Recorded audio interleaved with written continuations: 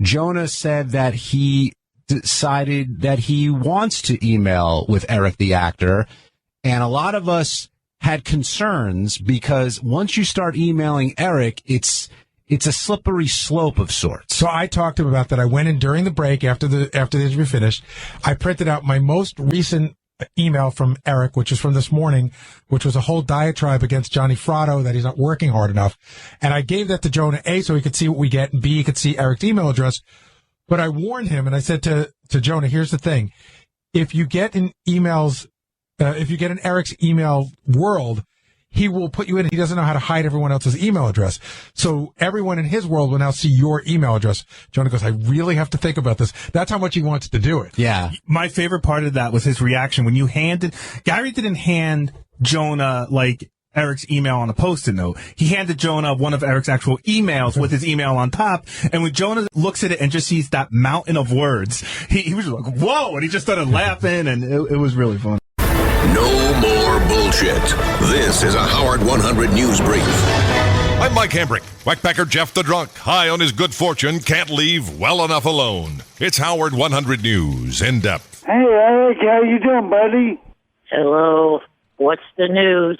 I have an acting role, and it's right up my alley. Whackpacker Jeff the Drunk Curro couldn't wait to tell Whackpacker Eric the actor that he got a part in a movie. And the reason he was so excited to tell Eric is because Eric's the reason he got the part. I got this acting role because you were a douchebag to the producer, and you unfollowed him, and he got all of me. So what do you think of that, fuckface? Shut up, George Rash.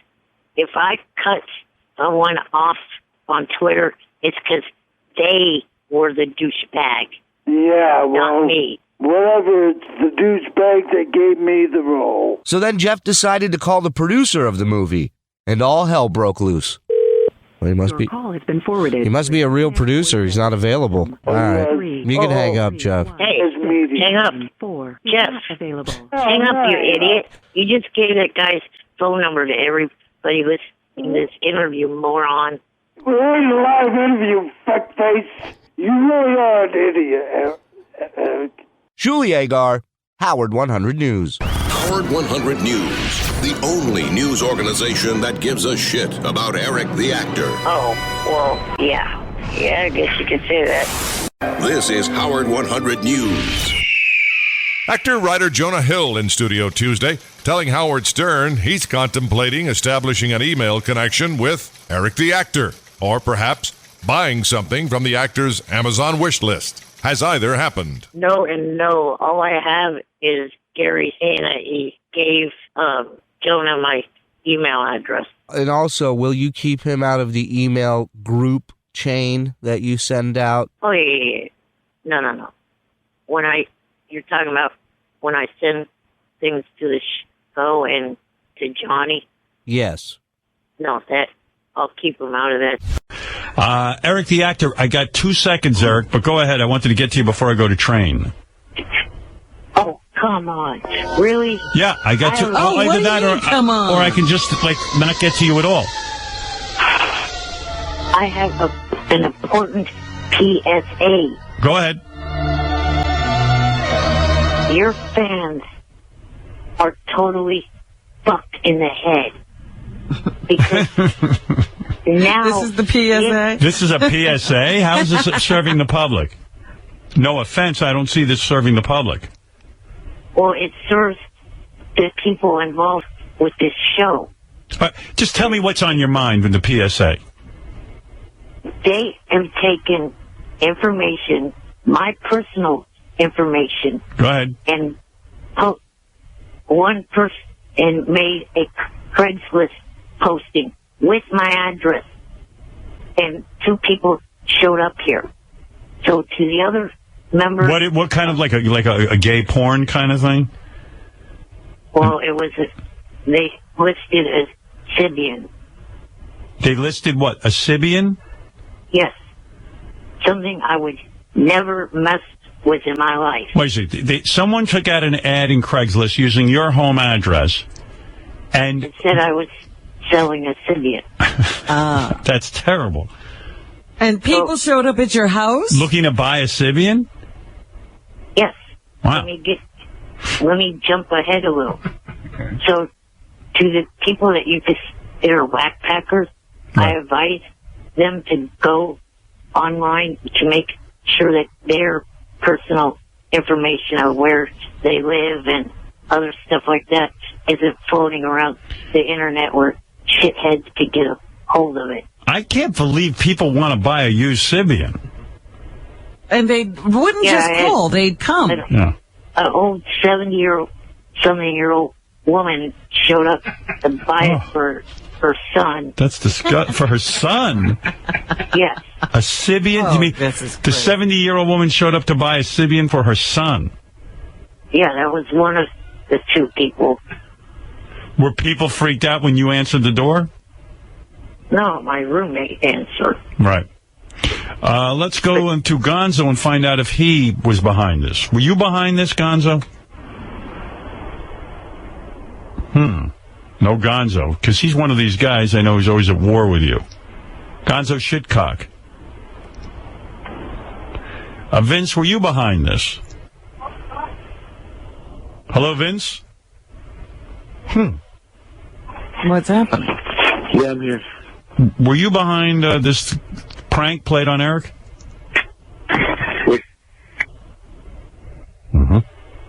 Wake up, stupid. Speak. Which prank was that? Which? Oh. Did you put an ad? What have you done?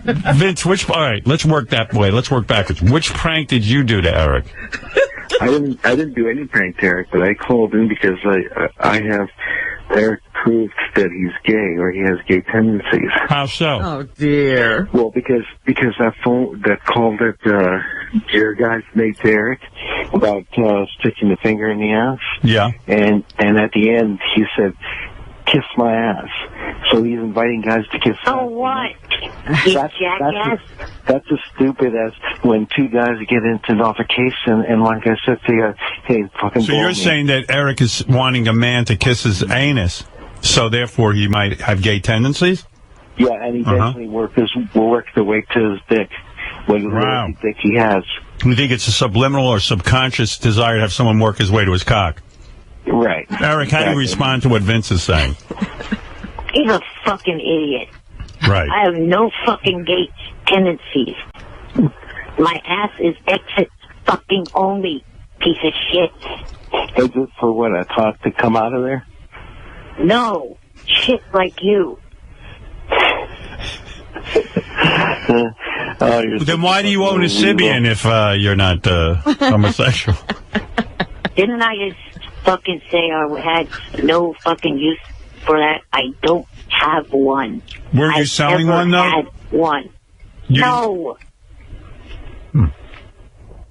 I saw an ad on Craigslist that said you're selling a Sybian. It's fucking fake. Oh. Well, he's selling. Maybe you should sell Sybians. Well, he's selling the Sybian because he doesn't need it. I can't believe people showed up for it.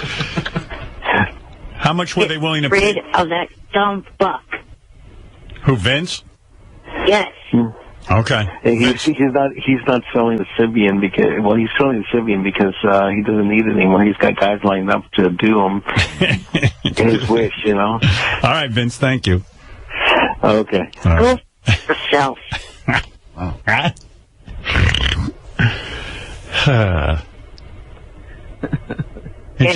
Hey, Johnny Fratto was saying you're doing the voice on Yucko's TV show. You're doing on his cartoon. Is that true? Well, he's working on that, which he would first focus on my safety, then get me on a cartoon that makes South Park and Family Guy look like fun, clean, wholesome entertainment. All right. Your safety. I don't know. But does he have so many parts coming that he can make fun of anyone he's offered? I don't know. I don't know what he's up to. Steve is on the phone for Eric. Were you behind this prank? No, I just want to know, Eric, how much for the Sybian? Get the fuck off. This guy wants to buy the actual Sybian. I got to pick up. I'll come down today. Sal. Is this Sal? Where does the Civil War start and end? This isn't Sal, it's Steve. I just want to know how much you want for the Sybian. It's Sal. I was on Craigslist and I saw a little Smurfy, fucked up, lobster-handed freak selling a Sybian. Oh, come on. Stop that. It is Sal. I recognize the voice. What are you talking about? Come on. Stop. You didn't rub your Smurf cock on that Sybian, did you? Come on. Come on. That's outrageous. Hey, Sal, I knew what the Civil War was when I was 10. Exactly. When you're supposed to know. Good for you, Eric. I also know where it began and where it ended. The first shot was fired and where the truce was signed. Look at you, you little show Look at you little show-off. Well, it kind of helps having a father that's a Civil War buff. By the way, if you still have that Sybian, I'll give you $500 for it. I've been in the majority of the battlefields. Oh, have you? Oh, really? You ever been to a Civil War reenactment? Yeah. Excellent. I'm so proud of your dad for taking him one of those. It's important. Does your dad have, like, a big board where he has the soldiers and he fights off the battles? Does he ever, like, paint soldiers and stuff? He used to have a chess set like that, and he checkers set, and then he has like Civil War swords, Civil War guns, just Civil War memorabilia. Let's go to Ethel for Eric the Actor. Ethel, go ahead. I still want that Sybian for my grandson, if it's for sale, sir. Hey, Richard. Shut up. This is Ethel. No, it's not. Do you come with the Sybian, sir? Will you run it for my grandson? What an honor to have Ethel. Grow up. Grow up, Ethel.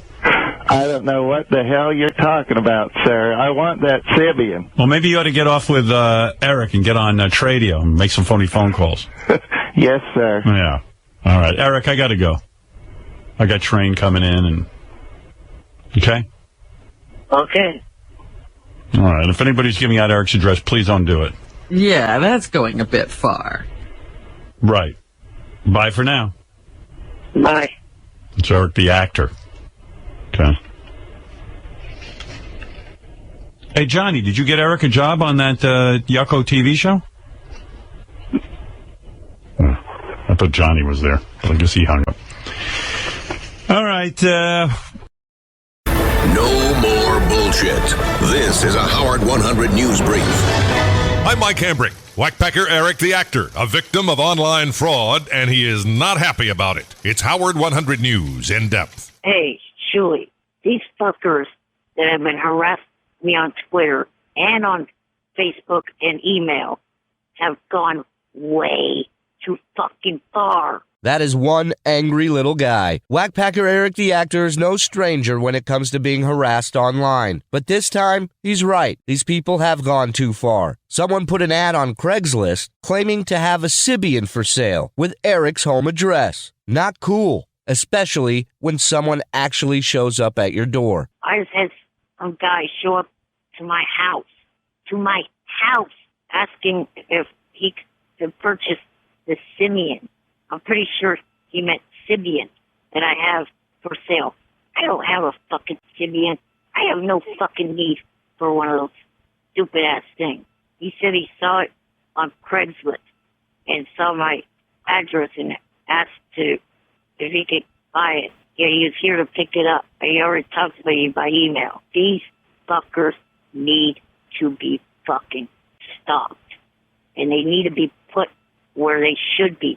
Jail. Listen, to all you people fucking with Eric, leave his family and his home address out of it. Trust me, you can still piss him off without going there. Shuli Agar, Howard 100 News. Howard 100 News, the only news organization that gives a shit about Eric the Actor. Oh, well, yeah.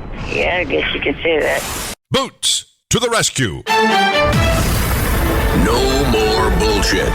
This is a Howard 100 News Brief.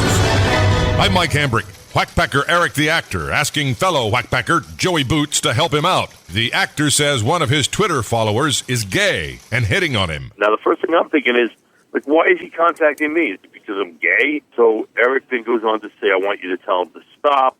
You know, I'm not gay. And I'm like, Eric, this is probably somebody goofing on you. He's like, I don't think so. He's like, I think, you know, you just, here's his email and here's his Twitter handle. I want you to tell him to stop. I already wrote something on Twitter. I was like, Eric's not gay. Leave him alone. And I'm waiting on a response from that. Or no response, because that's really what Eric wants. Howard 100 News. Ding, ding, ding. We didn't hear no bell. Penthouse was so big when Bob Guccione had it. And do you know they're still in business? Because the other day, we're sitting here and Gary comes in and he says, hey, Penthouse Magazine sent you this sex doll, which is like a $2,000 sex doll, full body and head and everything. And I was like, first of all, Gary, Penthouse Magazine has $2,000 to spend on a right. They should save their money. He goes, well, I guess they're hoping you'll mention them if they send you something. I go, who even knew they were around? I thought are they online now, or is there a real magazine? I don't know. So we got to figure out what to do with the sex doll. What does the sex doll look like? It's not a blow-up doll. No. It's like Gary says she's very hot. Really? Yeah. Hey, can I see it, Gary? I mean, I don't even know what it is to bring in here. Can you bring it in here? Is it like dragging a dead body? Yeah, or what is it's like dragging a dead body. It's super heavy. This is the problem with the... Oh, my God. Yeah. Here it comes. The size of her. That is ridiculous. Yeah. One day they're going to deliver real girls. Yeah, that is crazy, that crate. Yeah. What is it a Penthouse product? Are they hoping to revitalize Penthouse with this thing? I have no idea. Read to me what it says on that box. I can't see it. There's a picture of a girl. Cyberskin reality girl. Penthouse pet collection. Nicole Aniston. And then it says Penthouse in big letters. Oh, so that's what they're doing. Yes. They're selling. How come I asked you what they're doing? And you didn't know that? They're selling a doll. That's what I said. No, you said they sent you a sex doll. I said, why? And you said, I guess you're hoping you'll... No, I said it's your Penthouse makes it. I did say that. You didn't. You asked me several times. I'm wrong. I don't want to get in an argument with you. I'm telling you. I said to you, why do they have a doll? But anyway, would you open that thing up? Who gives a fuck why they said that? See who this girl looks like. Yeah. How much do you think she weighs, Gary? I can't tell. Yeah. I can't tell. First of all, so it's hard to... Here, let me tip the box. Look at Nick. He's like struggling with the box. So you see she's in the box. Pick her up. I can't see. She's on all fours in the box. Oh, you're kidding. What a nice girl. I wish Robin traveled like that. Whoa, but she's got a bubble on her head. Yeah. Benji, you'd fuck her. Don't act like you wouldn't. Wow, she's not that heavy, is she? Wow, this is kind of elaborate. Here's all the lube. It is, yeah. Here's all the lube that comes with it. She's in menopause. It's not hot for you anymore. Mm. Does she stay on all four? Oh, this is ridiculous. Oh, she's not even hot. Oh, this is so crazy. She has bigger tits than you, Robin. Gary's lifting her by her tits. That's why she can't stand so up. Rude. Oh, my God. That's hysterical. Wow. Oh, that's so gross. She's like on all fours, and her big vagina and asshole are like pointed Open at you. to you. Is that really based on a real girl? Because her ass is huge, and so is her boobs. It says it's Nicole Aniston. Yeah, but I don't. But look at the girl on the box. Yeah, that ain't the same. Wow. Oh, that's so vile. So there's a vagina. What do you do with that? An ass and a mouth. What do you do with that? You know what guys do. No. I'm saying, what do we do with it? We have to. It's funny right there. How's her ass feel? Smack her ass and see if it feels real. Does it feel real? It sounds pretty real. No, it's all rubbery. Yeah. I would imagine if she's a Penthouse pet, she must have a tight ass, and that's not that tight. God, things have to be pretty bleak to fuck that. She's a Penthouse pet and a porn star. Yeah, things have to be very bleak to be banging that piece of rubber. Does the hair come off, or does that stay on? Is that attached? Yeah, I think if you pull on it, it's going to come off. But you got to be able to wash it out once you gunk it up. I'm just thinking who we should send that to. You want to send it to Eric the actor? Totally. Yeah, I love it. Imran Khan. Oh, Imran Khan. We couldn't give him $500 the other day. I don't think we can get that into Canada, that thing. Hey, Eric. Hey, now. Yes. Would you... Sorry to bother you. Yes.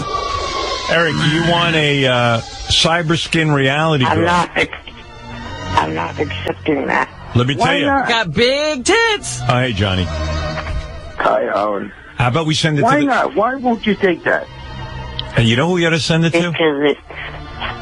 We ought to send this Think of it to... like furniture. We could send this to the Casey Kasem funeral. Oh, God. She could be our representative. We couldn't make it, but here it is. Eric, you would love this. It's a chick. You know, she's full body. She's on all fours. And you can fuck her totally. And you love big breasts, Eric. She's got huge ones. You know what, Eric? I'm going to tell you something. I am going to send this to you because I think you're going to love it. Send it to him, Howard. I think he's Howard, no. Eric, I think, can I just say something? Send it to him. Hold on, Johnny. Please you. Eric, I think you're embarrassed to want this thing, but I'm telling you, you would love this.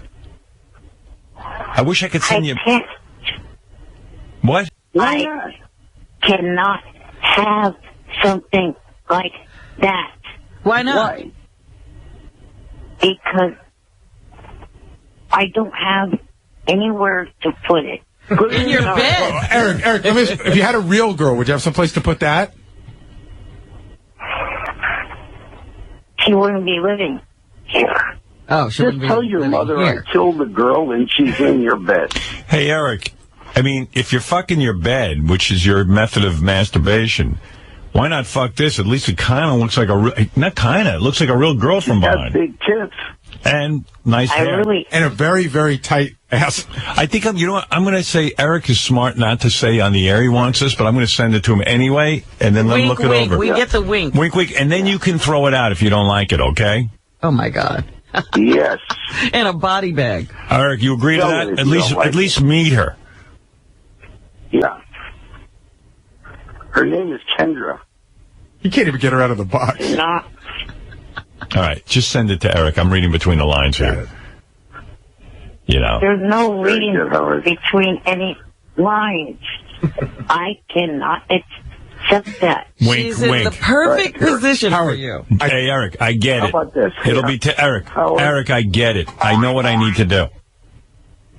I know what I need to do. What?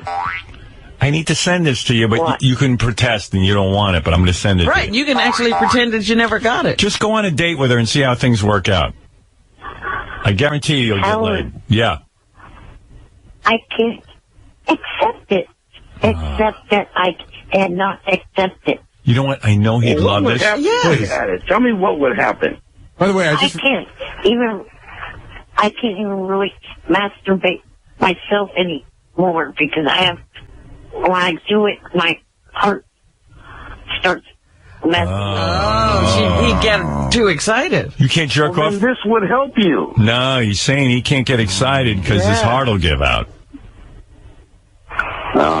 We better not send her. Nah, I can't argue with that. All right, off to Canada. What if you just make out with her a little bit? Peel her tits. Yeah. Just play with her Well, titties. it always goes further than that, you know. Yeah, guys can't control themselves. Kiss her. See, I know Eric would love this thing. It's just a fun thing for him to have in his house. Howard, this thing, I just realized there's more accoutrements in here. It plugs in. I think there's a thing that goes in the vagina. Oh, my God. Eric. You wouldn't even have to move. And these things, something go, I don't know whatever it is, but it plugs in, and I think these go in the vagina to give it a little feeling. Wow. Eric. Yeah, Eric, if you don't take it, I'm taking it for the kids. Hey, kids, here's your new mommy. Yeah. I should have Sal fuck this It might take up some time. Eric would love this. You know what? I'm going to give it to Hansy then. Yeah. He'll fuck this thing. Hansy has a friend now. Oh, Eric. Yeah, she's going to live in Hansy's basement. You going to do that to her, Eric? You going to make her live with Hansy in the basement? Yeah, sorry. What if Eric died while fucking this thing? I know. What a position to find him in. It'd be the greatest death ever. I could not wait to see that police photograph. I was going to say, you know how they come in with the cameras. He'd just be like over her ass. Drool coming out of his mouth. Over her back. Eric, you careful. Hey, Gary, you looking forward to your family movie? What's that? Dawn of the Planet of the Apes. There you go. Waiting a long time to get you with that one, Gary. No, Eric, I'm looking forward to having sex with a human. I wonder if I should give this to... Hey, Eric, would you care if I gave this girl to Gonzo Shitcock? Howard, give it to Jan. Give it to Eric's roommate, Jan. Nah, I want to give it to someone who, like, calls in and stuff. I wonder if Gonzo would want this. Hey, Gonzo, you want Eric's girlfriend? Oh, I love it. I love Nicole Anderson. I know who that is. She's like a famous porn star. So, yeah, that would be awesome. It's like having a real girl in your house, sort of. Yeah, my girlfriend dumped me last year, so it'd be cool to have something around. I'll only give it to you if Eric says, well, I got to first offer it to Hansy. That'll be funny. No, Hansy's a dick. He doesn't deserve it. You gave him $500 last week, too, Howard. Eric, will you be mad if Gonzo gets it? No, I can take it. What? Thanks, Eric. But he's off this doll. Why can't you just put it on your bed like a pillow? Yeah, I'm telling you, he would love it. Like use it like a pillow. Yeah, you can sleep on it. I feel so bad for Eric because I know Eric would fall in love with her. I was thinking, Howard, if there's a way to build it into the bed. Yeah. Where it's right under into the bed. wall. No, where it's under the bed and just the ass comes up. I know Eric would love this. Oh, Eric, I think you're making a huge mistake. Take that thing. How about I take it first, and then I'll give it to Eric after. Yeah. You want to give it a test ride? I'll clean it up. Eric, no. No, I can't do that, Gonzo. Well, hey, Howard. Wouldn't it be funny if Eric legally married her? Does she have a head and everything, Howard? Oh, yeah. No, she's anatomically correct. It's crazy. And it's that porn star Nicole Anderson? Hey, why don't we take a picture and put it up on the web and let Eric see it? Eric, you have access to the internet? Of course he does. Or you can tweet it to him. Eric, are you on the internet now? Eric? No, not. Can you have access to a computer? Go get on the internet. Look at this fucking thing. Yeah. I have my iPad. You got your iPad? Okay, hold on a second. Get it on your iPhone. Have them take a shot from where I'm sitting, because she looks pretty good from where I am. Oh, my God. From where I'm sitting, I'm looking at her face. She looks pretty dead. Well, she's a doll. She's not a real girl. And I've been with some girls who look dead. Tell you what, Eric, you never have to worry about this girl using you for your fame. She's true blue. And you don't have to feed her. Doesn't she look good from that angle, Jason? Very inviting. Yeah, wait. All right, and get a picture of her, like, with the boobies, and Gary, pretend she's blowing you so Eric can get the full... Hey, Howard, when you were talking about there's nothing new in sex, I have the patents to the worldwide rights on hologram, adult hologram content. I love that Johnny holds the worldwide rights. Amazing. I made an amazing deal. How much did that cost you? Well, it wasn't a cost. It was a deal that I helped broker a deal. That the one that you saw on America's Got Talent. I helped broker that deal. Oh, wow. That thing should have never been at America's Got Talent. That's not what it was for. Oh. But they tried anyway. But anyway, to make a long story short, I ended up with the worldwide rights for all the adult part of this. So like any fantasy you have, Howard, babysitters, I don't care what it is, it can play out right in your room, right in front of you, right in person. Three-dimensionally. Imagine Beth's reaction to that. Oh, yeah, you walk in and there's an actual hologram going on. Yeah, honey, let me explain. This is not real. This is a hologram. I think she'd be done with me quicker from a hologram than with a real girl. I'm going to send Gary a video that I took with my phone of two girls, and let him watch it, and you look at it and tell me if you think that there's people there or not. Honey, let me explain. I can walk through the babysitters. They're not real people. Watch. Too bad you can't make an Eric hologram so I can talk to him in person. Hey, do we have those pictures? I'm working on that right now. Hey, do we have those pictures up on the web? Jason ran into the other room after he snapped them.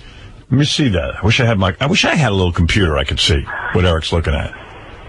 Yeah, I don't see him up yet. Should have shown her vagina, too. You got to go to howardstern.com. Well, give me 15 more seconds. Give him 15 seconds. How come he didn't take a picture of the vagina? That's what he's interested in. I did, but do I have to blur it out because it's a doll? No, it's a doll. Okay. Is it going to be on the Twitter or the website? Website. Oh, okay. howardstern.com. I think Eric's going to get turned on. Eric, I think you're going to like this All girl. right, Eric. And she's ready to go, man. We box it and send it right over to you. I still say you could do this, and your parents aren't going to know. And if you don't want it, Eric, I'll come pick it up from your house if you want. I think he's embarrassed. Well, I thought maybe the parents were a factor, but now he's saying he can't even get excited. Parents are a factor. Well, that also, yes. Hey, Eric, when was all in your mind? When was the last time that you did masturbate? How long ago was that? I tried last night, but it couldn't. Like Howard, I couldn't finish because I started having problems. Yeah, me too. Like what? His heart started beating hard. Yeah. How far did you get? Did you have a boner? Yeah. Because I had a full boner, and I was rubbing my thing, and then all of a sudden I just gave up. It's like tugging on taffy. That also, you guys are on quitters. taffy. You can't do that. I was a quitter. I quit. I just gave up. I said, it's taking too much time. I want to go in bed and watch TV. Regular TV. I swear. I was just like, I'll be tugging here all night. I tried before the show, and I couldn't finish either, so I'm in your club. Where is it already, Jason? What's going on? Pictures on Twitter, and it's going up on the website now. It's on Twitter? Twitter first. It's on Twitter. You go to Twitter? Where are we going? Where are we going? I don't see it. Oh, here it is. Where'd you get it? On Twitter? It's on Twitter. Yeah, that's. If Eric doesn't want this for sure, I'll take this happily. You like what you see? I think Eric's going to want this once he sees it. Yeah, no, Eric will want this. Yeah, definitely, Eric. I mean, you got first hits, of course, Eric. But Howard, I think you're right, though. I think that. I'm on Twitter. I don't see no doll. Well, hold on. Pressure, Johnny. Where's this doll they keep telling me about? It's a nice ass. I think Johnny's going to want her. Is her hand permanently cupped in her boobs? Yeah. Or does her hand move? She's pretty much in that position, and that's it. That's her look. I wanted the HJ. I think if she looks lifelike. If Eric dressed her the right way, his parents might believe it's his girlfriend, his friend. Yeah, but her hands don't get up her tits, though. It's hard. She's having a heart attack. What? Has anyone seen this thing already? I don't see it on the website. It's on Twitter. If you just refresh the Stern Show Twitter, it's on. You have it, Johnny? I don't have it. I'm trying to get the Stern Show. Is it the Stern Show? I don't know. At Stern Show. At Stern Show. At Stern Show. It's the last picture that they tweeted out. Eric, you got it? Hold on.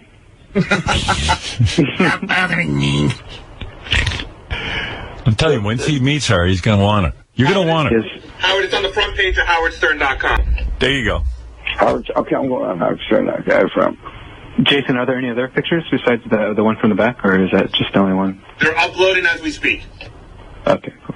I'm telling you, this is going to be love at first sight for Eric. I'm telling you. Pretty hair. She has pretty hair. Yeah, and she's got a great ass. I love that they put a necklace on her. That's the funniest part. Yeah, jewelry. You guys should look at a picture of the actual porn star that is, because she's gorgeous. She should not even be a porn star. And I mean, that's one step away from being your girlfriend. Yeah, if you look up pictures of Nicole Aniston. I see Gary with a terrorist hat on. Meanwhile, I'm reading this side of the box. It says here, the best part of this doll, she loves little people. Says it right on the box? Yeah. Right. Well, if she's on the front page, we're at on the front page. It's not there. I see missing me. I don't know. Yeah, I don't see it either. I'm with you. Eric, you don't have it on Twitter? Howard. Yeah. I found it. Wait, hold it a second. Can I speak to Eric? You got it? Wait a minute. I see it. Yeah, I said I see it. Okay. Well, what do you think? I could see every picture in the world of this doll, and I'm not going to take it. Is she your type? Why? Just use it as a pillow. Dude, you really don't want it? I think you'd have so much fun, but okay. All right. Now you see it, so there it is. She's my type. I can't even see the doll. Gonza wants her. Can I read from the side of the box? There's Go some ahead. crazy shit on here. First of all, it says, Hold on. Let's offer it to Hansy. Gaze at her realistic face and hand-painted details as she deep-throats her cock in her ribbed windpipe. Wow. She got a ribbed windpipe. Eric, you hear that? And there's 6 speeds on the vibrator for when you're having sex with her. Wow. Wow. God. It says, here you go. Plunge into her beautiful round ass and tight pussy and feel the textured tunnel stroke your cock.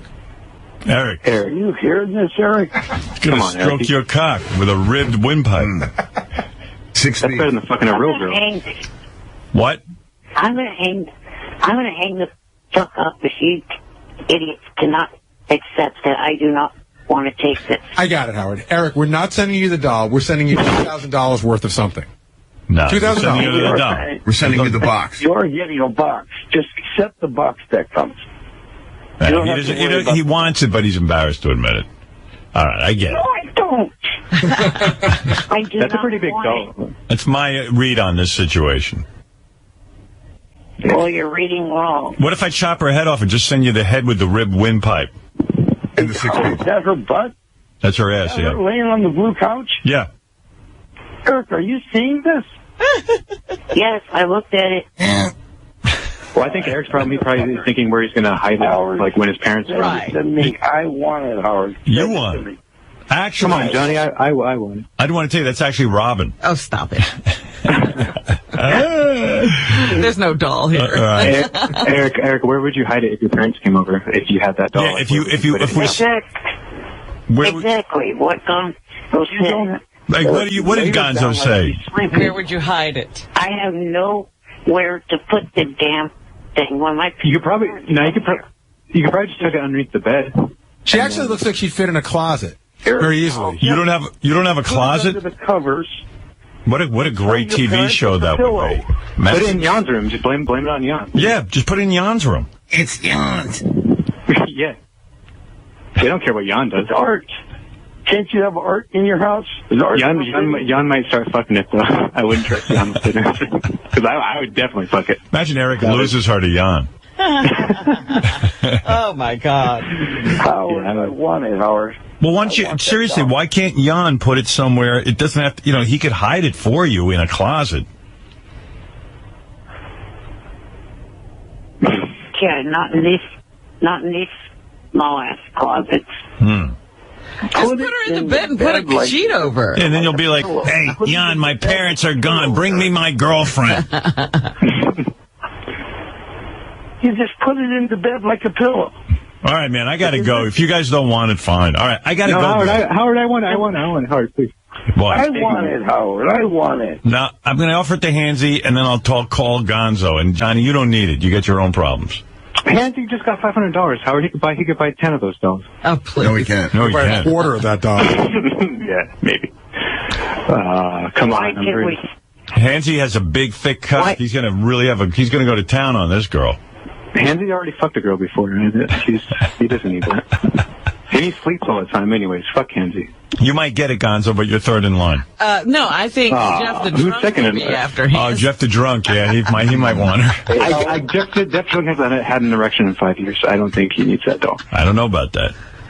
The reason I called, yeah, Eric don't want to do Brickleberry now. Why don't you tell Howard about all your issues with Brickleberry? Is that right? You're talking about the cartoon you don't want to do? Yeah. Yes, because I have nieces, and if they find out that I'm on a cartoon, they'll try to go see it, and this cartoon is definitely one that's not fit for them to watch. Jeez, Don't Eric. tell them. I have nieces, and my name is Gonzo Shitcock, Eric. I mean, come on. Oh, Eric, your thinking is so warped. I mean, Yeah, you're living your life for everyone else. he has nieces. The nieces aren't going to know you're on Brickleberry. Eric, it's on at night on a channel that your nieces would never watch. They don't watch Comedy Central. And don't tell them you're on it. And Howard, they want him bad.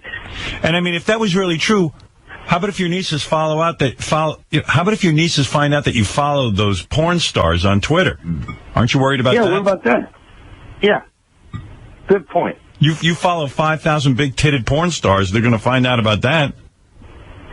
When they go on Twitter. And you've been to the Bunny Ranch. There's pictures. If they look you up. Yeah, you've been to the bunny. And you're worried about Brickleberry? Brickleberry's the least of your fucking issues with your nieces. Yeah. That'll be your shining accomplishment to your nieces. He's turning down money again, Howard. Are you really turning this down? I'm not sure. I'm on the fence. In other words, what I just said made, in other words, what I just said made a lot of sense to you, didn't it? Maybe. Yeah. You can admit it. Yeah, you're not good at thinking things through. Yeah, you call me when you have a problem. Because honestly, Brickleberry, if you're going to the Bunny Ranch, if you're fucking around on Twitter following all these girls, those young girls are going to be on Twitter. They're going to see that their uncle watches, that follows porn stars. That's if Twitter exists in however many. Young girls are on Twitter more than they are on TV. Under 10. Well, they're under 10, so who the fuck is going to watch dirty TV? Yeah, a 10-year-old's not up at night to watch Comedy Central. All right, I got to get out of this thing. I got too much shit to do. I got to go, guys. Goodbye. Bye. Thanks, Howard. What? Can I put her back in the box? Yeah, put her back in the box, but when I talk to Hansy, But please think of me, Howard, when you send that, because I guarantee I get way more use out of it than Hansy would. Hansy's... Look at Gary. Gary just picked her up, and her ass is right in his face. I'm hanging up the phone. I'm talking. Oh, my God, he just killed her. Holy shit. Howard. She's heavy. Can I ask you a quick question about her? How much does she weigh, Gary? What would you guess? Not that heavy. She's probably 50 or 60 pounds. All right. Drag her over to the scale. Perfect. All right. Bye, guys. All right, Howard. Thank you. She certainly sounded heavy going back into that box. World of Eric is exhausting. I know. I mean, he's not going to do a cartoon because his nieces might find out. That is a lame excuse. Something's going on that he doesn't want to do the cartoon. That is a very lame excuse. All of a sudden he remembered he had nieces. Thank you, Penthouse, for the Cyberskin reality girl. Is there really profit in dolls like that? Probably not. I mean, I don't know. I guess they're just trying anything. I have yet to ever walk into anyone's home and see. Well, you're not going to see it. Except for some couple of freaks who are into like, hey, she's my girl and I'm not embarrassed by her. They get their own TV shows. Uh-oh. What? Yes, Eric? Yes. Yes, what? Well, you said my name, so I said yes. Yes. What can I do for you? I was calling because I wanted to make sure that you do not give that doll away to anyone, because I thought there was something to do with it and was hoping to have you ship it down to Johnny's. No, forget it. I offered it to you, not to Johnny. Thank you. Well, I'm not saying that it's for... Oh, you're saying you send it to you and you'll do something with it. What are you saying? I'm saying to ship it to Johnny, yes. No, I'm not shipping it to Johnny. I'm shipping it to you. Oh, my God. How do you get it if it's over at Johnny? What good is it? Hang on. Hang on. What are we doing here? Something's going on. I think he wants to visit. You're going to visit the doll at Johnny's? Now, I know what this is. Johnny wants the doll. Right. I'm not interested in that. Right. All right. Thank you, Eric. Hold on. I'll send the doll to you. Forget it, Eric. The offer's off the table. Do not take the offer away. I am. I don't want to send it to Johnny. I wanted you to have it. I wasn't thinking about Johnny when I did this. I was thinking about you. It would be for me, you idiot. Oh, God. But it will not be here. Wait a minute. But how's he going to get to it at Johnny's house? You never get down to Johnny's. Yes, I do. How often do you see Johnny? Quite a few times. And you're saying you're going to build a little love nest at Johnny's? You're going to go visit your girlfriend? You're going to go, wait a second, you're going to go to Johnny's house and fuck the doll there? I've seen him, when I year twice. Yeah, no, Last this is year ridiculous. twice. Give me a break. This is. I'm not going along with this, Eric. Tony, if you're listening, call in right now. No, I'm done with you guys. You rejected my offer. It's gone. I want to make money off the fucking thing. No. No. You're not going to pimp her out. What are you, a pimp? You're gonna put her in a life of servitude? I was going to autograph the arm. No dice. Goodbye. Fuck you. Fuck we you didn't too. want you to autograph it and sell it. I wanted you to have love, not profit.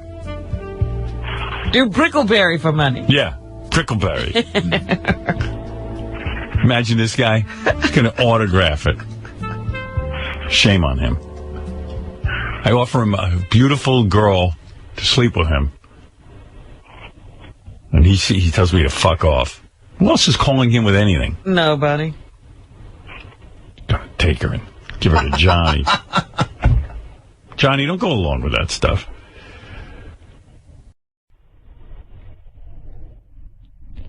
Eric the actor is on the phone. A controversial conversation with Eric the actor yesterday. I tried to give him a love doll that Penthouse Magazine sent me, a $1,700 love doll that is very female-like. Had full vagina, anus, and mouth that Eric could have fucked. He turned it down, called me back, and tried to get it. I said, too late. And he called me a fuck.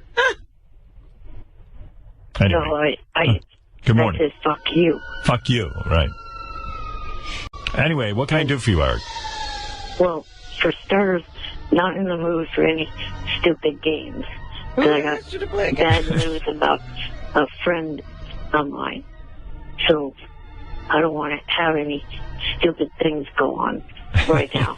Well, you called the wrong show. Why are you calling us in this distraught state? Yeah, the only thing that I know is that this is the stupidest show, and there's lots of stupid things going on. Right, we do nothing but stupid stuff. Yeah, I would like to have an intelligent show, but it doesn't seem to happen. I had two questions about AGT. All business. All right, if you're all business, may I ask you what happened to your friend that got you so upset? He's near death. What happened to him? About the same age as me. He's got spina bifida, and he has an infection, and it's got hit so bad that he's almost probably got just a couple weeks left to live. Well, you're in a bad mood. So let's get to the questions about Yeah. AGT. Let's try not to do anything stupid. Did you guys know that you have a ringer on the show? Who's the ringer? Emily West. Why is she a ringer?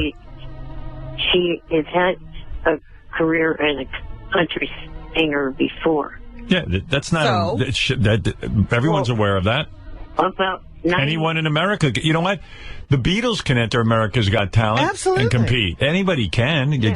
But see, to me, it seems unfair to the 90-some%. Well, that's to you, but the rules say she can enter. Yeah. Listen, you've had a career as an actor, and you can compete in America's Got Talent. You know. And then the other question. And by the way, I've never heard of Emily West, and I've never heard of, I doubt many people were aware of her country career. I'm sure she tried to make it. By the way, there are many contestants on most of these shows who have had some success. Yeah, like they've gotten recording contracts. Last year, there was a guy who actually had a couple of country albums out, and he competed. It was a big guy. I can't think of his name offhand. Heavyset guy. He used to bring his wife on. The guy who... Oh, I know who He'd sing to his wife. His name was Marty, I think. Yeah. He had several country albums, and his career didn't go anywhere. And he said, you know what? I'm going to try out for America's Got Talent. So that's encouraged. You know who tried out last week, Eric? Celine Dion. I don't know if you saw it. People haven't heard from her in a while. All right, what else do you want to reveal? I just wanted to know why they're doing the show in the format that they're doing, where they're jumping from city to city instead of focusing on one city per hour. They're doing that because I think they decided let's show the talent as opposed to who cares what city we're in. In other words, it makes for a better show. Because it keeps going from New York to L.A. and back. Right, and nobody cares. Nobody and by the cares way, but you. That was at my encouragement. I said, why? I don't think the audience cares. I think they just want to see talent grouped together in an exciting way, and the producers agree. Oh, okay. All right, and I'm sorry about your friend. Thank you, Eric. Bye. Nothing stupid happened. Nothing stupid happened. That was too much pressure for me not to have anything stupid happen because Eric was in a bad mood. That's why you got to get off, because at any time something stupid could happen. Eric, the completely unfunny midget. See? Yesterday, Eric was really funny, and today, nothing. Well, he's in a bad mood. The annoying midget. He didn't want any shenanigans. Had to ask those two silly questions about AGT. He had to get One wasn't even a question. It was a complaint. The loudmouth midget. I almost think they both were complaints like, you have a ringer.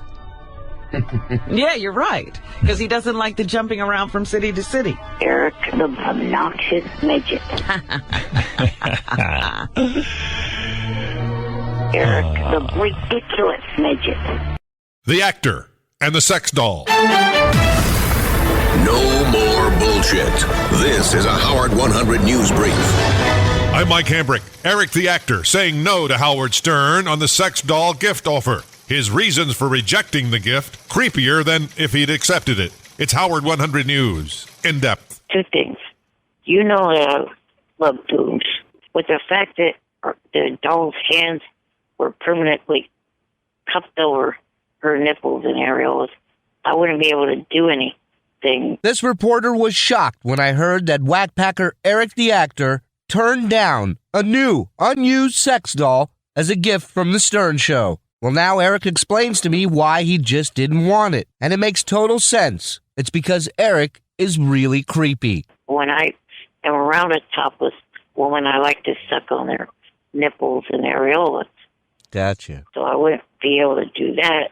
And then the other thing, I wouldn't be able to get into the right positions for that doll because I've got bad knees and I wouldn't be able to, do the doggy style or anal. Well, you wouldn't be able to do this by yourself anyways. Like, Jan would have to be there the whole time. Well, yeah, and I don't want, that whole thing. But if you could see her nipples and areolas, that would have made a big difference, right? Maybe. I believe what Eric's looking for is a torso, breasts with a vagina underneath it. Let's get on it, people. Shuli Agar, Howard 100 News. Howard 100 News, the only news organization that gives a shit about Eric the actor. Oh, well, yeah. Yeah, I guess you could say that. The actor doing his part. No more bullshit. This is a Howard 100 News Brief. I'm Mike Hambrick. Whackpacker Eric the actor confirms for Howard 100 News he's lending his celebrity to help raise money for the Muscular Dystrophy Association. Yes, I am offering through Mutt to do 5 autographed photos and 5 calls. Eric the actor, you either love him or you love hating him. Eric gets the rap of being an ungrateful asshole who only cares about himself. Well, Eric is lending his time and his amazing voice for a great cause, a chance to raise money for muscular dystrophy. Through the man behind the Stern Fan Network and who you can hear host the Superfan Roundtable, Mutt. Now, Eric and Mutt have not had a great relationship. So my first question is, why the change of heart all of a sudden? He just asked me if I would help him out, so I decided, even though we've had our issues with each other, I decided to help out. A signed Eric picture and a phone call. What a deal. How long will you stay on the phone with people? I have not thought about that. There's got to be a difference between a conversation with somebody who donated $200 and somebody who donated $2,000. True. You got to think about that.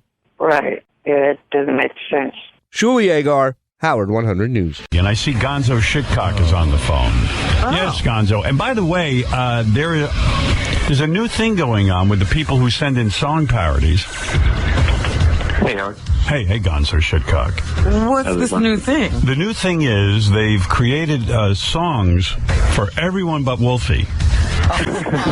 Even Gonzo Shitcock has a song, Robin. It's unbelievable. It's Gonzo Shitcock.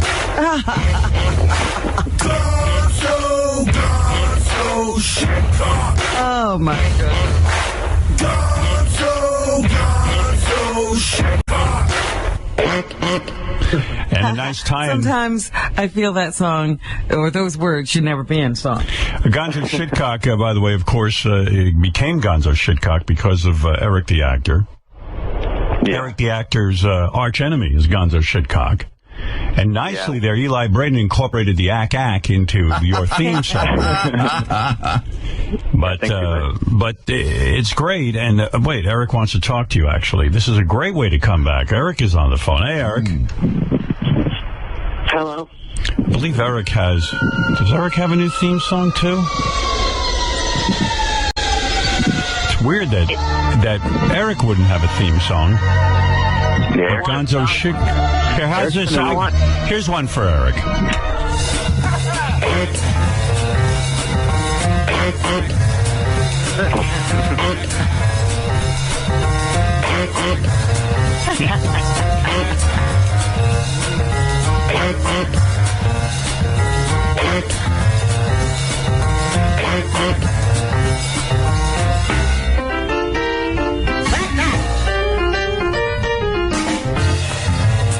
What do you think, Eric? Nice theme song, huh? I don't make that fucking sound.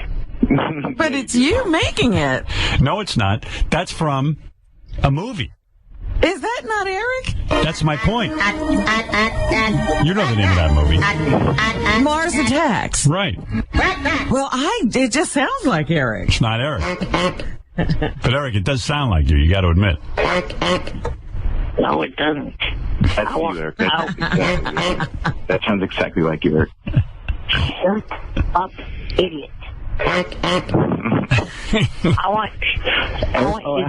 can I tell Howard, Eric's been a complete asshole to me the last 2 weeks that we've been on.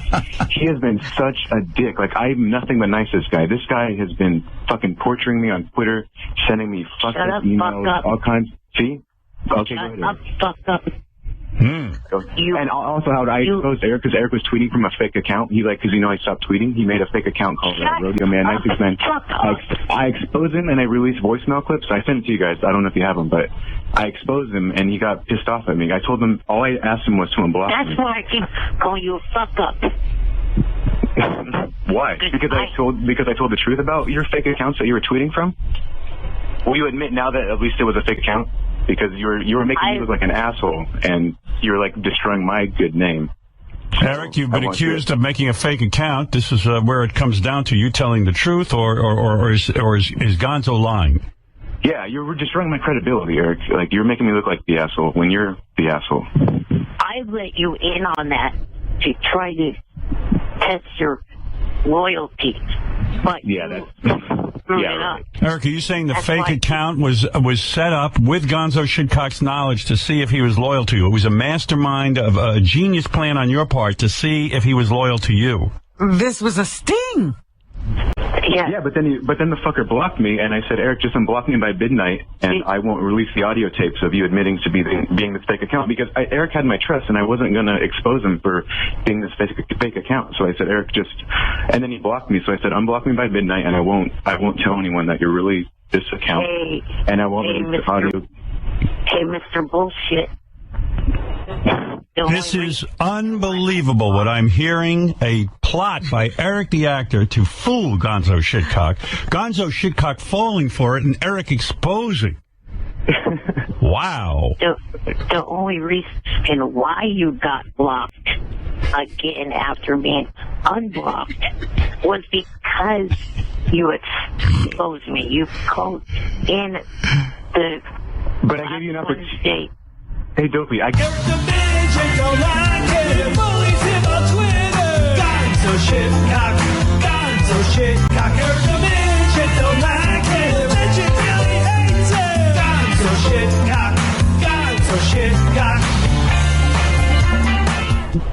Thanks, Little Mikey. Little Mikey, Eli Braden with those Gonzo Shitcock theme songs. But, I want his exit song to be na na na na na na na na. Hey hey, goodbye. Oh, wow. Well, you know, Robin, there's a lesson in all of this. And people say, why What do is you the have... lesson? Well, the lesson is this is what happens when you're trapped in the house all day long. You run out of shit to do, and you end up fighting with Gonzo Shitcock on Twitter. It's really a good lesson. By the way, Eric, I heard this amazing call that Wendy the Retard and Gary the Retard made to you. They were here, and they started calling Eric. They called Eric. Listen to this. Waking me up when I was trying to sleep. Yeah, I know. And this is amazing. Gary and Wendy didn't understand Eric's wish list. You know that Eric has a wish list on Amazon so fans can buy him things. Yes. Gary and Wendy want all of the items on Eric's wish list sent to them. Oh. And here's what happened when they told Eric. Hello. Hi, Eric. It's Gary. It's Wendy. Wendy and Gary the Retard. Hello. Can you hear me? Yes, hello. Do you have a wish list on Amazon? Yes, Gary. What do you have on it? We want your stuff. We want your stuff. Buy me some stuff? No, Wendy. Goodbye. Why? I want the Tech Armor HD Clear Screen Protector for Apple Mini iPad 3-pack. Eric, sorry we got disconnected. I hung up on you. I don't have time to put up with this bullshit. I want the caramel popcorn tub. Me too. Thanks, Eric. Leave me the fuck alone now. I want the ice cream man. I want the ice cream maker. Eric, we got disconnected. Disconnected.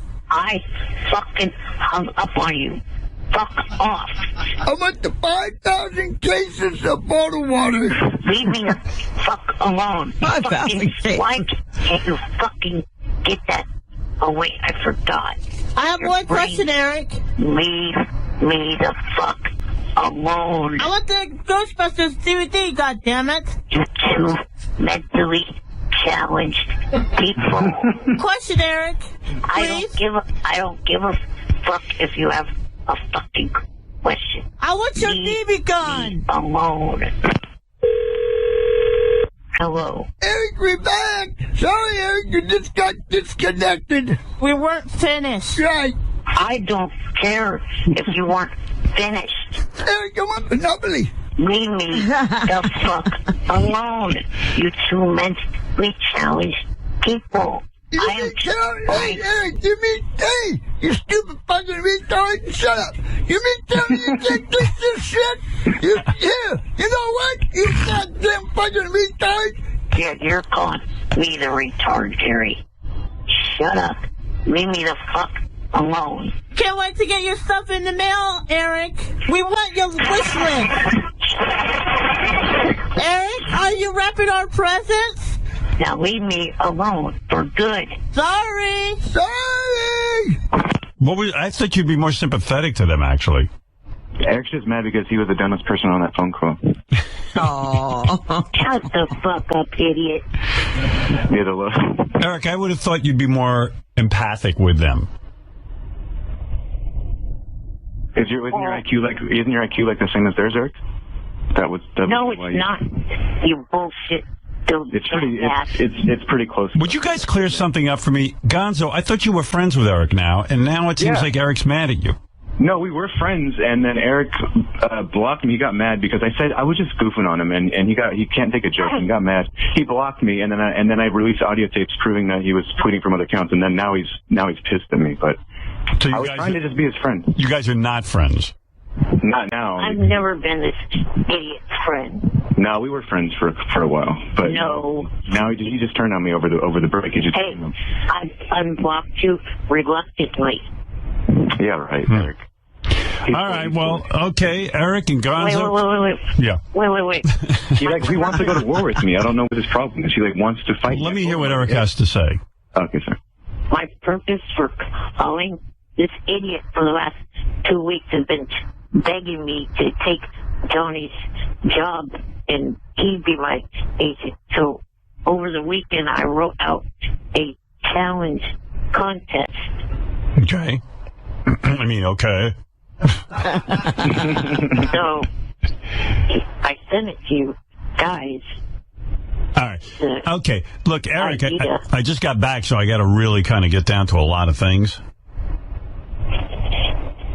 Right.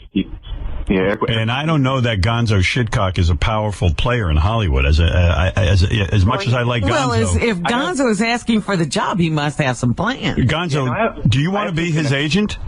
Yeah, I would like to, because Eric, Fraudo doesn't have time for Eric's bullshit, and Eric doesn't even pay Fraudo, so he has more lucrative deals that he has to do. But Johnny does have certain connections. Yeah, I have some connections. Yeah. I have some of my. I know some people. No, I do, Eric. I know like a bunch of like because we're in Sacramento, a bunch of like UFC fighters and stuff, and they know like famous people, and I can get you some. Okay, a UFC appearance compared to an acting role. Let me weigh that out. No. All right. Okay. Well, I'm the one getting you the acting roles. No offense. Yeah, Eric. Well, Tony's been the one finishing the deal. Right. I can finish the deal too. Just give me the alley oop, and I'll score the goal. That's all I ask. I won't give you bullshit. I have way more time than Johnny Fraudo does too, Eric. How do you have so much time, Gonzo? Well, I work a job from like 8 to 4:30, and then that's pretty much it. I don't have a girlfriend. I just come back to my apartment. You just have Eric. She wised up. I just fuck with So you can concentrate on Eric full time, huh? I already do, so I might as well make it lucrative for Eric. So right. She got smart and she left him. All right, guys, I got to go. Eric, it's up to you. You now have a second person who wants to represent you in terms of your acting fighting career. to represent Eric. Yeah. And look how much of an asshole he's being to me. I'm just trying to be Eric's friend and like help him out, and he just does nothing but just like berate me, belittle me. Here's how much I don't want you to be in my life. If you were to win the contest challenge, I would give up on being in the entertainment business. I would give up on calling this show ever again. Wow. You're such a dope. Why would you come up with a contest? Want to work with you. Eric, you're so retarded. Why would you come up with a contest just to like? If you hate me so much, why would you even come up with a contest? You're addicted. Get rid of you. No, you're addicted to me, Eric. Just admit it. All right. No, I'm not. Yeah, yes. Whatever. All right, guys. Eric announcing. We learned some more stuff. Eric announcing that he considers himself in the entertainment business. We've also learned that a guy with who contacts no brains. We also learned that a guy who you have a 90 IQ. You're going to tell me I have no brain. And we also have a guy on the phone who contacts Eric at least 12 times a day, and he doesn't have a girlfriend. That's pretty shocking. Yeah, okay. There he is. He did have a girlfriend, but she got smart and left him. All right. Thanks, guys. Eric the actor and Gonzo Shitcock, and I hope to hear more about their saga in the future. Gonzo Shitcock. Gonzo Shitcock. Gonzo Shitcock. There you go. Everybody now has a theme song. The Actor. ER drama. No more bullshit. This is a Howard 100 News Brief. I'm Mike Hambrick. A scare for whackpacker Eric the Actor. A visit to the ER over the weekend. A wrist injury. It's Howard 100 News. You need to know. How you feeling? You good? Your health good? Yeah, I'm pretty good. Yeah. Got a bruised left wrist. Eric the Actor is like life. Fragile, and most of the time, shitty. Eric talked to me about his recent trip to the emergency room. I fell, lost my balance, and fell and landed on my left side. And I put my arm down between my upper body and the hard tile floor. And when I got up, I looked at my wrist, and because I'm on a baby aspirin for the heart thing, I looked at my wrist and it was all swollen because of the blood thinner. And then I went into the ER. It was like almost 2 Tuesdays ago. And I was there from after 4 p.m. to almost 4 a.m. Well, so you fell down, but, just between you and I, cough once if Jan's beating you. I know he's around. All right, cough twice if he's not. Okay. Shuli Agar, Howard 100 News. I'm looking for the Eric the Actor theme song. It's gone. Did you guys take those away? Or did you give them to Fred? Or are they gone forever? Fuck me. Is Eric on the phone? Yeah, I thought it would have been cool. I would have played his theme and then talked to him. But Zach theme. And did you give him to Fred, Gary? The guy should have given him to Fred yesterday. Well, does he have him or not? Fred? Sal's yelling yes. Oh. Okay, but where are they? I didn't get the... Maybe the memo memo in there or something. He just doesn't I knew you guys were going to do it, but I never got the memo saying where they would live. Yeah. You're supposed to have ESP. Our system is flawless. Fuck it. I'm exhausted already from this joint. I have meetings after meetings every Tuesday about how to get organized and how to have all this stuff work, and then and Gary will go, well, they did it. They're supposed to. It was supposed to be done. It was supposed to be done. Fuck it. Fuck it. Imagine here an Eric the Actor song, okay, if you would. Act. That's how I would do it if I had a fucking crew that knew what they were doing. Yeah, Eric. Good morning. Oh, boy, where's he? I'm just thinking about the song that'd be playing right now. But he seems so far away today. Gary, where is the song? If Sal put it in the system. I'm in a foul fucking mood. It's the wrong day. There's confusion over which song we're... Well, why is there... the Ack song from yesterday. It was yesterday's... I hope the fucking song is funny. After all this. Eric, I apologize. Your theme song is... Fred, just replay yesterday's show so people be familiar with it. I'll dig it out. I get mad at the guys because the original premise is Gary goes, oh, no, it's all taken care of. It's in the system. They just didn't tell Fred. And then Sal, somehow Gary and Sal now they don't even know what you're talking about. It's like two nincompoops.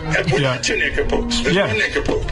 I went to Sal yesterday and I told him every song that Howard plays today, after it's done, you give them to Fred so that Fred has them for tomorrow's show.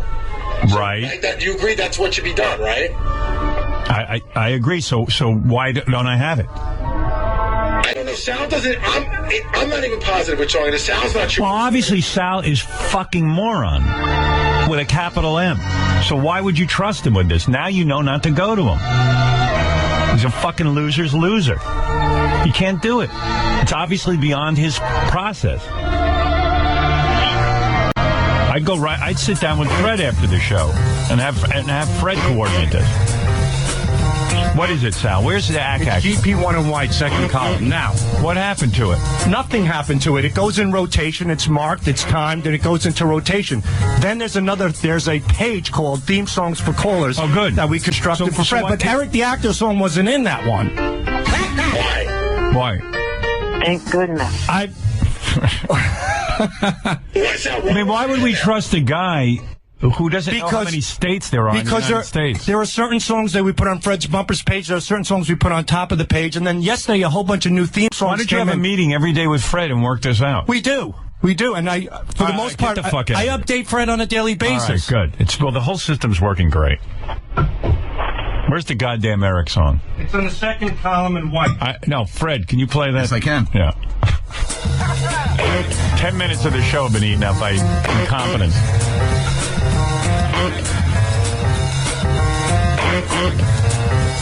Can't even enjoy this song now.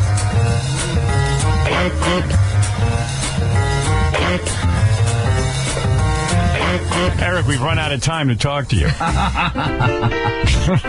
But we certainly are glad we got the theme song. We got your theme song on. The good news is your theme song's on. The bad news is we'll never know what you wanted to talk about. Sal, will you write a song about how you're an idiot, and then we can play that when you walk in? That's your assignment today. I love Sal. He's a great guy, but I wouldn't leave him in charge of anything. I like that he's in charge. Gary handed off to him, and Maybe it's time to look at the whole system, Gary. If you're handing off to a guy who can't pull it together. That's my guess. We were about to test him against Tan Mom. And then they gave him an assignment. I say get Tan Mom in here to put together the song parodies. Eric, I'm sorry we ran out of time. I hope you enjoyed your theme song. I hope you enjoyed your theme. All right, go ahead. What did you have on your mind?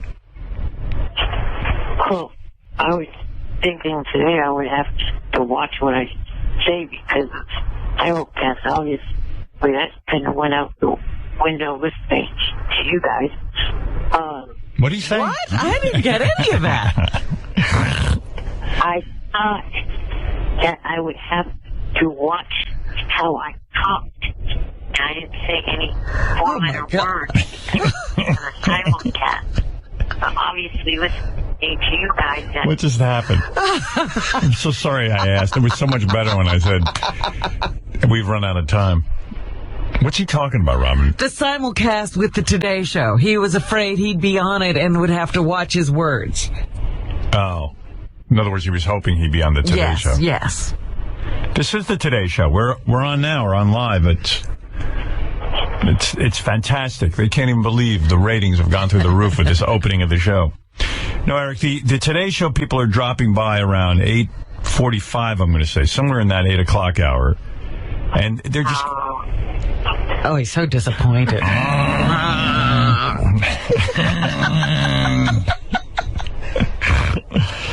And they're going to... He's like a Wookiee this morning. They're going to... He's the cutest Wookiee I ever saw.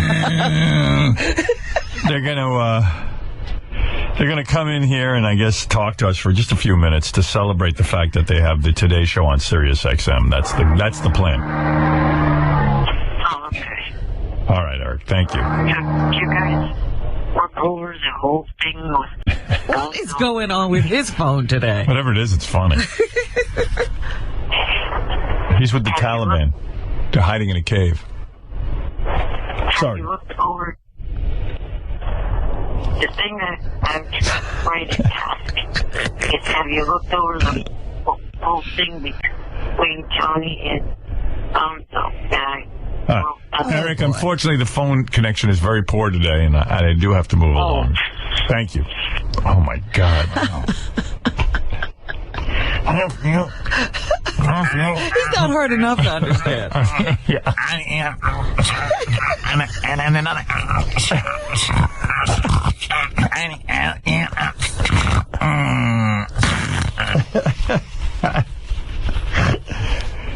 You look over so you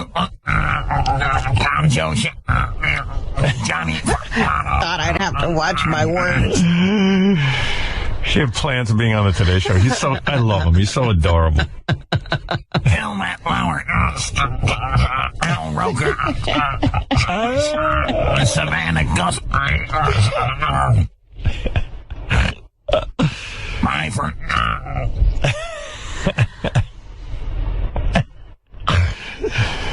Okay. It's amazing, too, how little he understands of what's going on around here. We didn't say we'd be simulcasting the whole show. Right. Yeah, he sort of gets it, but doesn't. You've heard of Matt Lauer? He's Matt Lower. All right.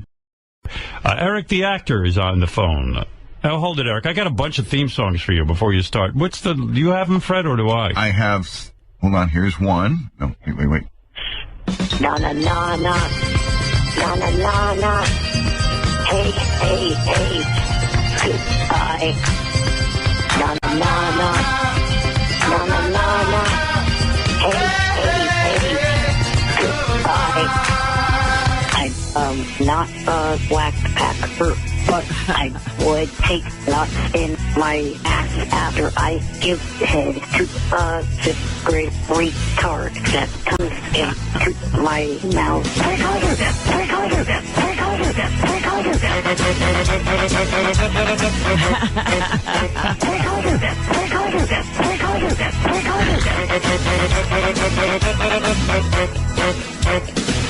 You don't like the ack thing, right? Who, me? No, I do not. Oh. What? No, I do not. Yeah. But you got to admit that does sound a little like you, the yak. No, not at all. Really? I could swear it's your voice. That's how close the match is. Do you like when they chop up your words to, say different things? No. No. You don't have much of a sense of humor, do you? Well, not on stuff like that. Right. But I watch them completely unfunny midget. I watch plenty of stand-up sitcoms and comedy movies, so I have somewhat of a sense of humor. Right. Eric, the complaining midget. Anyway, what can I do for you, Eric? Good to speak to you. I was just wondering, AGT last night did not show Rachel at all. Is she going to be on tonight? It's a good question. I don't know how they edited it up. I usually get an advance, but I don't get it until like 5 hours before the show airs, so they edit right up until showtime. It's amazing to me. So I don't know. I don't know if she's in tonight's episode or not. Okay. And then the other reason why I called is 5 years ago, this day, I should say, I got released from being in a hospital in North Little Rock, Arkansas for 6 days. That's when this congestive heart failure problem started. Okay. All right. Okay, thank you, Eric. Good to speak to you. Great story.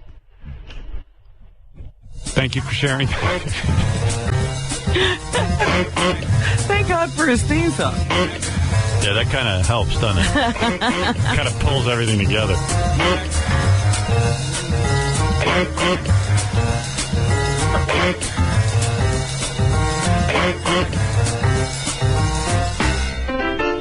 Before I hang up on you, any other surgery anniversaries coming up?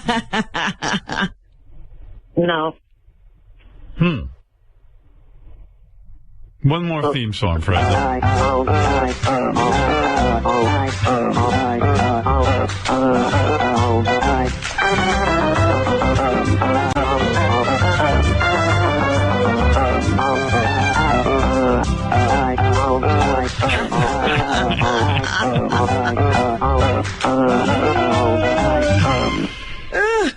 Let's try that again. Maybe we should make a bigger deal about the anniversary. Eric, what was that anniversary story again? Maybe we missed some part of it that we didn't really understand. Just that 5 years ago today, I got to get out of the North Little Rock, Arkansas hospital after being there for 6 days. Exactly on this date? Heart failure. This is the exact date. It was Wednesday, July 22nd. And well, this is the 23rd. Yeah. Well, you realize it's not even your anniversary. You missed it. It was a Wednesday. Yeah, but that's... Oh, my God. Eric, your anniversary was yesterday. I know, but a year ago, or a year from today, it will be the same. Well, call us a year from today. There's a Wednesday every 7 days. You can't make Wednesday your anniversary. Right.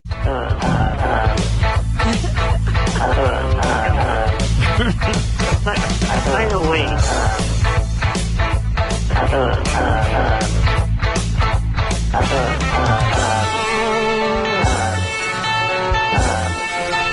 bye for now. Wow. By the way, that was a great ending to that story.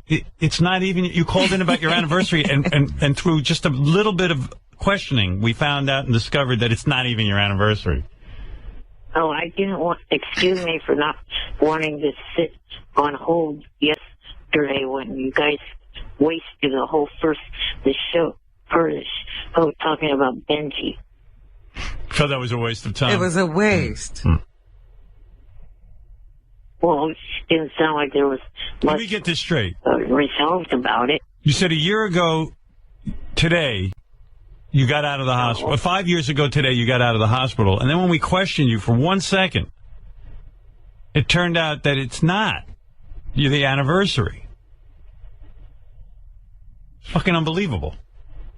And you're like, no, it was a Wednesday. All right. Anyway, thank you, Eric. 1, 2, 3. And by the way, ever since I've been on the show being attacked about wild thing, you make my penis sore. You make my cock shitty. Wild thing. Wild thing. Fuck my asshole. You are nothing but a worthless sack of shit. So come on and push your cock in my asshole. I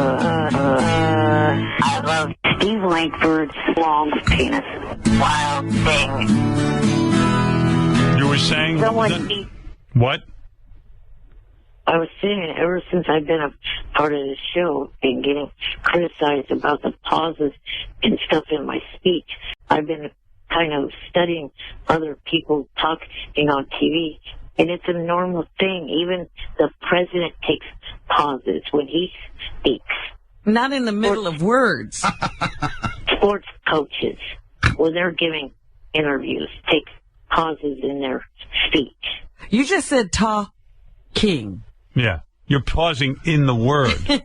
Eric, the stupid bitch. I love you, Eric. I hope you have a good day. Eric, yeah. Shit cock.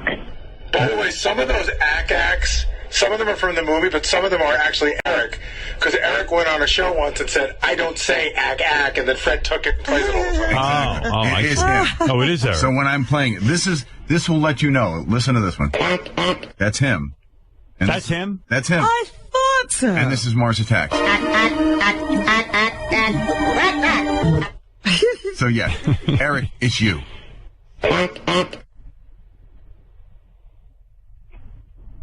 Well, how other was I supposed to explain that I don't say that? But it's I you. say Can you say it one more time really clearly and slowly? no.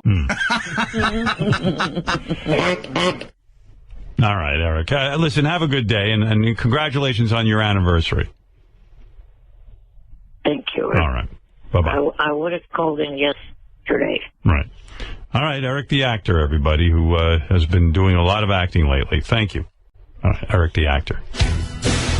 I'm not a whack packer, but I would take nuts in my ass after I give him to a 5th grade retard that comes into my mouth.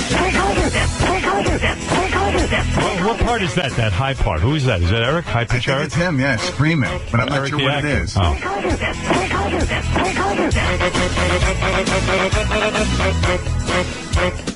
All right. By the way, that is not Eric issuing a plea for someone to fuck him in the ass. It's obviously a song parody. I think it was on the wrap-up show, Paul Feig, the director, famous director Paul Feig. He's directed, Gary, what has he directed? Bridesmaid and some other stuff, too. Very successful guy. He listens to this show, and Gary said to him, who's your favorite whack pack? And got into a discussion. He likes Eric the actor. Gary said, would you ever hire him for a movie? And he said, Paul Feig said, no, he wouldn't hire him. Because he said, the guy's such a fucking pain in the ass. He hears him on the air. He goes, seriously, movies is big budget, but you got to come in on budget. And we can't dick around with a guy, for a one-liner as a joke. So he was kind of adamant about not working with Eric the actor. Wow. I mean, next time I talk to Eric, I'm going to point that out to him. Eric getting a reputation for being difficult. Yeah.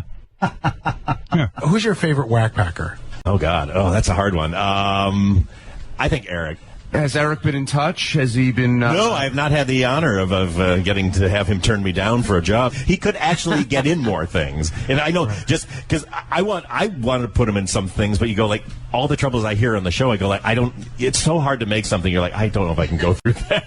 Eric, Paul Feig, famous director, is saying he wants to put you in things, but you're preventing it. Exactly. You're getting in the way of yourself. Here's the best part. A supporting actor at best, an extra, has been deemed difficult. There's nothing we love more than dealing with a difficult person with one line. Right. There you go. The Actor and the Curse. No more bullshit. This is a Howard 100 News Brief. I'm Mike Hambrick. The jinx of Whackpacker Eric the Actor continues. Yet another TV show in which the actor appeared has been canceled. It's Howard 100 News behind the scenes. I mean, really, if that was true, the Stern Show itself would be gone. And AGT would also be gone, because the first season that Howard was on it, I was in the audience and the camera went on me. Well, that settles it then. Or does it? Whackpacker Eric the Actor, who had a brief appearance on TNA Impact, which aired on Spike TV, was the first guy that I contacted when I heard that Spike did not renew its TV contract with TNA. So, Eric, is the curse continuing? Have you killed another show? People that appear on things, they're not the reason for things getting ended. It goes on the writing, the quality of writing on the shows, the ratings that the shows get, and, the storylines. It has nothing to do with whomever is on them. The president of TV has spoken, everyone. Back to work. Shuli Agar, Howard 100 News. Howard 100 News, the only news organization that gives a shit about Eric the Actor. Oh, well, yeah. Yeah, I guess you could say that. Eric the Actor, wow, how you doing? You must be calling in because your fellow thespian. Well, yes, not many people have the name The Actor, and I'm not a Whackpacker, but I would take nuts in my ass after I give him to, all right, enough of that. We heard that one already. Yes, go ahead, Eric.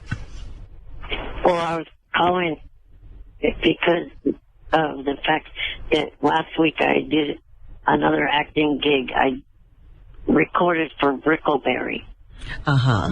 Hey, Eric, did it bother you that I saw a lot of people on the internet writing about the wrestling franchise TNA? You were a part of it, and they were canceled, and yet it's another thing you were a part of that got canceled. And I know the rap with you is everything Eric does gets canceled. He's the kiss of death, yes. Yeah, like you're kind of the kiss of death. And now TNA Wrestling was canceled. Did that bother you?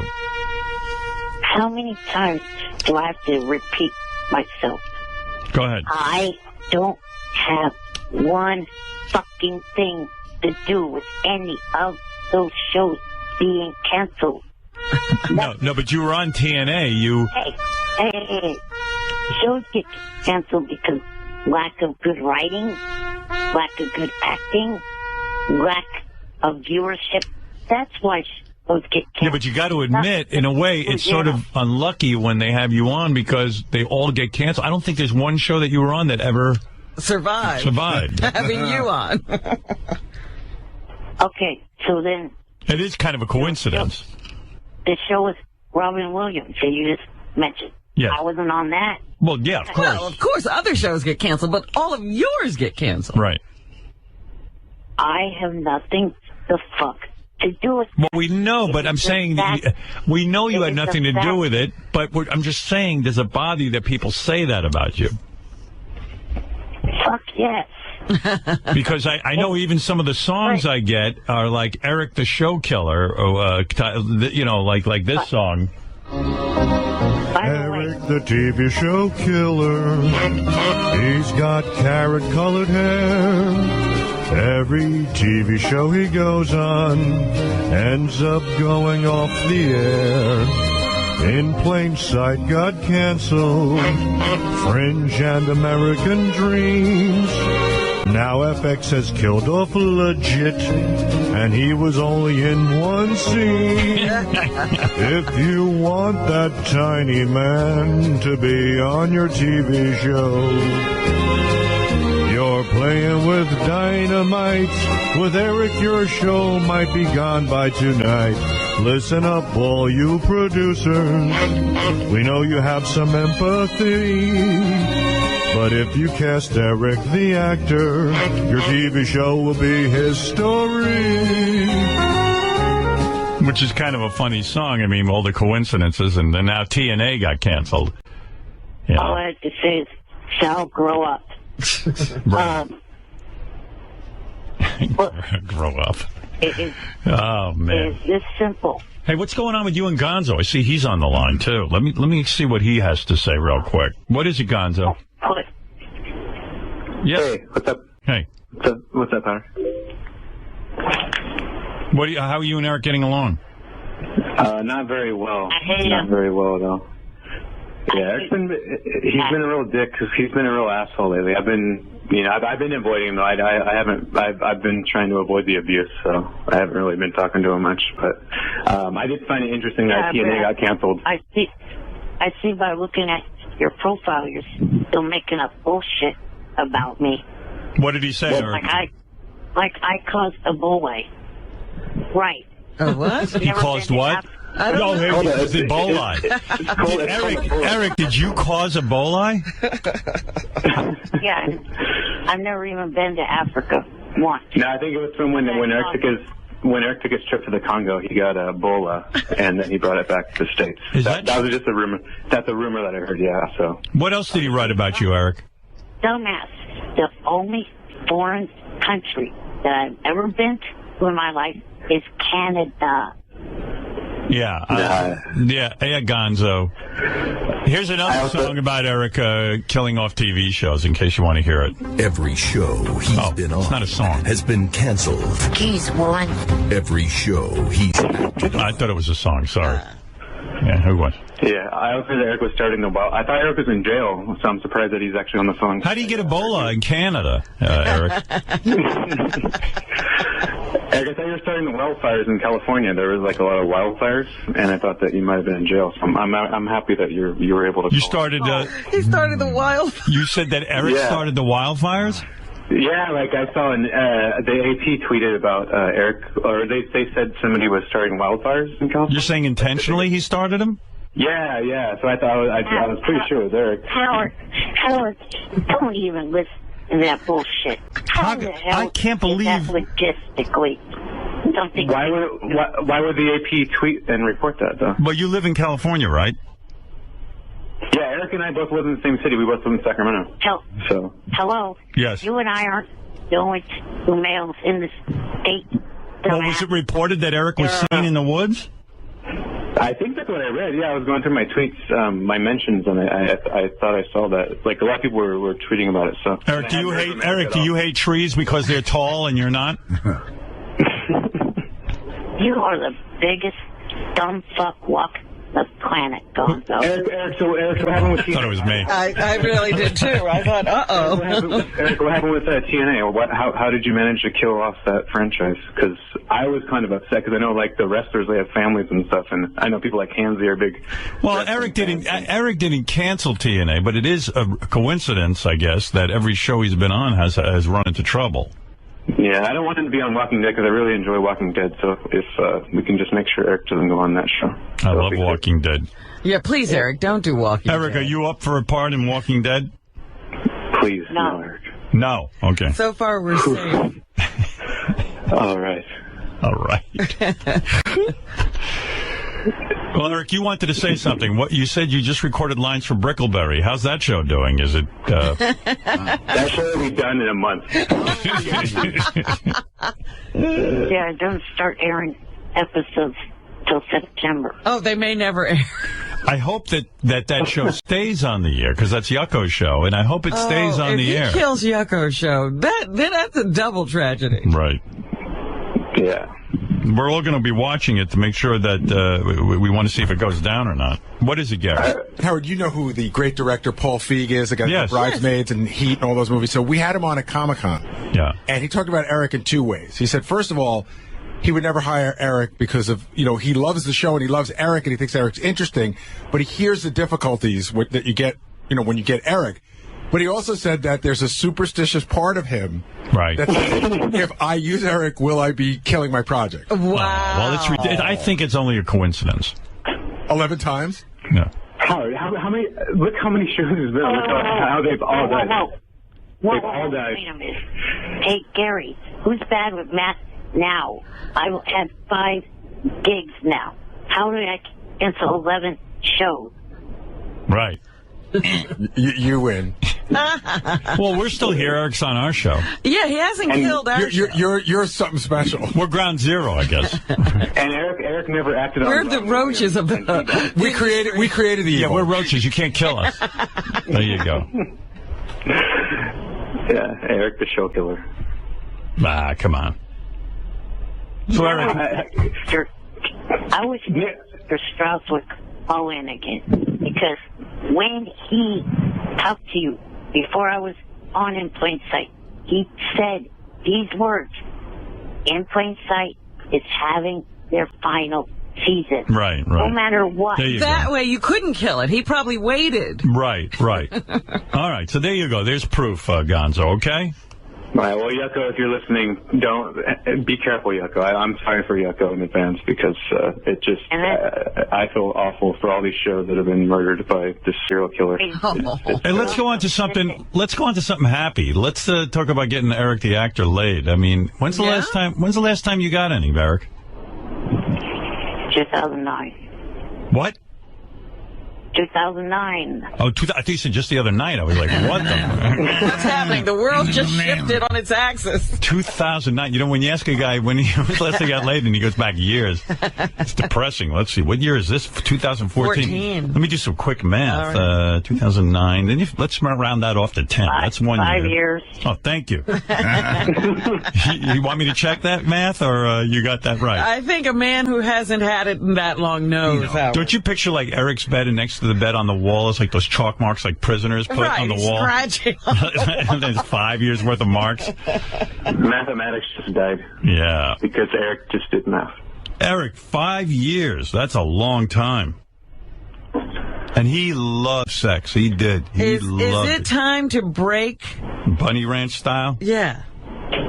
He loves that Bunny Ranch. You loved it, right?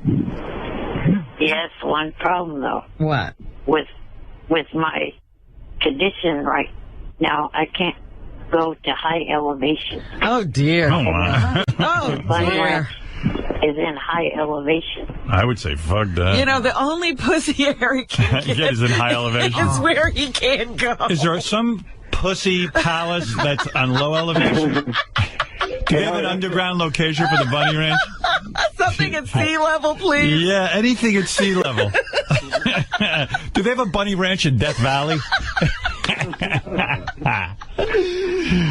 One problem, though.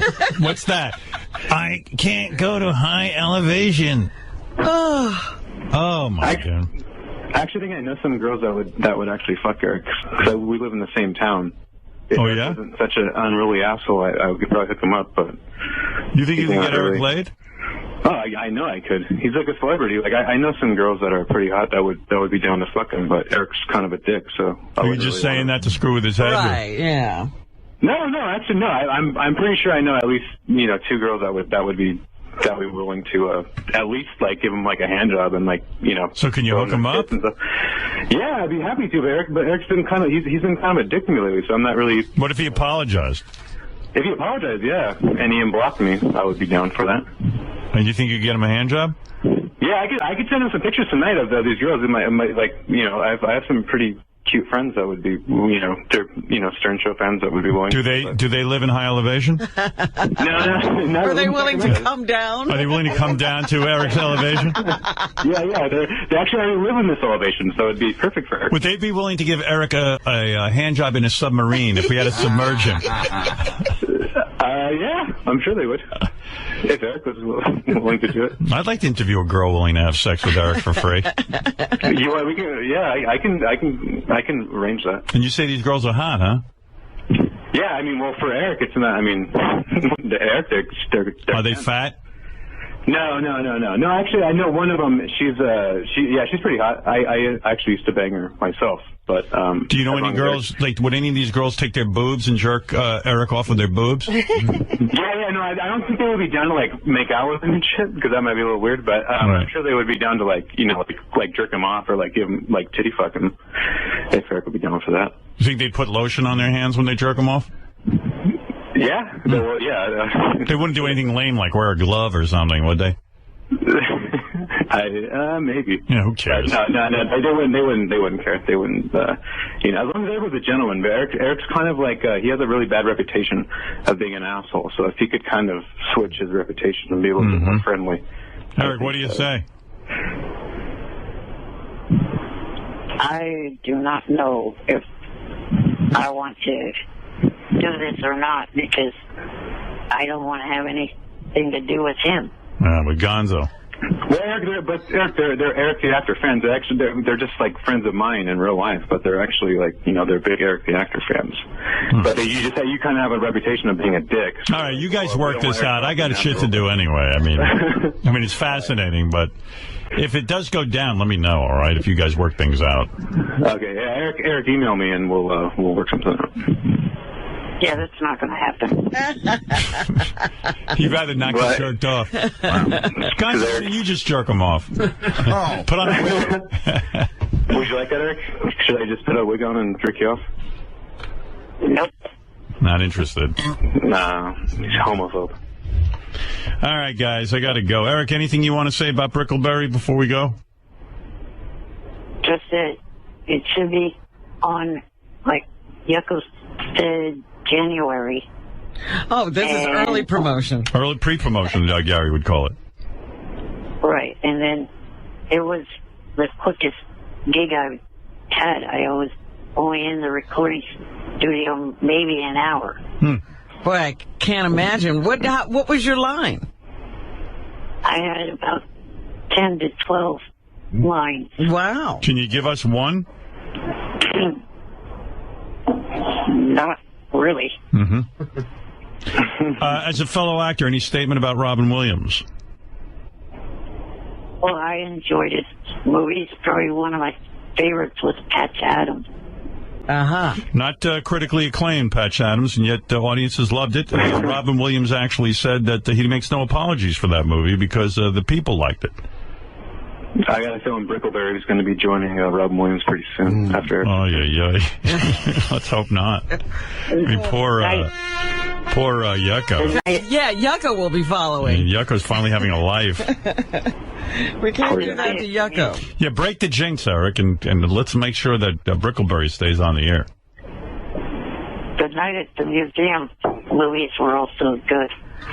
Eric, you have very interesting. She likes the most childish Robin Williams. Yeah, childish taste. A lot of people enjoy the museum franchise. They were all five. Yeah, they were all five. They're all in elementary school. The third one's coming out later this year. With Robin Williams. Yeah. All right, guys. I think we had enough fun here. All right. Is there anyone on Earth, by the way, who thought Eric would live longer than Robin Williams? No. No. Well, technically I haven't. I'm not 63. No, but you're on the planet and he's not. Yeah, if you do the mathematics, it's kind of... Right. Like Ari used to always say, you're playing with the house's money, but... Yeah, I'm glad. I hope Eric lives to be 100 because I love you. Because he's your whole life. Yeah.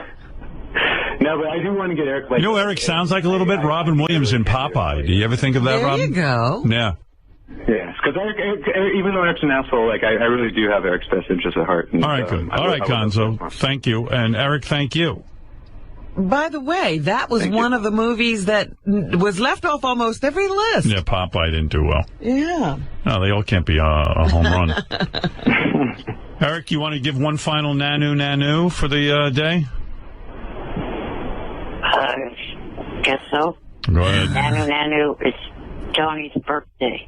What? It's Tony's birthday today. Nanu? Did you hear? Can you say that again? I said that. I didn't hear it. Nanu.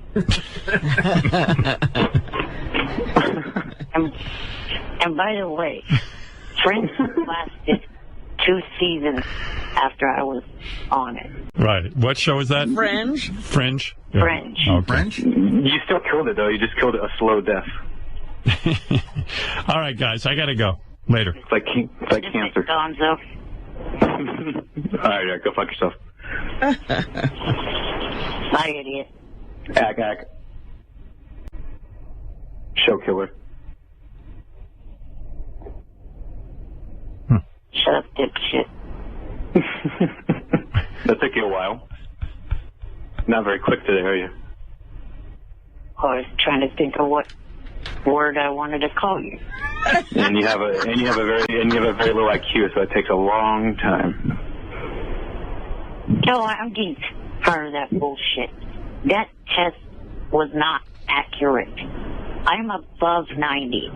I know I am. Eric, you were tested by a real facility. How are you above 90? They determined that you're 90. The woman said his handicaps could affect his testing. That's right. Yeah, the handicap's in his head. There's no, I mean, other than that, I don't. All right, guys. I got to go. Bye, Gonzo. Bye, Eric. Eric is a nemesis and Gonzo is his name.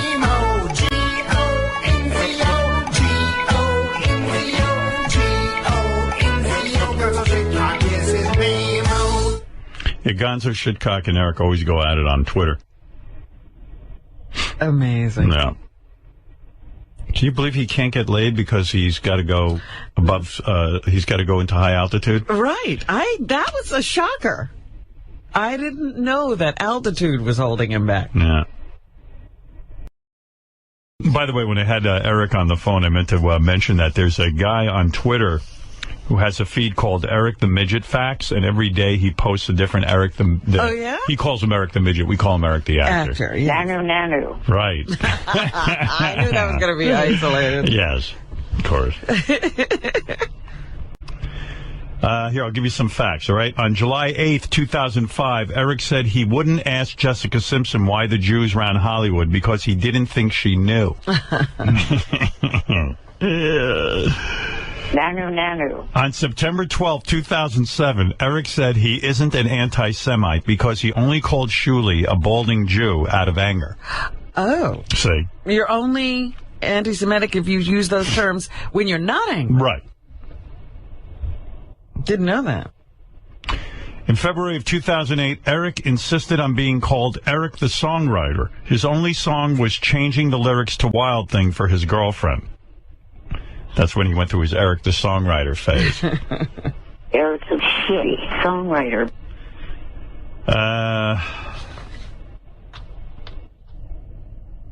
Let's see. I'm skipping a couple of them. Right. Some facts aren't that interesting. They're all interesting, but, for sake of the show. Okay.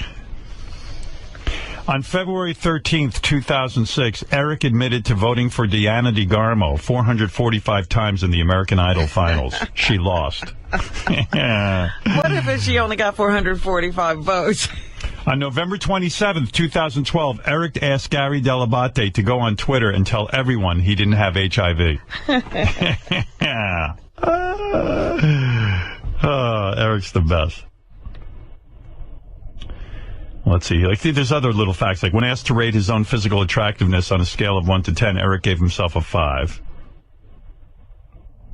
On July 29th, 2008, Eric called Shuli Four Eyes, despite the fact that Eric himself wears glasses. On 2 separate occasions, Howard 100 News reported that Eric was picking his nose and eating it on his JFSC cam show. Oh, dear. Eric, of course, denied it. Yes. Vehemently.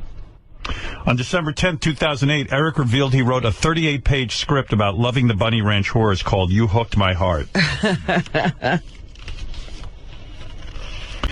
In June of 2006, Eric gave Carrie Underwood a note to give Catherine McPhee saying not to do the Stern Show.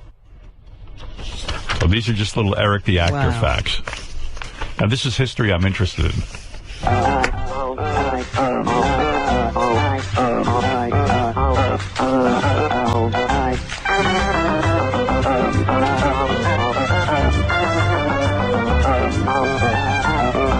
Nanu. Right. Nanu's the best. The Actor on Robin Williams. No more bullshit. This is a Howard 100 News Brief. I'm Mike Hambrick. The world continues to react to the untimely death of comedian Robin Williams. We now hear from the Whack Pack. It's Howard 100 News behind the scenes. What was your tribute to Robin Williams, and explain, why you did it? Well, it was based off of something that I remembered the character of Mork doing. When you are in the business of show, you have to acknowledge your fellow actors, especially when they pass on. And Eric the Actor gave a moving tribute to fellow actor Robin Williams. And the way he paid tribute was with a picture. Instead of, drinking like you and I do, putting a cup or a can up to our mouths and drinking and letting it go down our throats, his character put his finger into a glass or a cup, and he would drink through his finger. It would absorb through his finger somehow. That's how they drank the planet that he came from. And so what I did was I took Jan took a picture of myself, my finger in a Pepsi can, and then I posted that on Facebook a couple nights ago. Shuli Agar, Howard 100 News. The Actor critiques the drunk. No more bullshit. This is a Howard 100 News Brief.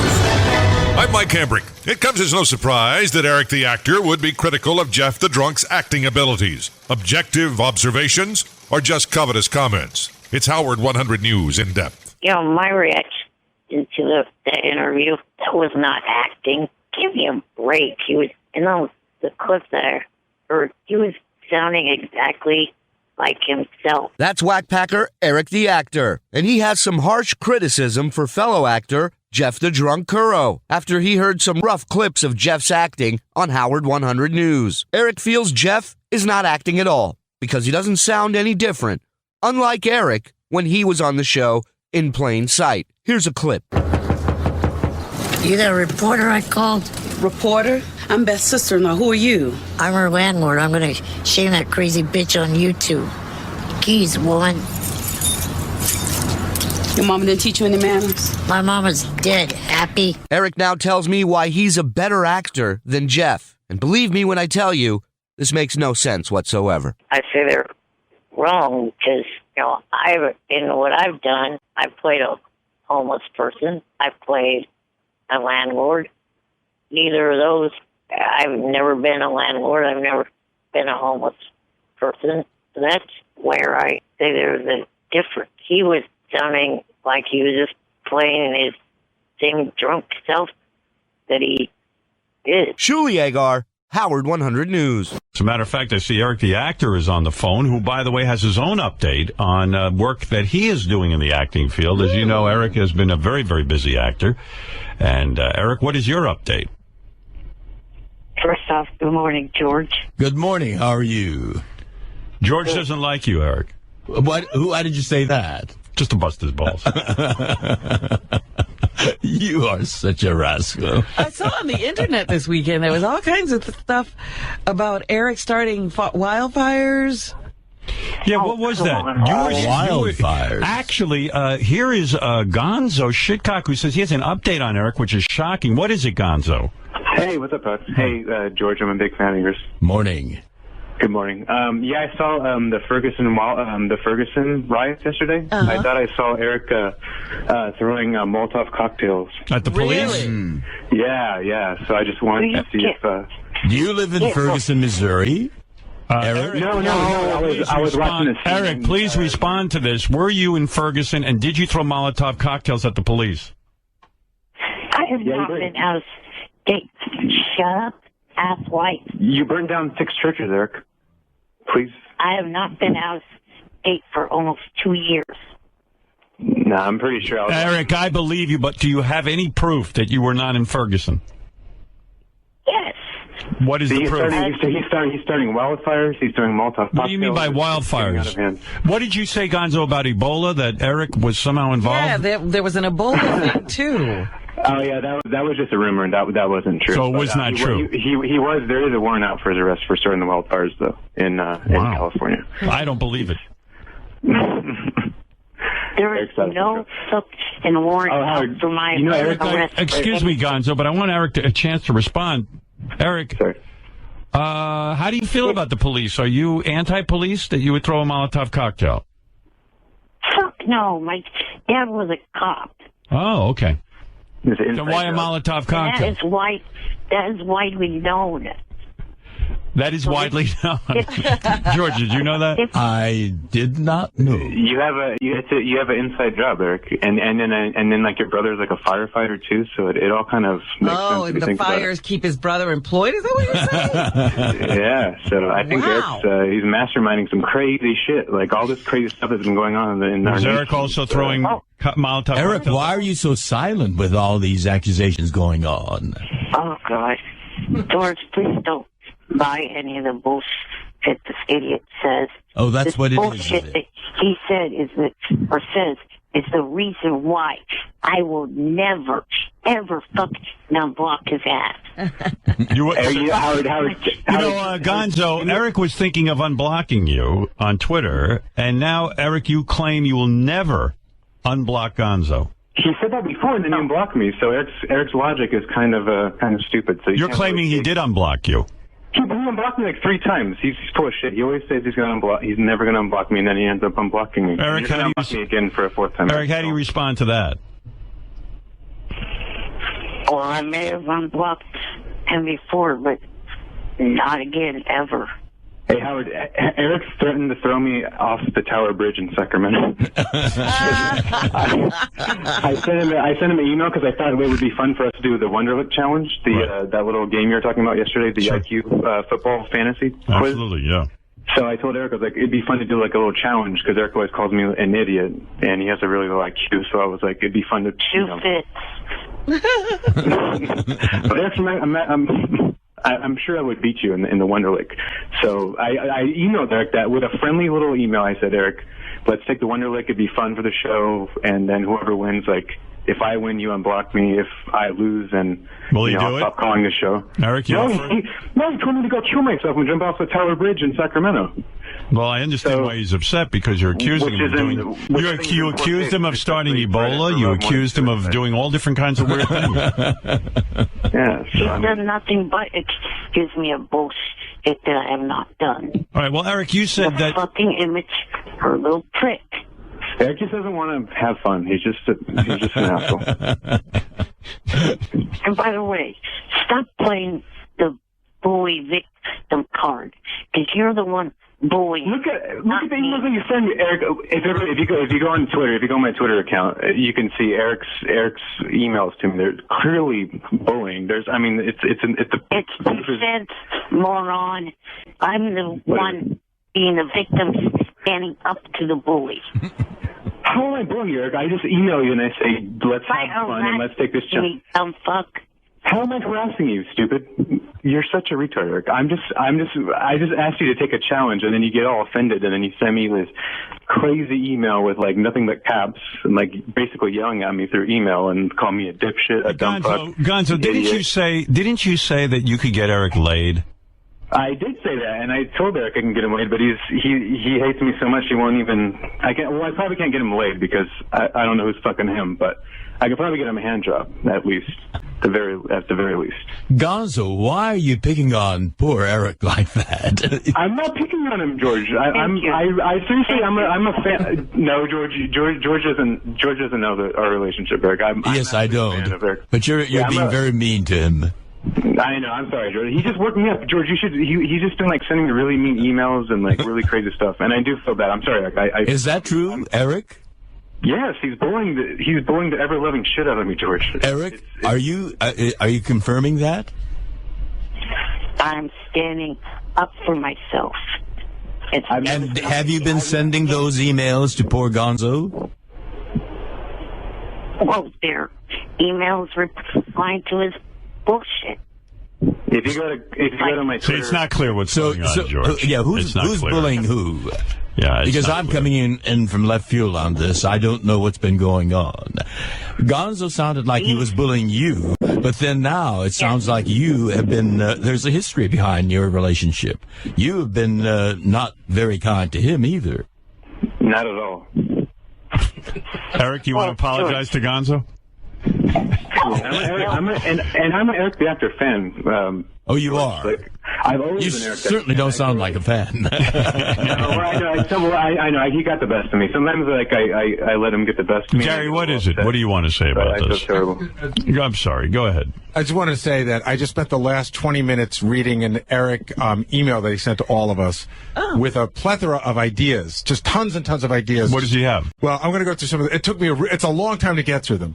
Okay, the first idea he has is he wants to start an airline where men could go to bachelor parties. So there's a stripper pole in the airline, but in the airline, there's a section up front for handicapped people with registered nurses. No, that's a completely different. Are you mixing up? I guess I am. Eric, explain it, because that's a fascinating idea. So you want to start an airline for bachelor parties where there's a stripper pole. That's one idea. And then the other idea seems to be a special airline for people like yourself where they have unbelievable first-class accommodations for handy-capable people.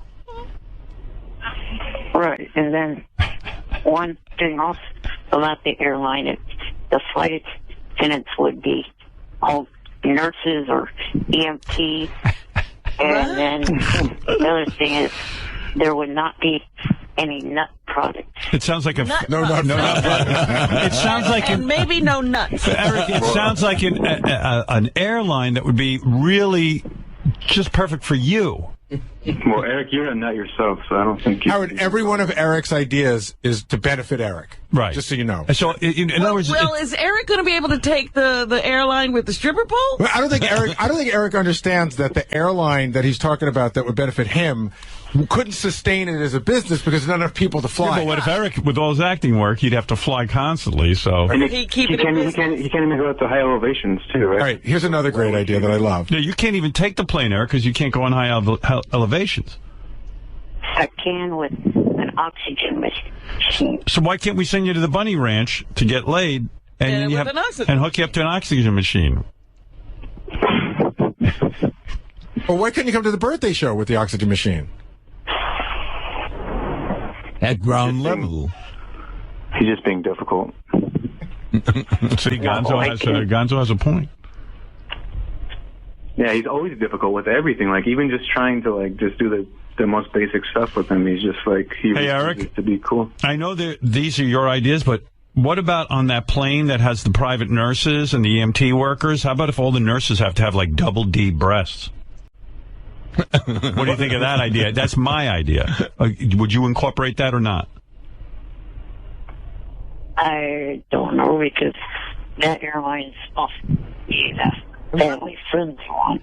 Oh, that's the Howard, but family one. It's a family friend, but you have now gone into his next idea. What's that? Okay.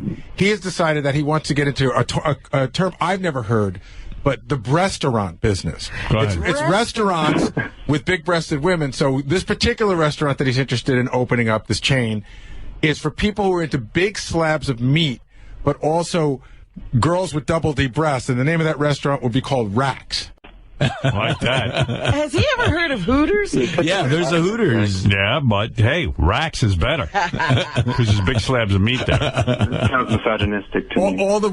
I forgot. All the waitresses have to have D cups or bigger to work at Racks. Now, Eric, is that a family? The men? Eric, is that a family-friendly restaurant? That one would be the only one of the category that wouldn't. I see. The stripper pole in the airline is family-friendly? No, Robin. The category of restaurant. The other ones that are in that category, Twin Peaks, Hooters, and Twisted Kilt, they're all family-friendly. So yours would not be? Eric, right. So that sounds very creepy, Eric. Eric, would you be the guy checking to make sure all the girls had the proper breast size? Sure. Yeah. Sure. Well, he came up with the idea. You know, I want to say Eric is like a mini Steve Jobs with all his great ideas. Oh, there's way more. What else? There's way more. Steve Jobs. Here's one no one's ever thought of. King of all media records. You Go should ahead. basically start a record label. Howard should start a record label. I've heard that before, but here's another one that I love. A mini Larry Flint. But how do big titties work into that concept? That one it doesn't. But there's a lot. There's one that I couldn't fully comprehend that involved figuring out how to modify the entire world for people like him. So to take stuff that's for average sized people and make it for little people. But just like as far as housing and everything like that. Right, like build So there'd be small communities of little houses. I guess. And here's one of my favorite ones. He wants to do an updated version of Dougie the Puggy, as if the original version was so popular. Yeah, it's time to update It's time to update it. You never even finished that, but Yeah, Eric, you never really. I finished it. It has been got published now. It's about that was 2007. So it storyline is based in 2007. So I just want to kind of, I guess, more or less scrap that whole storyline and start over with a more current, up to date. So what was it, what was the time sequence that we need to change? What about updating it? What happened in Dougie the Puggy that was so 1980s or whatever it was? Well, George Bush was involved, and he was the president. All right, listen, I got to go. Is there any other? Go give me one more, the because this was the one that I totally couldn't follow it. It started out with saying he wants to prove that he's smarter than his IQ test. And again, Eric, if I'm getting it wrong, I apologize. It's all over the place, but it somehow involves you creating an HBO show for him of some sort. Go ahead. Where he is. I couldn't. He's sort of like a mastermind of everything, almost like Charlie and Charlie's Angels. But Right. nobody knows that, but he's really masterminding all this stuff. And I wasn't sure how that was going to, if he was playing a character, how that was going to tell the world he had a bigger IQ. Eric, you want to explain that one real quick? I guess I sort of wrote the paragraphs different because he's mixing it up. I was saying that all those ideas together prove that I have an IQ higher than 90. But wait a second, it said idea number 10, because it was 10 ideas. Idea number 10, I want to prove I have a higher IQ. And then you went into this whole script for an HBO show. I think having George here, the appropriate question would be, George, how do you feel about Eric the actor claiming he will not take any acting roles where he plays a gay person? Well, I've been listening to all this, and it sounds like a science fiction world in which all the rest of us are the aliens. Right. But he has announced on the air that he will not play gay characters. Well, then he's not an actor. Right. Some of the greatest acting performances have been by straight actors playing gay. You're talking, of course, about Jake Gyllenhaal in Brokeback Mountain. You're talking... Jared Leto. Yes, Jared Leto. Got an Oscar for it. Matthew McConaughey. Yeah. So Eric doesn't want to be a real actor, and certainly doesn't want to qualify for an Oscar. And did you know also, George, that Eric was following unknowingly he was following a transgender person, and it was a male to female, and he found out that it was a transgender, and he unfollowed and blocked her. Yeah, what do you make of that? Just because she's a transgender, which was I feel personally was kind of out of line. It is out of line, and I think it reflects very poorly on you, Eric. All right, let's find out what Eric has to say. The 21st century. George, it's let the man defend himself. All right. Let's hear you. Go ahead. Okay, I realize that maybe blocking was... What happened to him? It doesn't matter. So, Robin, I love it. There's silence and some garbled sounds. Yeah, her name is Kimber James, by the way, to you guys. She's a very, very sweet woman, and Eric just... Offended her? Just because she was, had a penis at one point, Eric decided just to say fuck her. I go, Eric, defend yourself.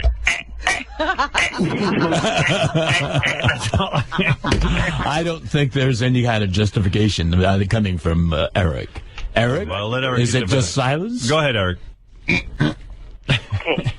The only reason why I blocked her was because of the shit that I was getting from you and others. So if you had left it alone, I wouldn't have blocked her. I would have just unfollowed. But what did she do? She didn't do anything to you, Eric. She was just a person that happened to at one point have a penis and then have a surgery and then. All right, guys, I gotta go. Eric, he was attracted to her. He was attracted to her, and he felt weird about it. And well, Gonzo, if you give the man a chance to talk, I can't really understand Eric's defense, but I'm sure there's a good one. Well, he still hasn't told George why he doesn't take gay roles. Well, I don't understand the sounds he's making.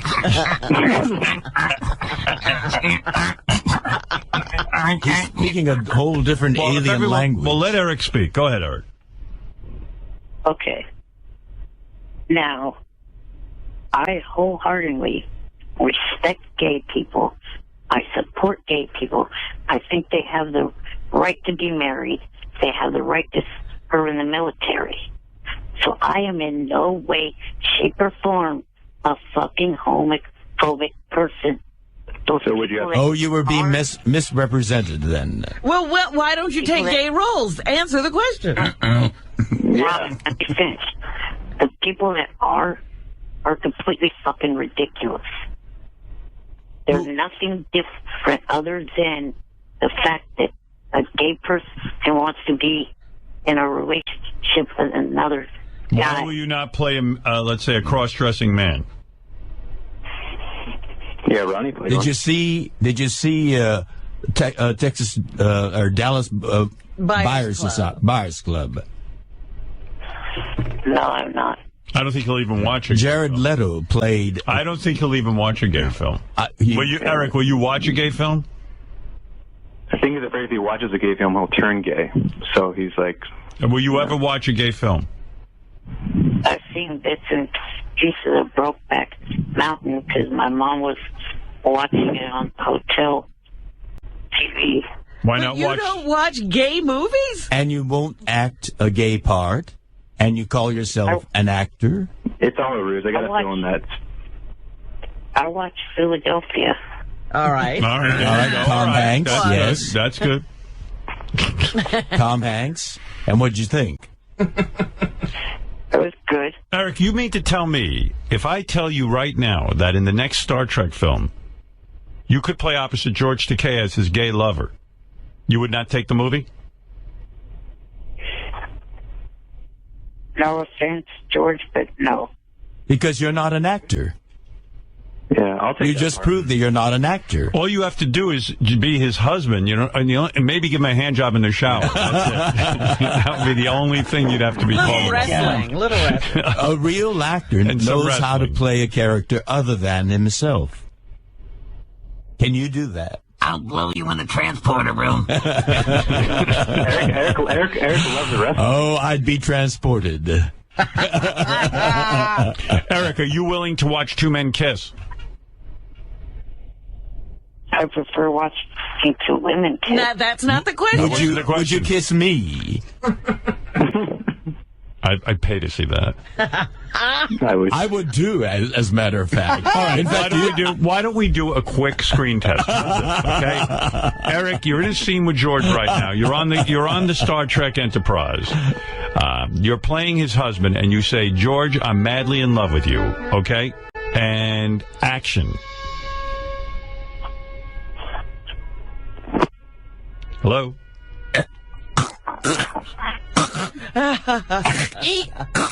Eric? I'm not doing that. All right, there you go. See, I told you, Eric will not take He is not an actor. You got to take that word, the actor, off his name. I'm not going to. It would break his heart. Eric, I love you, but, listen, he's not comfortable playing gay roles. And he's not even comfortable watching gay roles. You know what? Eric is representative. He hasn't seen it. Eric is... There I have to stop you. You got to be I was going to say something, George, that's relevant. And this is really important to say to defend Eric. That many actors, leading actors in Hollywood, will not take gay roles because they are afraid it will hurt their image. That is true. Eric does not stand alone in the acting community. We happen to just find this out about it. Right. Eric's only one of the honest ones. Honestly. I mean, in his defense, he does admit that he will not take gay roles, but if you notice, I never saw a lot of leading men not to, they avoid the gay role. Even yes, that is true, and that is because it's part of the societal phobia. Even Will Smith, when he played a gay role, refused to deliver a gay kiss, which was part of the character's role. I'm going to change Eric's name to this. Yes. Eric, the super straight heterosexual actor. Because he will not take a gay role. That's a thought. Well, I would still chop off that actor part. Okay, fair enough. We're just going to have to leave it at that. Eric, have you ever had a gay dream before? Like, have you ever fallen asleep and, like, had a gay dream? No. Yes, you have. I doubt that. Oh, Tab Hunter. He was my crush when I was young. Oh, yes. Had I only known that he was gay. Oh, my God, you could have gone and visited him. Oh, my goodness. Is he not with us any longer? No, he's not an actor anymore. I mean, he doesn't have a career. That's as good as being dead. George, would you be willing to make love to a little person in a movie? Of course I would. Of course, because you're an actor. The role calls for it. Right. Hey, George, did you ever meet Eric in the Brambles back in the 70s? Hey, it's called the Rambles. Oh, the Rambles. Yeah, Howard's been calling it the Brambles. I've heard it was the Brambles. But... No, it's the Rambles. I like the Brambles more. Hey, by the way, Reese Witherspoon is on the phone. I want to say a quick hello to her. Eric, you're an actor, so you can stay on with her. Yes, Reese, what's up? Hi, Eric. It's Reese. Yes. I love you. I would love to act alongside of you. Can we rehearse a little bit?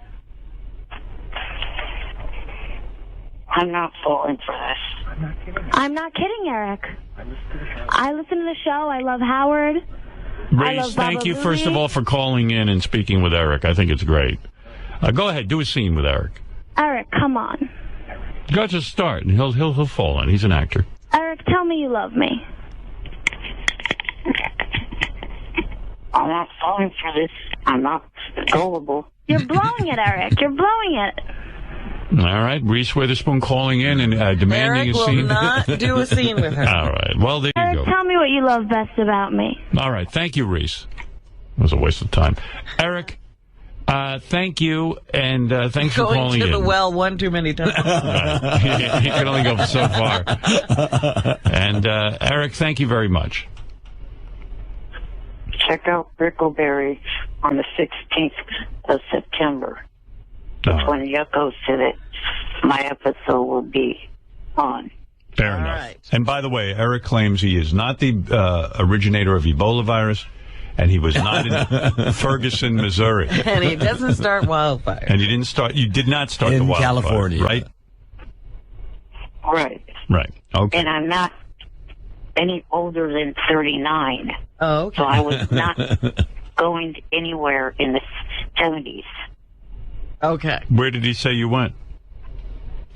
He said that George asked him if he'd ever met me at whatever place that was. In the 70s. Oh, the Brambles. No, the Rambles. Brambles. All right, thank you.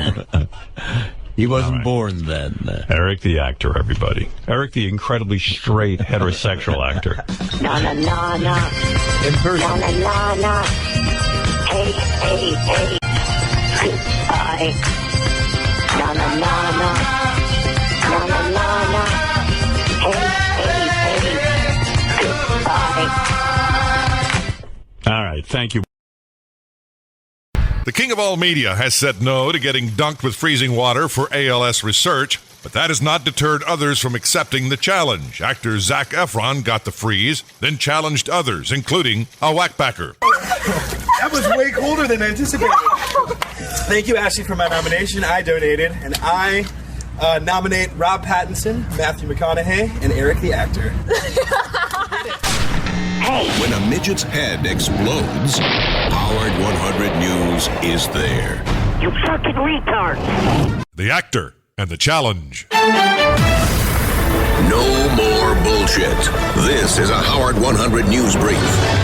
I'm Mike Hambrick. Eric the actor, named by fellow actor Zac Efron to participate in the ALS Ice Bucket Challenge. Will he or won't he? We sent Shuley to find out. It's Howard 100 News. You need to know. Unfortunately, due to health reasons, I will not be able to take you up on your nomination. And hopefully you have a great day.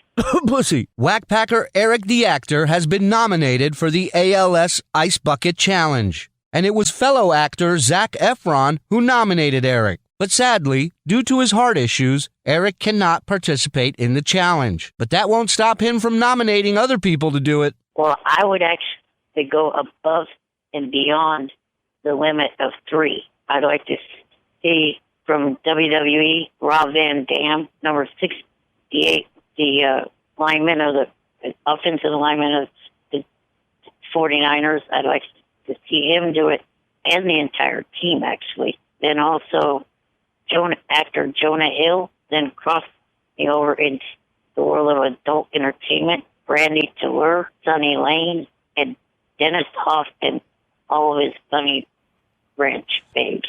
Thank God there's some hot chicks in that list. Holy crap. Just one wet dude after another. Shuli Agar, Howard 100 News. A couple things that happened during the middle of this morning's programming, including Eric, the heterosexual actor.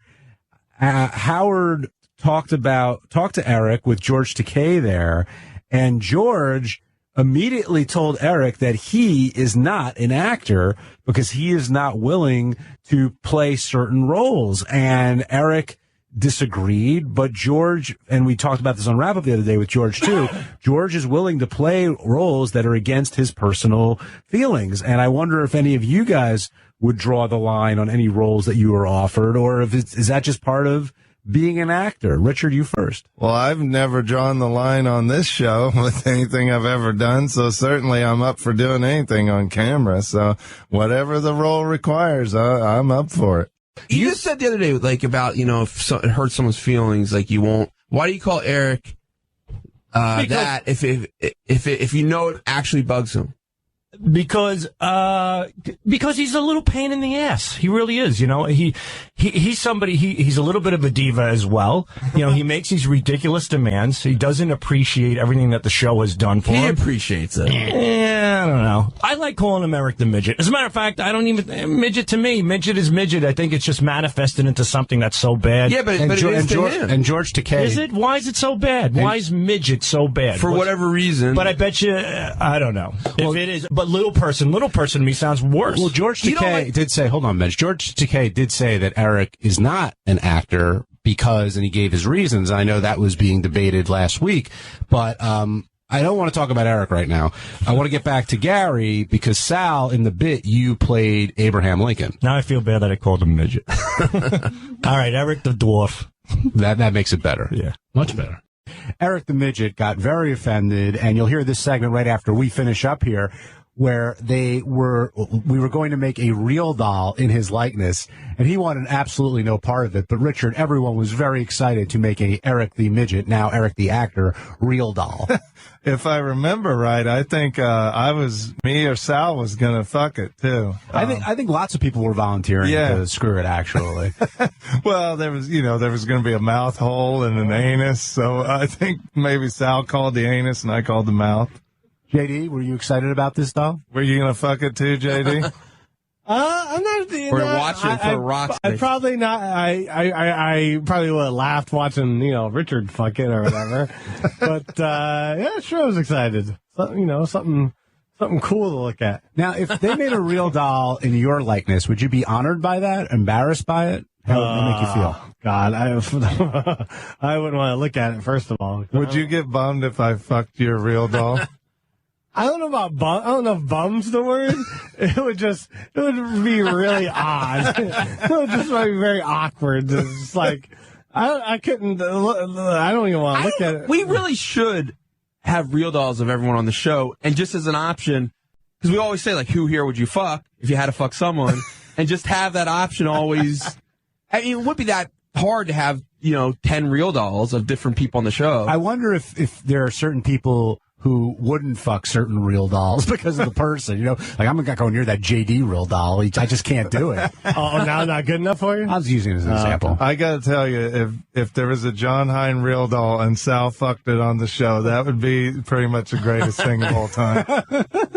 Yeah, I could see Sal getting off on the John Hine real doll. But I do think it's such an interesting, to me, it's a very interesting thing, this whole Eric issue with the real doll and stuff with Eric all the time. Like, it is funny to tease him and get the reaction. It makes me laugh too. It's like weird. Like, when is it too far? Like, when are we going too far? And it really bugs him. Is that wrong? You know? I think it always bugs him to an extent, but I also think Eric is well aware of the notoriety he gets for being on the show. And I've got like 2 seconds here for Eric the actor. You want to talk to him? It's amazing that Casey's life has become a soap opera after death. Casey Kasem, by the way, is still not in the ground. No. As far as we know. He's still on tour. Not a black packer, but I would take nuts in my ass after All right. Let me get to this. Go ahead, Eric. Good morning. Morning. I was calling because I haven't had the chance to talk to you about the Ice Bucket Challenge and the fact that I was nominated not only by Zac Efron, but a friend of mine on Twitter named Matt Morgan also nominated me. Zac Efron? Zac Efron nominated. Hey, by the way, Eric, did you see my Ice Bucket Challenge? Yeah. Did you think his body looked nice? What'd you think of my body? No comment about that, but I'm commenting. No. Really? You know, Benji's at least man enough to admit I'm in good shape. Why can't you admit at least? It doesn't mean you're gay to admit that I'm in good shape. A shot glass, Howard? You chose to use a shot glass instead of an actual bucket? Oh, my If I was able to do it medically, I would have used the bucket. Eric. How do you know Howard doesn't have an issue? How do you know I don't have a medical issue? Oh, you're the only one who has a medical issue. Absolutely. I was told by my Stanford doctor not to do it. And guess what? Guess what my Stanford doctor told me? Not to do it. Okay? Thank So you. he found a creative way. Yeah, at least I was funny about it. Instead of you going, I won't do it. So Zac Efron, the actor, actually nominated Eric the actor. Here it is. Eric, I gotta hear this. You know Eric must have been kvelling when he got this. Oh, my goodness. That was way cooler than anticipated. Thank you, Ashley, for my nomination. I donated, and I nominate Rob Pattinson, Matthew McConaughey, and Eric the actor. Wow. Eric, you must have been fucking beaming that someone of stature recognized you. Yeah. And I did donate, even though I couldn't do the bucket challenge. I did send in some money. Do you think Zach is good looking? I'm not commenting there. Oh, my goodness. Wow. Have you ever seen a handsome man? Who do you think is handsome? I don't know. You never saw a handsome man before? You're so homophobic you're afraid to say a man is handsome? I am not homophobic. Who's built better, Howard Stern or Zac Efron? Who has a better physique?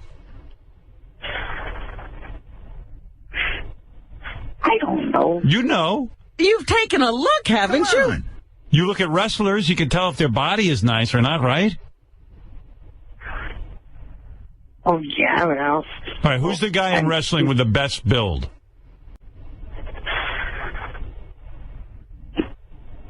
John Cena. Oh, you're so gay.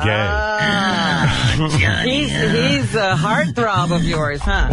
What makes his body so nice? I don't know. You know. His muscular rump. It musculates you. All right, Eric, I got to go anyway, but Eric didn't take the Ice Bucket Challenge. And here's Eric in the buzzkill mode, turning it down. Unfortunately, due to health reasons, I will not be able to take you up on your nomination. And hopefully you have a great day. Hopefully you have a great day. I like that he had a need to explain that he couldn't. take it. You could have done exactly what Howard did. Yeah, you could have done an ice bucket challenge and made it funny. All right. Just because our Stanford doctors told us we can't do it, you still can make it funny. By the way, Good Day LA even brought it up that Eric the actor. Eric's getting quite the name out in Hollywood. Nanu. Zac Efron's ALS Ice Bucket Challenge was a high school musical reunion of sorts, joining Ashley Tisdale after she challenged him. Zac challenged Matt McConaughey, as well as Pattinson, this guy.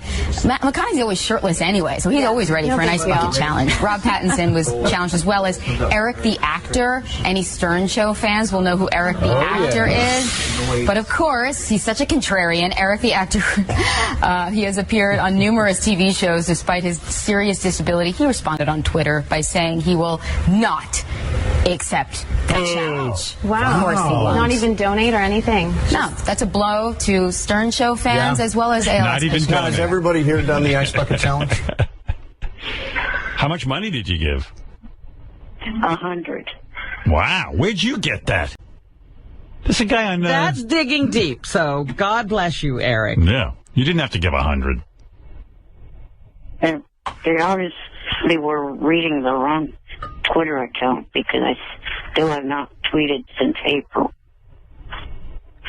All right, Eric. Anyway, Eric clearing up the controversy of his Ice Bucket Challenge, and Eric admitting that John Cena has a really nice body. Yeah. Yeah. A lot of the guys in here want to see the receipt for his donation. You don't believe it? They don't believe it? Yeah, people don't believe it. Eric, you got any proof that you donated? I will send it in. Thank you. All right.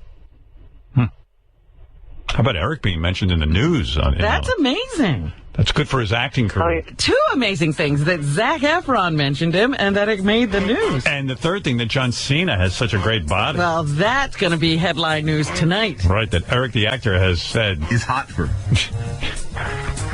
The best looking guy, the best looking wrestler he knows. Eric. Can I... You want to come over and look at some hot videos of John Cena? No, I would like to get out a little promotion. All right, quickly, because I got Gavin Rosdell. I want to talk to him, man. He's hot, too. Yeah, he's a good-looking dude. You'll want to check him out. Will you shut up for a minute? Brickleberry next Tuesday night, Comedy Central. You're an amazing promoter. Wow, I can't wait to tune in. All right. Hey, before we go, what's John Cena's best feature?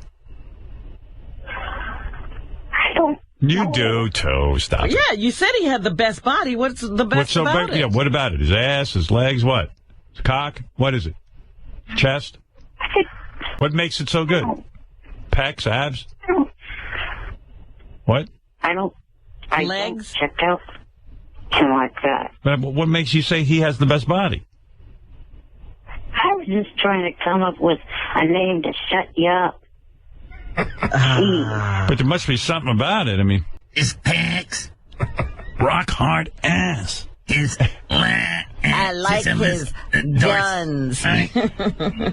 His buns? His guns. Oh, guns. I thought you said buns. Does he have big guns, Eric? I don't know. I never looked. All right, Eric, I'll let you. What? Big biceps. Big biceps. He has big biceps, yes. Yeah, I knew you knew. Mm-hmm. Pythons. But so do a lot of the professional wrestlers. But his are the best, right? Pick each other up. All right, Eric, thank you. All right. If you were in a movie and you had to kiss a guy, it was a choice between Zac Efron or John Cena. Which one would you choose? You got to choose one. Neither. See? Homophobe. Oh, yeah, unfortunately. How about a new challenge for Eric? His Stanford doctor said no more challenges. This one he could do. He could kiss a guy. Oh, he ain't doing that. All right, So All right, that Eric. people would donate to charity. Eric, later, man. Bye for now. Bye for now. All right. It's Eric the Na na actor. na na. Na na na na. hey, hey, hey, goodbye. Na na na na, na na na na, hey, hey, hey, goodbye. The Actor and the pictures. No more bullshit. This is a Howard 100 News Brief. I'm Mike Hambrick. The leaking of those online nude celebrity photos still making news. Whackpacker Eric the Actor logged on and looked. What was he most interested in? It's Howard 100 News in depth. So I'm curious as to whether or not you saw the leaked celebrity photos. Some of them. Let me guess which ones you've seen, all right? Okay. Millions of people have seen the leaked celebrity photos, but I could care less about what any of those people think about the pictures. There's only one person that I want to hear from when it comes to these photos, and that's Eric the Actor. Now, if I know my Eric, which I like to think I do, my guess would be the only pictures he's seen were Kate Upton. Right, Eric? Yes, I saw all those. The one things for sure, they could have left out the photo of her and Justin Verlander where you could see his bare ass. But what did you think of the photos without Verlander's bare ass in it? Really good. Yeah. So just Kate Upton? Yeah, those are the ones that I was successful at finding. And probably the first ones you were looking for, too, right? Yes. And we all know why. Big ass titties, am I right? Yep. He may be tiny, but he's all man. Shuli Agar, Howard 100 News. Howard 100 News, the only news organization that gives a shit about Eric the Actor. Oh, well, yeah.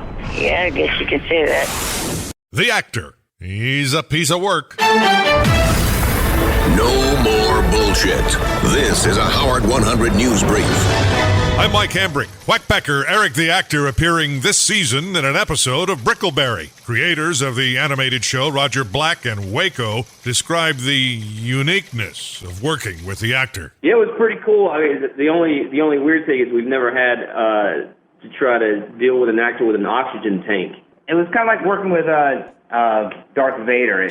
Like an Ewok, if an Ewok fucked Darth Vader, that's what it was kind of like working with. And he actually said it during one of the takes, like, "Can you hear my oxygen tank?" He had to be laying down. So he asked for like a reclining couch to record his audio. So they had to bring a fucking couch into the recording studio. How was the end result? Were you guys happy with what he did? Yeah, the stuff that you can't hear the oxygen tank was pretty good. Shouting, "Hey now," from the mountaintop. Hey now. This is Howard 100 News. Eric the Actor's ALS Challenge. Speaking of Eric the Actor, later in the show, we will be joined by someone who he is extremely, or was extremely fond of. I'm sure he still is. Once a favorite, always a favorite? Oh, yeah. He has, like Richard, he has a lot of favorites. Yeah, but I thought his big favorite was the other girl. Diana DeGarmo. Diana DeGarmo, but we got another girl that he's in love with. Yeah, Catherine McPhee's going to be dropping by. You think he cares which one? If he got one of them, he'd be happy. Okay, here's a question. Did he ever call Catherine McPhee's mother? He probably couldn't get her number. Because he called Diana DeGarmo's mother. Hey, I'm with JD. If he had the number, he definitely would have called. By the way, when we get to Eric and we talk about the ALS Challenge, I was looking at the news headlines today. I get them sent to me. And it said that Eric is going to get his receipt for his donation, but it's going to take a while. And somebody suggested to me that he said on another show that he had a fan donate in his name. What are the odds that you're going to see this? Well, then you probably will see this receipt, right? In his stead. But if it's in other words, if you get a receipt for Eric, whatever, I forget what his last name is, but it's got someone else's name on it, like someone's credit card, and it's not Eric's. Then did Eric make the donation? If Eric told someone to donate in his name, is that Eric donating? I don't think so. I don't either. This is a bigger scandal than the Ray Rice tape.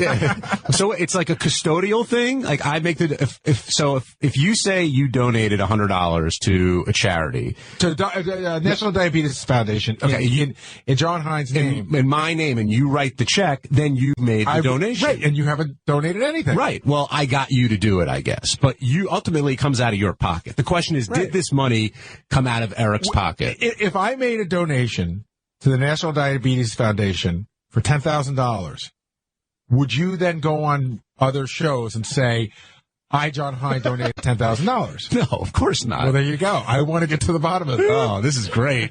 We got to get the Howard 100 News here to find out what's going on there. So, always a scandal with Eric, but if he's listening, he'll be happy. What are the odds that Eric parted with $100 of his own money for anything?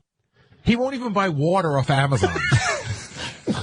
I don't know. Maybe he was. I would love to know what he spends his money on, actually. Well, maybe he was feeling generous and felt bad because he didn't do the challenge or couldn't do the challenge, as he said, and that's why. Look, I'm trying to cover for the guy, but I agree with you. There's no way he spent $100. And I also love that by being on the show, he's gotten people as high up on the food chain as Jimmy Kimmel to go look at his list and buy him stuff. The wish list is masterful, I think. But putting the wish list together is one thing. Getting people to buy into the idea of using it is another, and he's done it. Well, here's what happens. He makes the wish list, and there's some crazy stuff on there. Well, it's mostly crazy stuff, but it's stuff that he wants. But he's also, I think, smart enough to know that if he talks about it, and it gets talked about, and he plays to Howard, and he plays to Jimmy, and people are going to send him stuff. And the last laugh is on you. If you bought him something off that wish list, like to goof on Eric, ultimately, he's got it. So he can take it to the bank or wherever he goes. So how is he any different than High Pitch Eric, who we talk about all the time, who scams people? Like, I got to get my friend on the air one day. I got a really good friend who's just super generous. And I don't know exactly how it happened, but he met Eric I went to some place and Eric was there, and he told me he felt bad for him and Eric had begged him, so he paid Eric's cable bill one month. Oh, my God. Like, wrote him a check for his cable bill. What's the difference? I don't know. I think there is a difference there. Like, a wish list almost seems like a bill you gotta pay. Like, it's not, if it's your electric bill, your cable bill, you're required to pay it. A wish list is kind of fantasy stuff. If you don't get it, you don't get it. If you get it, you get it. So it's a different kind of, sympathy. It's all begging. Well, yeah, of course. To me, it's all begging, and it's persistent begging. But with High Pitch, I think people feel like they get worked by him. Whereas with Eric, I don't think people necessarily feel the same way. I feel you're getting worked by Eric. Poor me.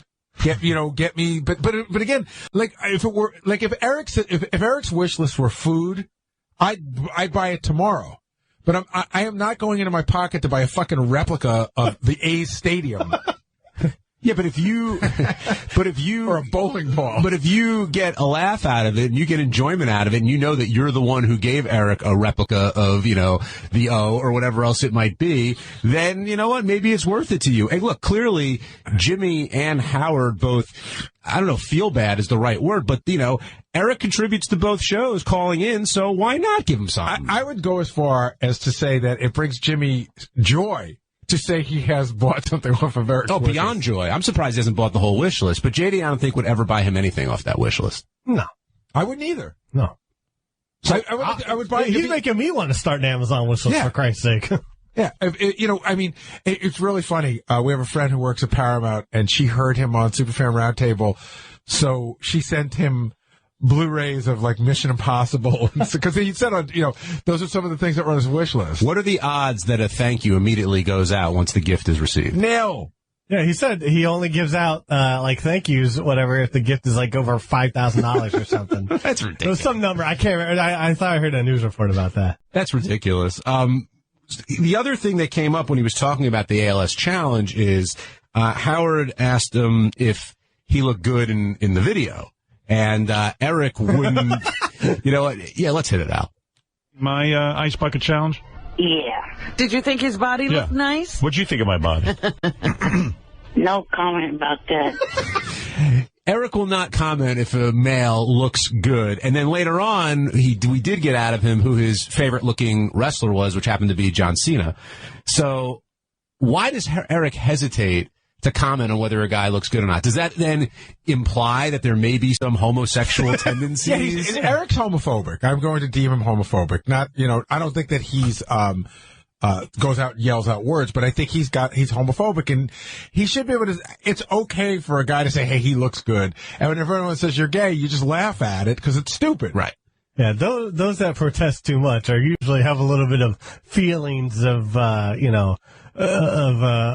homosexuality or whatever. What are you trying to say there, JD? Are you implying something about Eric? You know what? Thou dost protest. Fuck, I ain't getting. What's the Shakespeare? Go ahead. Thou dost protest too much. You thinks? Whatever. Or doth? Me thinks. Me thinks. The actor hammers Baba Booey. No more bullshit. This is a Howard 100 News Brief. I'm Mike Hambrick. Whackpacker Eric the actor is more than a little angry with show executive producer Gary Dell'Abate, something the actor makes abundantly clear in a voicemail he left for Shuli. It's Howard 100 News. You need to know. First voice message. Hey, Shuli, this is a message to play for Baba Jackass Gary. There's trouble in Tiny Paradise. I received an angry voicemail from Whackpacker Eric the actor, and he's had enough of executive producer Gary Dell'Abate. The latest issue has to do with Eric saying that he donated to ALS, which Gary Dell'Abate said on Wrap-Up Show he doesn't believe. Well, now it's time to hear what Eric had to say. I really am sick and tired of his fucking personal attacks on me. Get the fuck over it. I could sit and lie about you and say you lie about not being related to apes. But do I do that? No, I do not. Because that must mean I'm a little more mature of a person than you are. So shut the fuck up. I did donate to ALS. Is that clear with you? I want to say this. Do not have a great weekend. End of message. Don't you want to just check behind you real quick after hearing that? Shuli Agar, Howard 100 News. The actor, did he or did he not donate? No more bullshit. This is a Howard 100 News Brief.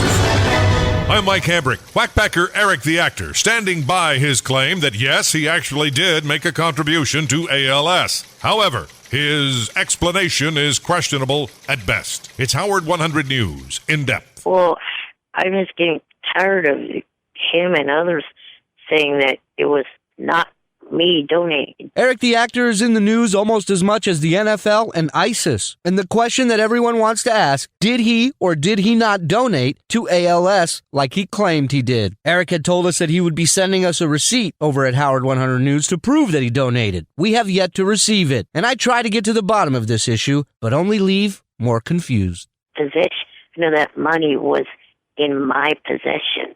So, yes, I did donate that money. Was the money that you were in possession with given to you by somebody else, by a fan? Yes, but if I waited a day or two, I could have used Brickleberry money. I could have used my SSI money. I want this person, TSS Taylor, offered the money up. Did not ask me, do I need the money? He offered to send it to me so I could donate. See, I told you. Shuli Agar, Howard 100 News. Yucko, what's up? Yucko. Hey Hey now. now. Hey. Hey. Brickleberry comes on tonight at 10:30 on Comedy Central. Had a problem with Eric the Midget, if you can imagine that. What's the problem? Well, we were going to do his episode first, but there was a problem with the audio. You couldn't understand Eric? No, he had an... What Yucko's talking about, Yucko has a TV show that's animated, and because it's animated, they have, obviously people do voices, so they hired Eric to do a voice. So is Eric in or out? Well, I sent you the audio. I mean, like the Fox executives really like Eric. They're fans of his, but the guys on Comedy Central side, aren't in love with it. So, Yucko, no offense. You're about as clear as Eric the actor. I don't know what the fuck you're talking about. You're annoying me. I don't know what you're talking about. You're saying talking about you hired audio. Yeah. So is he in this episode or not? Not tonight's episode. It's going to be later on down in the season. So the problem with the audio is what? Or are you just calling in for a plug? It sounds horrible. What is he saying, Robin? He sounds horrible today. He's Yeah. saying Eric sounds horrible. But Eric's in the episode. But not tonight. Who cares? Who gives a fuck, Yucko? Yucko, who gives a fuck? Is Yucko, is Eric the actor in your show or not? Not in tonight's episode. But the episode, is he in some episode? Not yet. His images. His images. How is this? Right. And we recorded his audio. In fact, he had to go to Sacramento. He asked for a fucking couch, and it just doesn't sound that great. I recorded the audio myself. Yucko, I honestly, I'm not following. Eric, do you understand what Yucko's talking about? Kind of, but I was not aware that it sounded bad. And by the way, that Yucko said that there was a couch. There wasn't. I sat in my wheelchair. Yucko, I don't understand something. You hired Eric the actor. Yucko, you hired Eric the actor for your show. You know what Eric sounds like. I mean, it's no secret. He's on the air every day. And now you're saying that Howard, the people who are executives on the show are fans of his. I was doing him a favor by putting him on the show. And it just doesn't sound that great. Okay. When would you expect Eric to sound great? Isn't that the funny part about having Eric on your show, that he doesn't sound great? Or am I missing the joke? That's the fun of There's having a him. character called Wheelie Dan. What do you say? It's a kid. I don't know. Something about Wheelie Dan. How do I get out of this? He's talking when we talk. Yeah. I know, everyone's talking over each other. It's just a nightmare. I don't know. Maybe I'm just in a bad mood, Yucko. I just don't get your point. Well, everybody's telling me to take him out of the episode or the show's going to get canceled and you'll be doing a fucking eulogy for my show. Yucko. This is some kind of gimmick. What is this, No, Yucko? this is Yucko trying to get a plug. Just call in and plug your show. You don't have to go through all this. You don't have to jump through hoops with me. We're old friends. That's what I'm saying. It's a gimmick to get a plug. Yeah. All right. You watch Yucko's show tonight. Okay, Yucko. Thank you. Brickleberry. Right. Bye. Hold on. I got to hang up on. Eric, hold on a second. No, wait. No. Take a shit in front of JD's girlfriend. Okay? That's what I was calling it about. All right. Thank you. Eric, what's up with you? Oh, I want to set the record straight about the ALS. I did. No one cares In about fact- that either. I don't care about your ALS challenge, honestly. Whatever you do is fine with me. Who cares? Setting. Well, I'm being. What record? There is no record. Nobody's thinking about you. Okay, trying to explain. I'm being called a liar by people on the internet, Gary, and other. Gary told me he didn't call you a liar. He said that he basically had heard from someone that the $100 you donated for the ALS challenge was given to you by a person in the audience. Who cares? It's fine. The point is that you didn't take the money for yourself. You gave it to ALS. End of story. We're proud of you. And I don't know why Gary has to comment on that.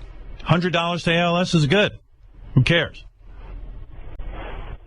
Well, the morning of the last time I was on air with you, he claimed, "Oh, I want to see the receipt." I don't believe it. Yeah, Gary says dumb things too, you know. Gary's sometimes a dummy. What is he? He doesn't need to see a receipt. What the fuck is Gary? I need to see a receipt. I don't believe you give $100 to ALS. How much did Gary give to ALS? $100. $100. So there you go. Big deal. $100. You're gonna find a fucking cure. And by the way, I cured another. This is probably the biggest group of Johnny. So I want to see Gary's receipt to ALS. I have it for you in 30 seconds. Good. I want to see it. I was supposed to be in LA this week, starting today to Friday. Johnny's completely screwed up. Now I'm going to be home the whole week. All right. I was supposed to go down there and Wow. Ike Barrett Holtz, go to the Jimmy Kimmel show, and meet a bunch of other people. Yeah. All right, Eric. Screwed up. Okay. That's too bad. All right. Well, why don't you take responsibility for yourself instead of having Johnny do shit? Can I please say this last thing? Okay. It's Jan's last week of being here. He's going to leave on the 21st or 22nd. Who's going to take care of you? Who's going to help you? Yeah. My parents. Oh, that sucks. Wow. We'll probably never hear from you again then. What do you mean your parents? Oh, I mean, no. I'll still call in. doesn't Jan bathe you and drive you and do everything? The driving part, yes. Oh, he doesn't bathe you? No, I pretty much handle that myself. Oh, okay. Well, where's Jan going? Yeah, well, why is he leaving? He's got to do what he does for me for his parents in Arkansas.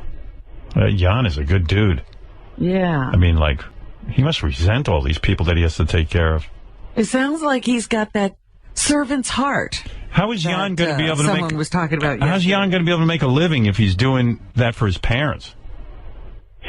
They'll collect the same thing he collects for me, or from me. The Arkansas area IHSS will give him money like the Sacramento one. What a great fucking country we live in. I just want to make a statement. I'm feeling very patriotic right now because, like, if Eric was born in China, they just throw him in a river and get rid of him, like yesterday's news. In this country, they give you an assistant, you know, like they give you a whole fucking, you know, dude to take care of you and they pay for it. Right, Robin? Like in China, they just throw away. Like if you're afflicted like Eric is, that's it. You're going for a nice long swim.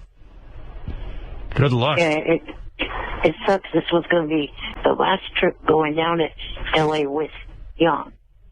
Oh. Now I got to still try to figure when my parents are here how to be able to go down there and go do acting gigs and stuff like that. Yeah, your parents aren't going to put up with that bullshit.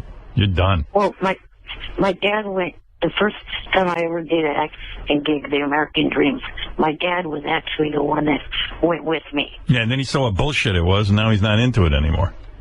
And what about when you want to go to the bunny ranch or porn or girls? You're not doing that. You ain't doing that shit anymore. You're out of that fucking story with your dad now. Jan was the key to all this.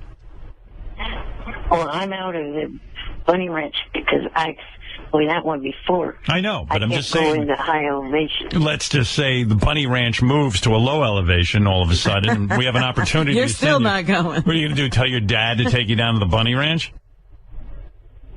Yeah, right. Yeah, like Jan was the dude. I mean, Jan was your key to all the fun. You ought to Sorry to hear that. You ought to beg that fucking guy to stay. My parents were also the ones that went with me when I did the show for you, the American Idol. Yeah, but they see what's going on now. They're gonna put the clamp on you. What about any shot of getting pussy is over for you, dude. It's crazy. Probably. Yeah. Did you beg Jan to stay? I tried.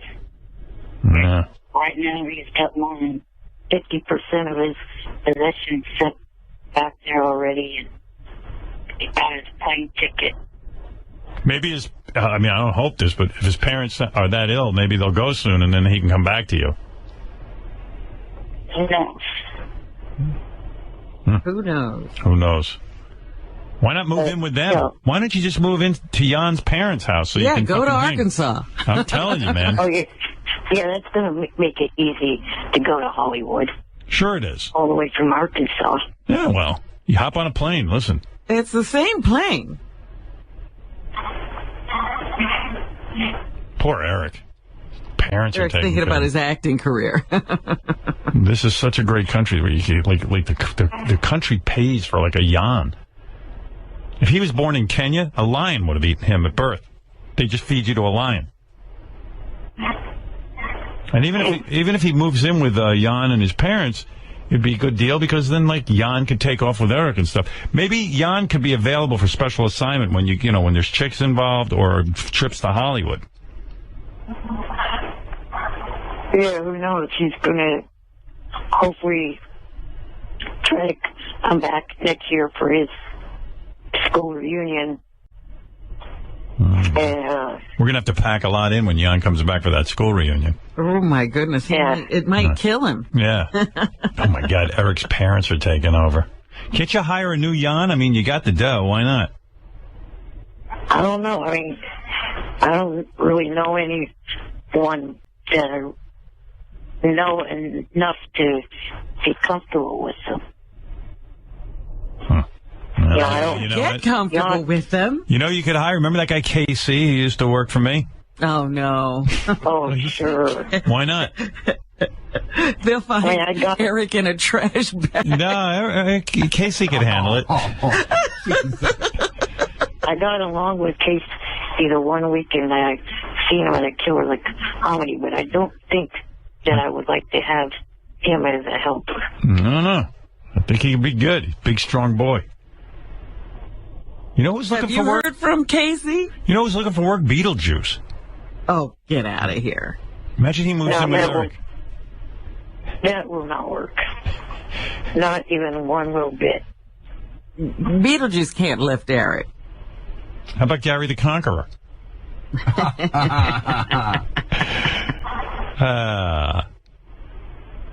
What exactly did Jan do for you? Everything? Like, did he cook? Did he clean up after you and stuff? Or, like, how did that work? Yes, that's exactly what he did. Bigfoot might be the guy to go to. Nah, Bigfoot, I don't know. He doesn't seem that stable. Quite frankly, neither does Eric, but you need somebody there with some sense. Well, sorry to hear about your parents taking over, Eric. I mean, doesn't sound like girls will be in the future for you if we get anything going, but I guess the party has to stop sometime, but it's just not the same. And if I was you, I'd look for a new Jan, because like, having your parents around turns you into a little boy again, not a man. And why would his parents want him to be a little boy? Mm-hmm. You could find another Jan. It takes some time, Eric. You'll have to interview people. How about that guy, Gonzo Shitcock? Let me see if he's fucking... That guy doesn't have a job. Do you have a job, Gonzo? Yeah, I have a job. Oh, you do? Yeah. Would you be interested? Would you switch careers and take... How much does it pay, Eric? I don't remember the amount, but it pays every 2 weeks. You get paid every 2 weeks, except we don't know the amount. But is it a 24-hour-a-day job, isn't it? Yeah. Yeah, but it's a lot of fun hanging with Eric. Think of all the good times. Well, Gonzo's doing it anyway. He might as well move in. Gonzo, can you imagine if you quit your job and move in with Eric? I don't know. I don't think that'd be a good career move. Hey, you know who you could get, Eric? Ray Rice. He's not doing anything.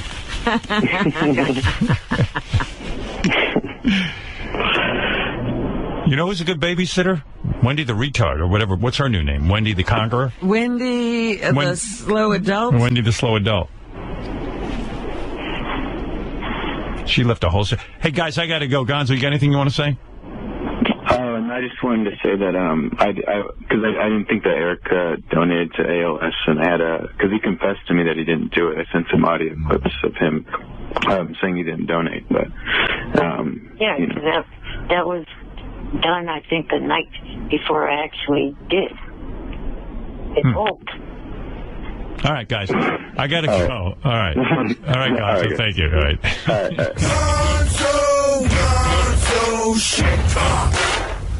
Yes, Eric, I got to go. Real quick. I was supposed to this week meet the Jacksons, Ashley Tisdale, and a bunch of other people that I'm not going to be able to meet. Trust me, those two acts don't sound like anybody I'd want to meet. What's Ashley Tisdale do? She was in Zac Efron's Water Challenge video. She was the one that did it first. She nominated him because they were. All right. And then what is the other one? You were supposed to meet the Jacksons? Yes. You know Michael Jackson's dead. The other ones don't matter. From Johnny actually sounds like they may be fans of this show. And who cares? And what about Johnny? How did he screw you up? Well, because he didn't get anything arranged in time. He was supposed to put the whole thing together. That's what Eric should do. He should go out to Hollywood, meet the Jacksons, and move in with them.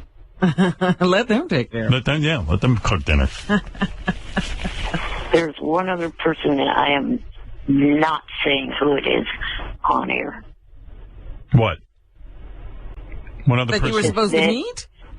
Yes. Who, Jimmy Kimmel? Well, yeah. But then the fans will absolutely go start harassing this person, and I do not want that. Who was it? I'm not saying on air. You'll have to talk to me off air, Howard.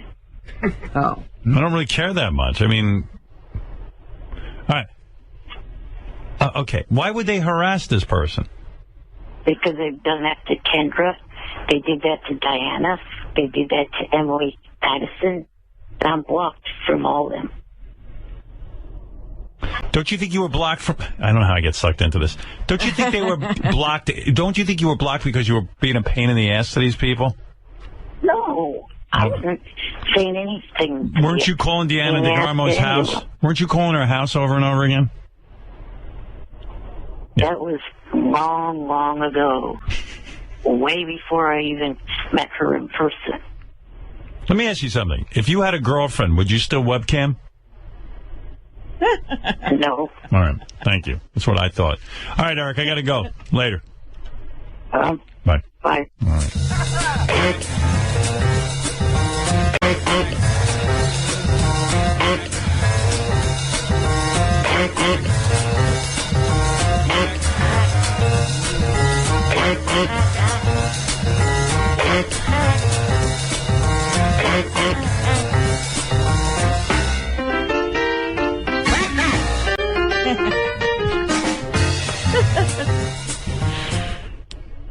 Yeah, Eric took the ice bucket challenge. Hi, this is Eric the actor, and I accept your nomination, Zac Efron, for the Ice Bucket Challenge. Here we go. Oh no! I knew this would happen. My power chair is shorting out. God damn you, Efron!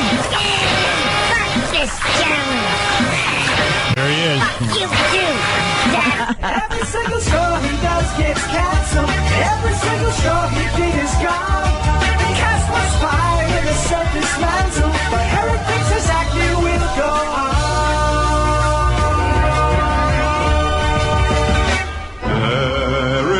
Eric the actor.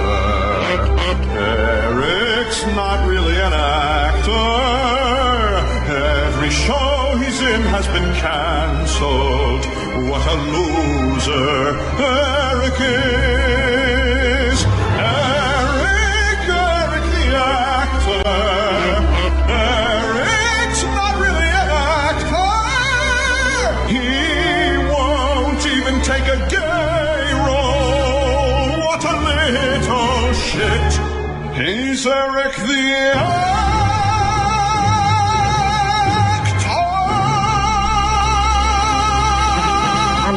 Fucking footed, you asswipe. I'm sure Eric's parents are thrilled they have to take care of him, too.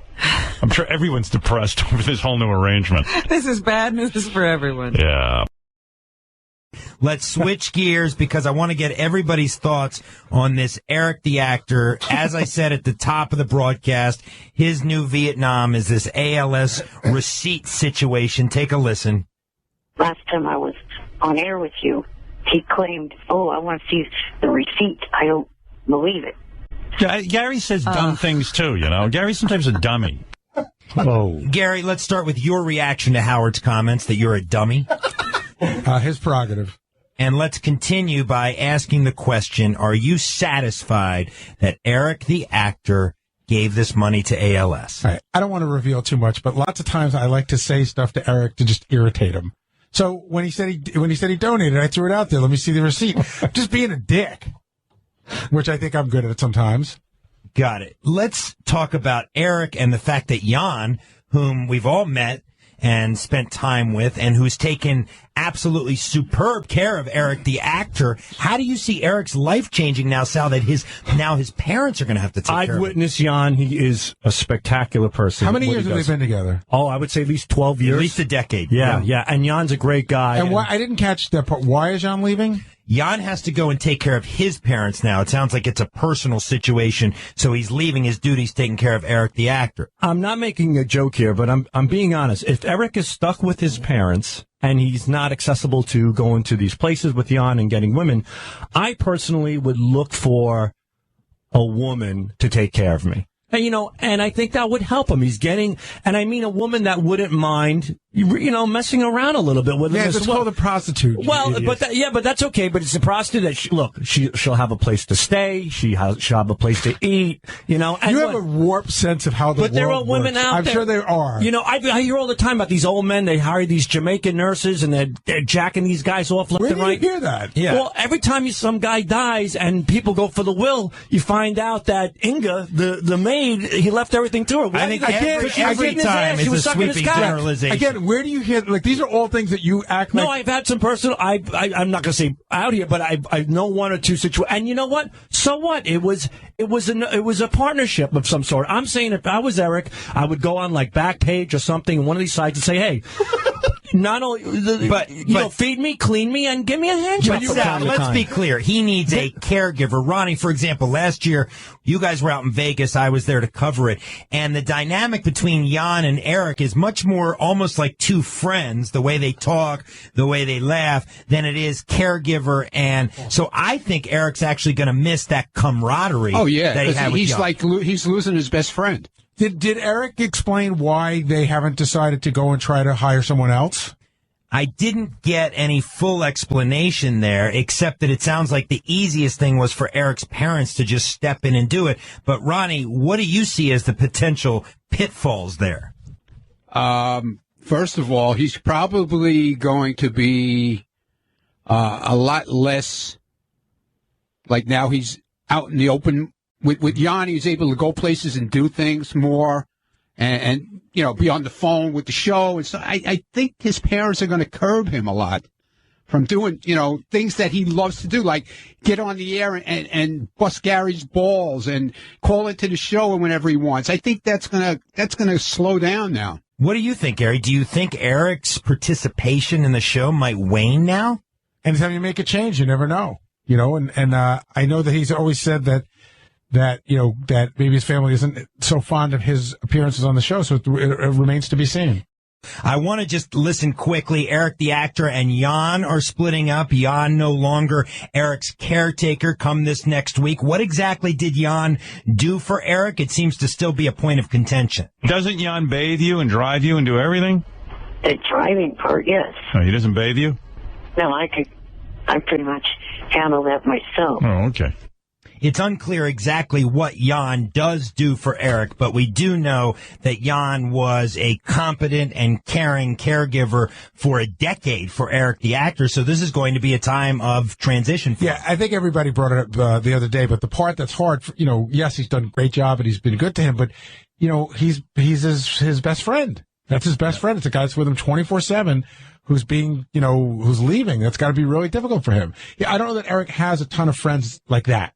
If anybody like that, I don't think a regular person who didn't need help, if I didn't need any help and I spent that much time with a person, I'd be freaked out if they left. Yeah, absolutely. I mean, they did spend 24/7 together. And by the way, I'm sorry, I did not mean to insult Eric when I said regular person. Because, now I'll get an email from him who goes, I am a regular person. Right. You are, Eric. You're regular. Hey, regular.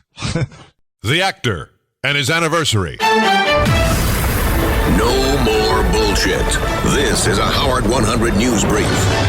I'm Mike Hambrick. He is a Stern Show celebrity superfan favorite, Whackpacker Eric the actor, now celebrating 12 years on the Stern Show. We have Stern staff reaction. It's Howard 100 News in depth I was surprised to hear this is the 12th anniversary of Eric. Considering we just had 11? Yeah, of Eric's first call. It seemed like the 11th or 10th one happened a few months ago. That's wrap-up show host John Hein, and he knows, along with everyone else, that 12 years ago today, a legend was born on the Howard Stern Show. At that time, he wasn't even an actor yet. And 12 years later, staffers like writer Nick Ruckert have this to say about Eric the actor. I love Eric the actor, and I think it's been a wild ride. We've seen him through, wanting to be an actor, wanting to be a songwriter, wanting to call himself Eric Masserino, which is Italian for little person. Don't forget Eric the wrestling manager. Eric the wrestling manager.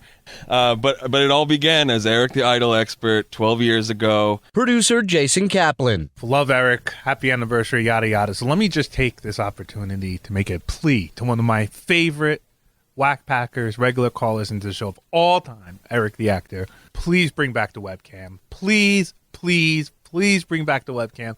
The only way you could ever be better on the show than you already are is when I can watch you call into the show. I will do, just please, or just give it to me directly. We don't have to share it with the world. All right? I'll pay you like a webcam girl. Writer Richard Christie. Congrats, Eric. I am going to celebrate my ass off for this weekend. I'm going to drink a shitload of beer and just have a great time. I was going to do that anyway, but now I'll do it for Eric. Works out. It works out great. Happy anniversary, Eric. Shuli Agar, Howard 100 News. Howard 100 News, the only news organization that gives a shit about Eric the actor. Oh, well, yeah. Yeah, I guess you could say that. Yes. Well, the real story this morning, when you do a morning radio show, you prepare. And you have a game plan, something of a game plan. I'm not saying I overly prepare, but there is a game plan, and now we throw the game plan out the window because our dear friend Eric the actor has died. Are you kidding? You didn't know? No. Oh, I thought you knew for some reason. When did he die? Saturday. No one tells me anything. Gee, why did I think you knew? You don't go on Twitter or anything, right? I try to shield myself. Right. I was actually busy Saturday. I was in Washington, D.C. at the Veg Fest. But, no. You ought to give me a list of things you do know. Then I can fill you in on what you don't know. I know very little. So you can usually tell me about anything. Do you know about the second sun that they found out on Saturday? There's two parallel suns in our universe, and that there's a second sun. We're being pulled by two suns. Yeah, it's hiding behind a sun that we normally see. Really? And you're saying Eric the actor's death didn't make the Veg Fest? Eric would have been so happy when he died, when it was official that he died. And we'll talk to Jan, and we'll talk to Shuli. Shuli, you can come in, because I think Shuli was... He's like the widow. Well, Jan's got all the information. Really the winner. Right. Yeah. But Eric would have been so satisfied in knowing that... Here, his death was announced in Variety, right? Really? Yeah, there was as soon as it became confirmed that he had died, Eric the actor, was, by the way, a lot of people didn't know Eric's last name, Eric Lynch. He just would have been so happy with the fact that he was on the Us magazine website announcing his death. I mean, Eric loved fame. Well, he, felt that he was in show business. Shuli, you spoke with Eric on Friday, I believe? Yeah, I was on my way to do a show, and he called me Friday. And normally I always let it go to voicemail. Right. And for some reason, I just decided to pick up. And see what he was doing. And he was upset at Gonzo. Gonzo Shitcock. Yeah. And he was just What had Gonzo done this time? So apparently Gonzo had prank called a gay relationship show on the internet. Oh, I see. And he prank called as somebody who was in a relationship with Eric. Right. And he called as Jan. And Eric. Oh, my goodness. And Eric didn't like it. and he called me upset. So I told him I would handle it, but could he call me right back and leave me a voicemail about it? I'll play you some of it. Eric always called us every morning on the voicemail. There was always a message from Eric waiting, upset about something or other that was going on. But on the phone... So his death was sudden. It wasn't, you know... Jan, what happened? And, you know, Jan, you've taken care of Eric for... I think it's 9 years. 9 years, right? Well, Almost 9 years. Almost 9 years. I mean, Jan more than anyone... You know, Jan, Eric announced to us just on, I guess it was on Tuesday, last week, Tuesday show that you, of course, had to leave him because you have to take care of your parents, and that came up in your life. And I think, Jan, more than anything, Eric really adored you, loved you, because he was also dependent on you. I sensed real sadness and fear in Eric because... From that announcement, because his parents... would now be taking care of him, and I think in a lot of ways that represented his freedom being taken away, right? I think some parts, yeah. You know, Howard, the day that he died was technically Jan's last day. Right. Working with him. And I really think that, like, literally, his heart was broken. I think Eric had a broken heart because Jan was such a good friend to Eric. You guys became friends in high school, right, Jan? Junior high. Junior high. So Jan was like, while people were picking on him, Jan stepped up and, like, was a friend to him. Jan, how did you end up taking care of Eric? How did that all come about? When his dad retired, his parents moved up to the mountains, and he got bored up there, and his parents called me and asked me if I would move in with them. Oh. And in the city. And it wasn't your life's ambition to take care of Eric, but it just sort of worked out that way. Yeah. I know you're broken up. Tell me what happened. Eric seemed fine on Friday when he spoke to Shuli. Was he complaining of anything? I'd say about Thursday night, the normal thing, he always has stomach issues because of his diet and stuff, started. And that was normal. And then Friday night, I told him he didn't look too good. He should call his parents and go to the doctors. And he said, no, it's just my stomach. I was like, no, you look a little jaundiced. And he said he felt perfectly fine besides his stomach.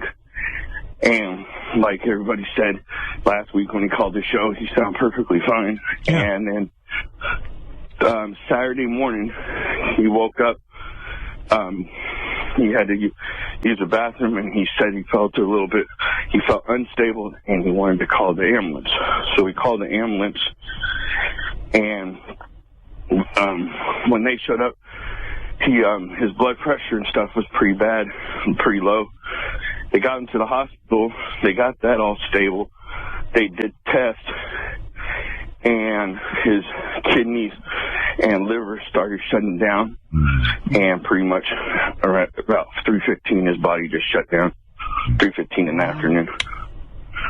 Well, you know, Jan, I hear the pain in your voice. I loved Eric. I truly, truly loved him. I mean, when Eric would call in, I got so excited because he was the greatest. And what I loved about Eric, Jan, maybe you feel the same way, I don't know, but what I loved about him was that here was this guy afflicted with every fucking shitty thing on the planet. I mean, you couldn't have gotten worse luck dealt to you.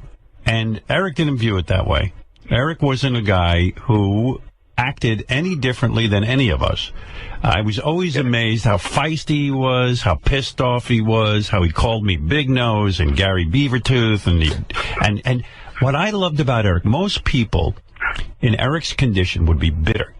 But Eric loved life. He loved watching TV. He loved celebrities. He loved show business. He loved wrestling. He was passionate. Was a real fan. He was a fan. And I was like, oh, my God, Eric, you know, you see so many people who, let's say, are in a wheelchair or who have Eric's, all of his physical deformities, really.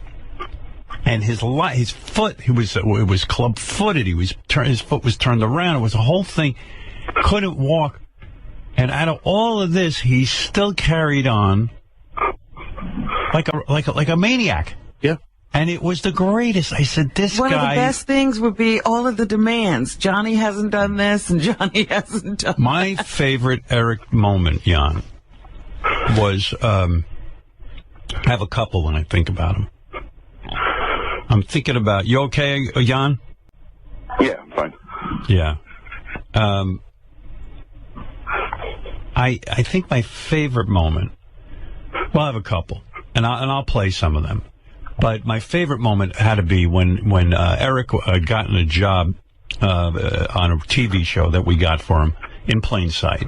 And he had to go down to New Mexico, but he was afraid that werewolves lived in New Mexico because Johnny told him, he read on IMDb, that there are werewolves in New Mexico. I was there for this. It was amazing. Yeah, and it was the greatest thing as I go, here in the middle of everything, Eric says, look, I don't want... He's demanding. And I convinced the guy, I said, do you think they'd put all their actors in danger with werewolves? I didn't try to convince him that there weren't werewolves because he wasn't hearing any of that. I believe he requested silver in his writer. Yeah. Right, yeah. Silver bullet. I really think he did. Just silver, because he could use it. And there was my other favorite Eric moment was someone had really bummed out Eric. If you remember the story, I remember it like it was yesterday. Eric called in. He was completely pissed off. There was a guy from his high school going around claiming that Eric ruined high school because Eric forced him to put in a wheelchair ramp, which wasn't true. And Eric was so bent out of shape about it that he called up Johnny and he left him a voice message. And he said, Johnny, this guy's a pain in the ass. Take care of it. You know what to do. You know what to do.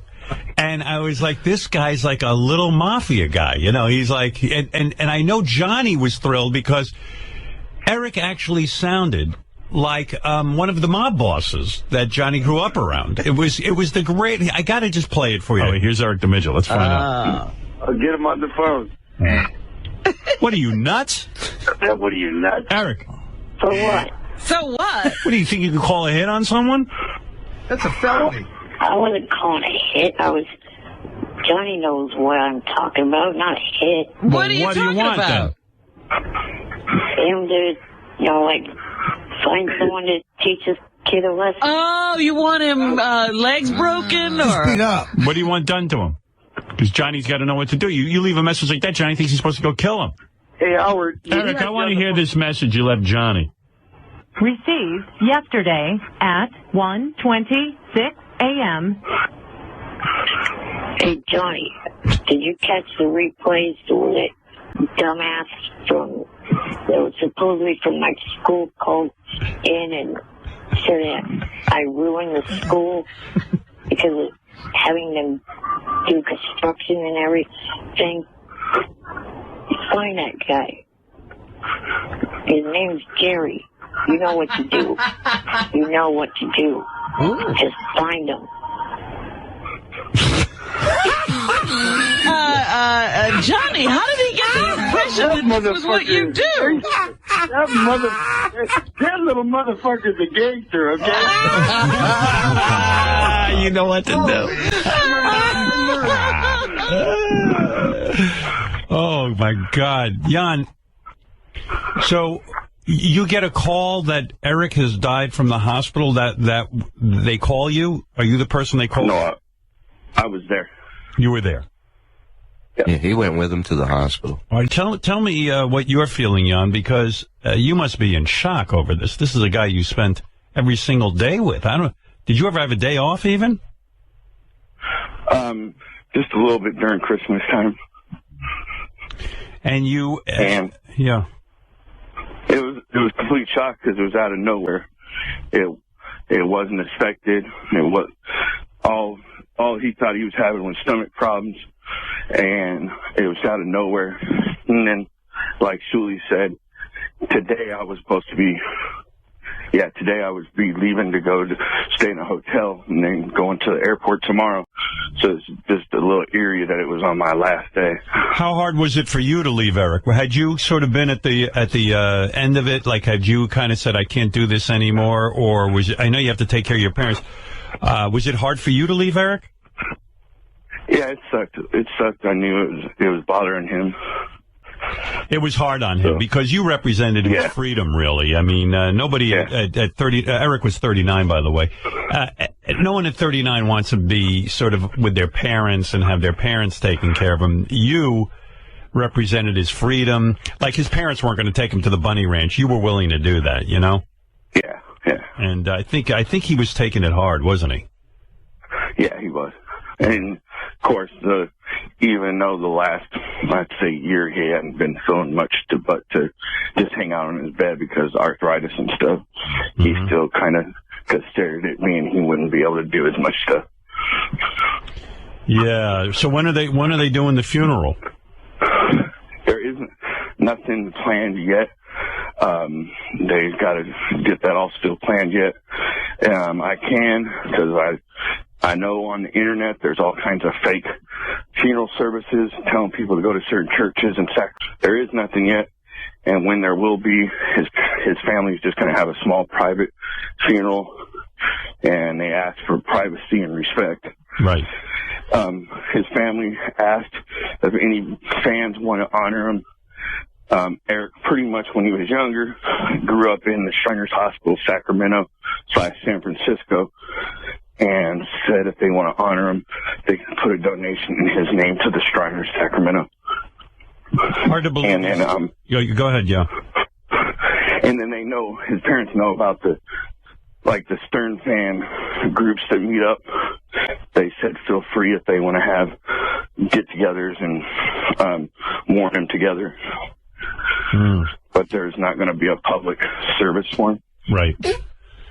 Well, you know, Jan, Eric was a little in stature, but a big presence, particularly on this show. I was just so taken with him.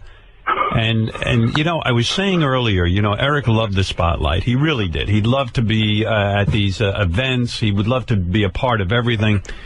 And, you know, he was just saying that he was upset with Johnny for not getting together some trip because he was going to go visit the Jimmy Kimmel show and do a lot of things down in Los Angeles. I mean, he was always upset with Johnny for not getting him on things. It literally was a phone call every week from him about that. But I was saying, Jan, too bad Eric isn't around to see that. He's on this TMZ website. He's in Us Weekly. There's a big picture of him. There's a big picture. Yeah, he was on he's on the Sacramento NBC news station's website, which he was friends with one of the news people there. He was on a bunch of different news channels websites. His death was announced pretty much everywhere. His death was announced by Variety magazine, which is the show business Bible. You know, I mean, He made it. He made it. He's finally an actor. He was. Last night, I don't know if it's changed, he was number 5 trending on Twitter and then number 6 trending worldwide on all web. He was number 1 for like an hour on Twitter, or maybe more, but he was number 1 on there. That would have been important to Eric, right, Jan? Yeah. He would have liked that. Jan, what is your what is your future? What are you going to be doing? I mean, I know you're going to take care of your parents. They're ill. How is this affecting your life, and what's your game plan? I'm staying an extra week, and then, like you said, going to take care of my parents. I guess you could say everything happens all at one time. My dad got put in a wheelchair, and my mom is going blind. So I'm going out to help them and stay You're a with good them. dude, Jan. I'll tell you. I mean, there's nobody more giving than Jan. I mean, to hang in there with Eric all those years and give Eric his freedom in a sense. And Jan wasn't getting rich doing it, as you know. And and now to be a caregiver to your parents, you're a very caring guy. I don't know much about you, but you strike me as being incredibly loving. Thank you. Yeah, I wanted to say that to you because his whole adult life, he's been taking care of people. Jan, you ever get angry about that? Do you ever say to yourself, "Who's going to take care of me"? No. Are you religious? Yeah. Yeah, I was going to say you're more like Jesus than Jesus. I mean, Jesus was running. I don't know about that. I think so. Jesus was just kind of running around. He had groupies. He had all kinds of. I mean, Jesus, he stopped by the sick, but he made him well. So. Yeah, but Jan really, he doesn't mind being the guy behind the guy. He's just a fucking good guy. Right. He never wanted to be a part of, the spotlight. He let Eric have the whole thing. Yep. And I've seen Eric interact with Jan backstage. Jesus wouldn't have put up with that shit. Jan is a good guy. Trust me. Would Eric yell at you too, Jan? Would he get angry with you and give you shit, or were you the one person he wouldn't give shit to? Not really yelled, just talked to me with attitude, and it was usually after he either dealt with a Stern fan, right, or on the show and got pissed off at something on the show. I sensed he always enjoyed. Jan, you correct me if I'm wrong. Feel free, but I always sensed that he enjoyed even the interaction with Gonzo Shitcock. Like it just gave him. It gave him something to do. You know what I mean? Gave him meaning. I guarantee you he had a fighting bug in it. He liked to fight. Yeah. Because he was one of the only people I know that believed if people were talking to him and being wrong, if he didn't pay attention to him, he lost. Most people would see it that he was losing and they were winning by him going back and fighting with them. But he's seen it the opposite way, so he definitely liked to fight. Did you ever have moments of Eric, Jan, where like Eric would turn to you, and be the real Eric in the sense that, we knew him on the air, and whenever you're on the air, it's always an exaggerated personality. Did you? That was a lot of people couldn't distinct show in reality. Was Eric a sensitive guy underneath it all? Oh yeah. He was. I'd tell you the first time I met the real Eric is after a show I took him. We all went to a strip club, and I went right to the front of the stage with Eric, and when we were taking turns crumpling up dollars and throwing it over to the dancers because they were a little far away. And when the girl was done, this stage had a curtain that dropped down, and Eric and I are literally at the front of the stage, and the curtain dropped down on Eric and me, like right on our heads. And I immediately freak out, and I pull him out, in his wheelchair, and I'm like, "Are you okay?" And he looks at me and goes, "What a way to go."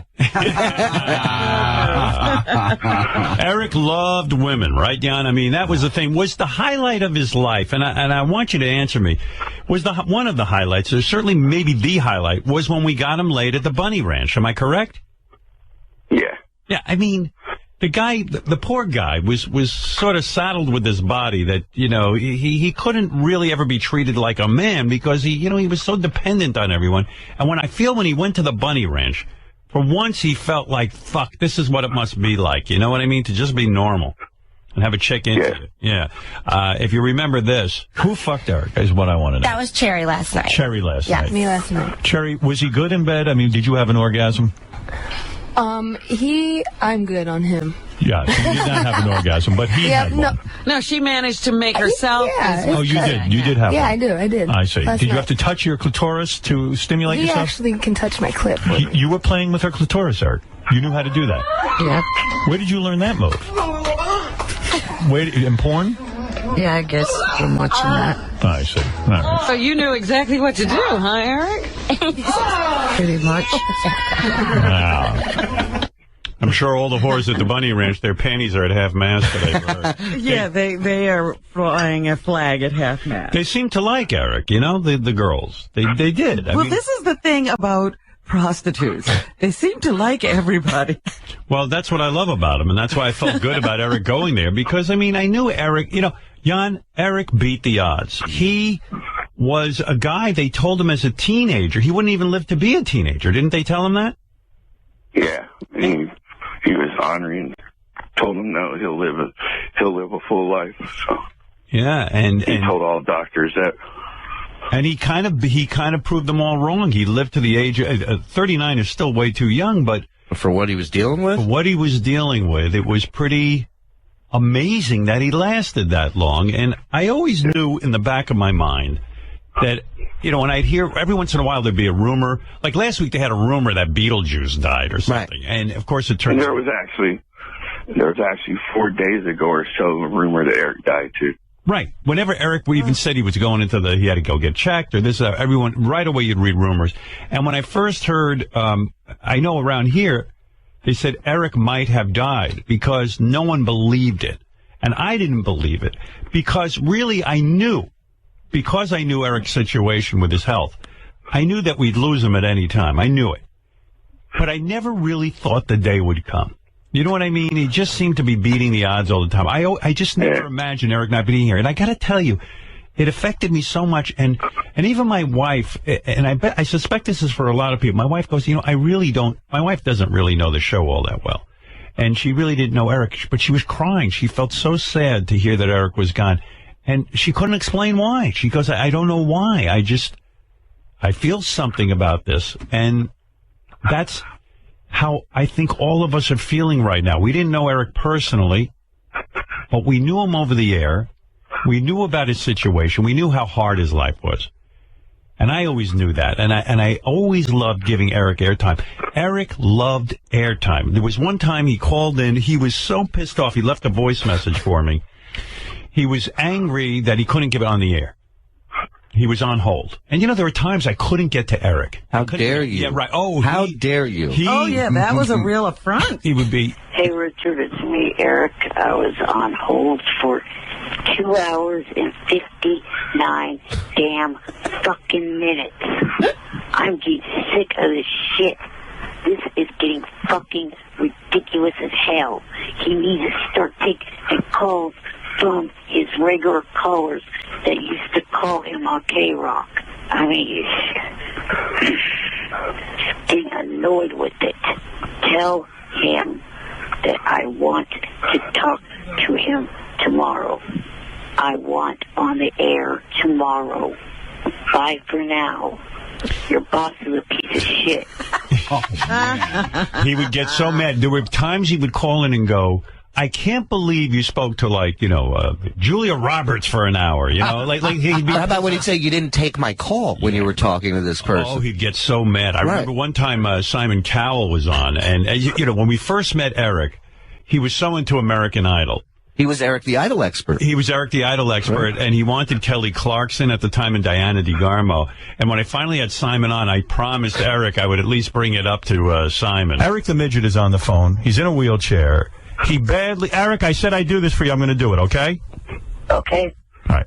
The kid wants to have sex either with Kelly Clarkson or Carrie Underwood. He wants a date, is what he's calling. And he wants you to... Thank you, Robin. You guys... Well, he's hoping it'll lead to either a hand release of some kind or something. And he's probably not long for the world. How much longer do you have to live with your condition, Eric? I've outlived what the doctor said. How long did they give you to live? How long did they tell you would live? They said I wouldn't make it out my teens. So this is borrowed time. This is borrowed time, okay, you guys. So we're talking about seconds here. Right. Eric, can I suggest something? Why don't you go for someone who maybe made the top 100 rather than the two winners? That's what I said. The guy is going to die. No, but they're not even the cute ones. Simon Cowell goes, we're talking about seconds here. Yeah, I thought that was great. One of my favorite memories with you and him was when you were first signing on to do AGT and you had him on the phone. Right. And you pitched him an idea. You said, what if we come back from commercial, the camera pans the judges' tables, you're sitting on my lap. Right. We don't ever explain who you are or why you're there. Just put him there. Would you do that? And his reply is just a pause and he goes, I'm 37 goddamn years old. That's one of the best responses ever. God, that's so great. First time he ever called in. was about Kelly Clarkson. Yeah, it was about Kelly Clarkson. He wanted to defend her. I think I called her. And Friday. Yeah, I called her fat, and Eric just was beside himself. But Friday was his 12-year anniversary. Is that right? Yeah, wow. and I was supposed to see Thursday. I was supposed to do an interview with him for the news. He texted me. He said, "My stomach's not doing well. Can we do it Friday?" Right. So Friday, I had the story from Thursday plus his anniversary, and he usually 1:00 our time. He's usually up on the West Coast. He wasn't up like he normally was, and we missed each other, and he never let that happen. You know, you're right. I see here September 19th, 2002, this clip is from. Eric, how old are you? 27. What's wrong with you? There's something wrong, right? Well, I'm a disabled person. Yeah, okay. You're a guy? Yes. Oh. I'm only 3'5", 3'6". We got to get you down here. 3'5"? What are you, a midget? Yeah. And what, are you ill or something? No. It's just, it's 5 o'clock in the morning here. Are you shorter than Mini-Me? No, I think he's around the 2 foot mark. Wow. Right. I'm always amazed at how little Mini-Me is. Yeah. If Mini-Me's 2 foot, you're 3'5"? 3'5". You 3'6". tower over him. Yeah. Somewhere in between that. You work in a circus or on a show or something? No, I'd like to get into show business, into acting, and into singing and stuff like that. What do you do right now? Actually, nothing. I'm living off SSI. When's the last time you got laid? Never. Wow. This guy's never gotten laid. Wow. What a gift you gave him. Yeah, get laid, sitting huh? here thinking, look, he's sitting there, he had hopes and dreams of being in show business. When I hear that clip, I'm like, Eric wanted to be a singer. I was like, I've never heard him sing ever. I mean, we should have gotten him a singing We had job. him sing. Well, you had him do that wild thing one time. Right, yeah. His singing was not his thing. You know, but Eric did act. I mean, we got him on about, I don't know, 10 shows maybe? I remember watching him on the set of In Plain Sight in New Mexico and just, how seriously he took the job and how well he wanted to do at it. And it wasn't about getting out there and fucking around. Like, he saw himself as an actor and he was hired as one and he was going to do his job. Oh, yeah. No, he wasn't kidding around. In Plain Sight with Mary McCormick. I mean, he... I promised I'd get her help. I keep my promises. Well, we'll get her to Finkel. Anyway, good job. You compliment me? Well, don't get excited. I'm hormonal. Plus, my kid's in the hand of rank amateurs. Hey, who's gonna get her crap out of that apartment? Jeez, I don't know what Beth's whining about. He seems sweet. I'm goddamn serious. Aw, adorable. No, there he is acting. That was the day when they had a bunny on set that was supposed to run out of the house, and his line, he was supposed to yell, "Don't let the bunnies out." You know, what happened to that? He did like 19 versions of it, and all exactly the same. So many celebrities, Jan, so many celebrities were tweeting yesterday. I think Eric would have been pleased. Andy Cohen talked about it on his show last night, too. Oh, did he? I mean, Eric would have just loved this. That's the problem. I hope he knows. I hope there's some place that he went to and he can see all this. Johnny Knoxville wrote, "Rest in peace, Eric the actor," on his Twitter account with a big heart sign. Jimmy Kimmel. Jimmy insisted on calling in this morning. He'll call in later. Eric the actor was my all-time favorite. Absolutely. What is Jimmy going to do? He says, "I will miss him terribly. # bye for now." Natalie Maine. And, yes, Jan? Natalie Mean started the hashtag thing to try to get him #1. And then Zach Efron, a whole shitload of people started talking about him last night. Natalie Maine said, "Rest in peace, Eric the actor. As a tribute, let's get Eric trending. # Eric the actor." And the people at Brickleberry said he was a pleasure to work with. Jonah Hill, "I just found out that Eric the actor passed away.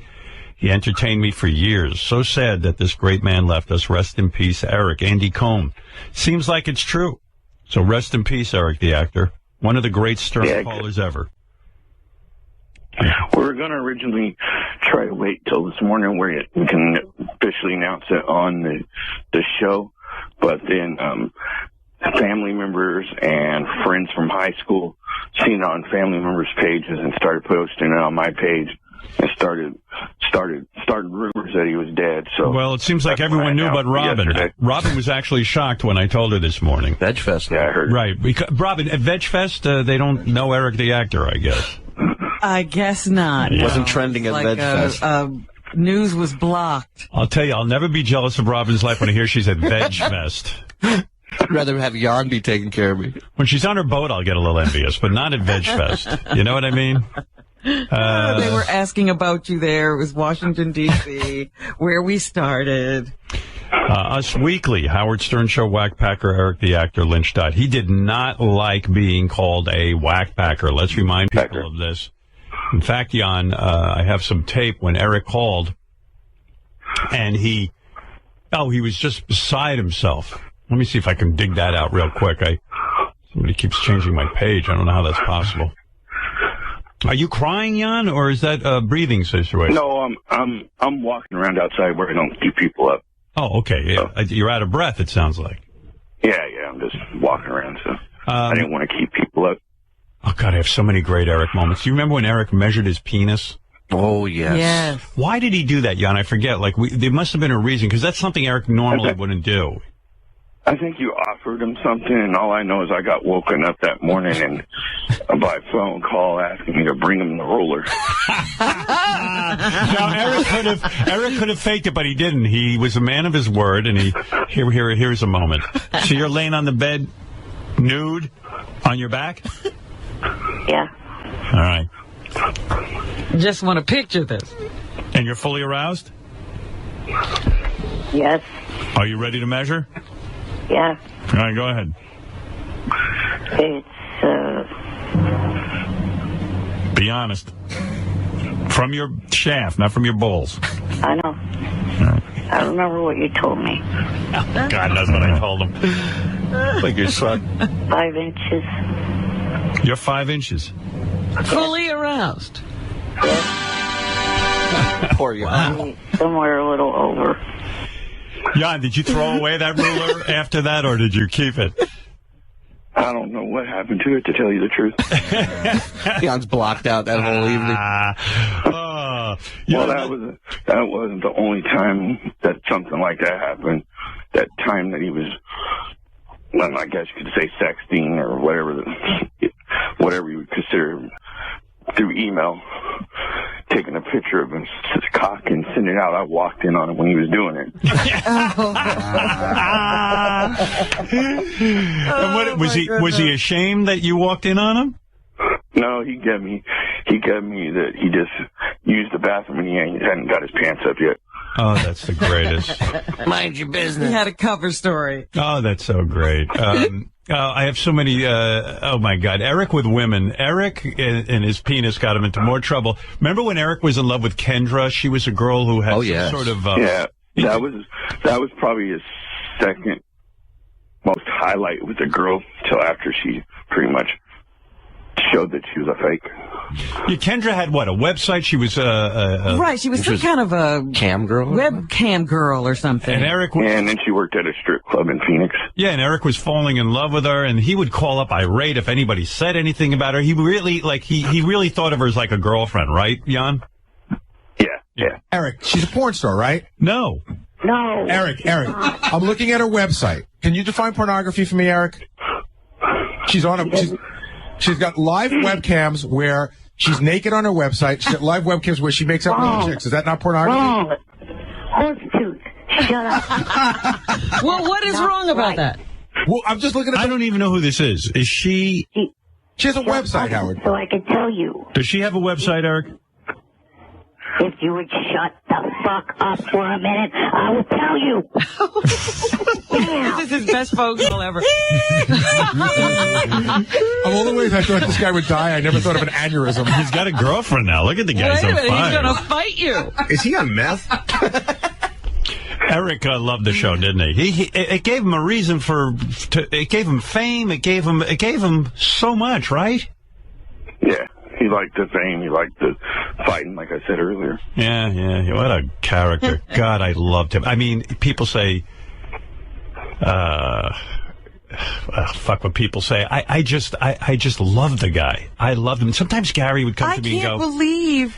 What? Gary would come to me sometimes, and he would say, Howard, how can you put this guy on? He's ungrateful. I go... Gary, that's what's so great about him. Right. He's not sitting there sucking somebody's dick for airtime. He's like, it's just unbelievable. There's nobody that's dealt that hand in life that is like, fuck you to the rest of the world. Yeah, they're usually a little giving, a little meekish, something, you know? No, not him. Gary, you had a love-hate relationship with Eric, didn't you? I mean, I did. And more hate than love, because you know what? I feel actually good. He was, first of all, I know he was really mad at me this last week because I gave him a hard time about the ALS challenge, but I always saw it as like ball breaking, meaning I didn't go home and say to my family, I hate Eric. Like it was here, I would fuck with him, and then I just left it there.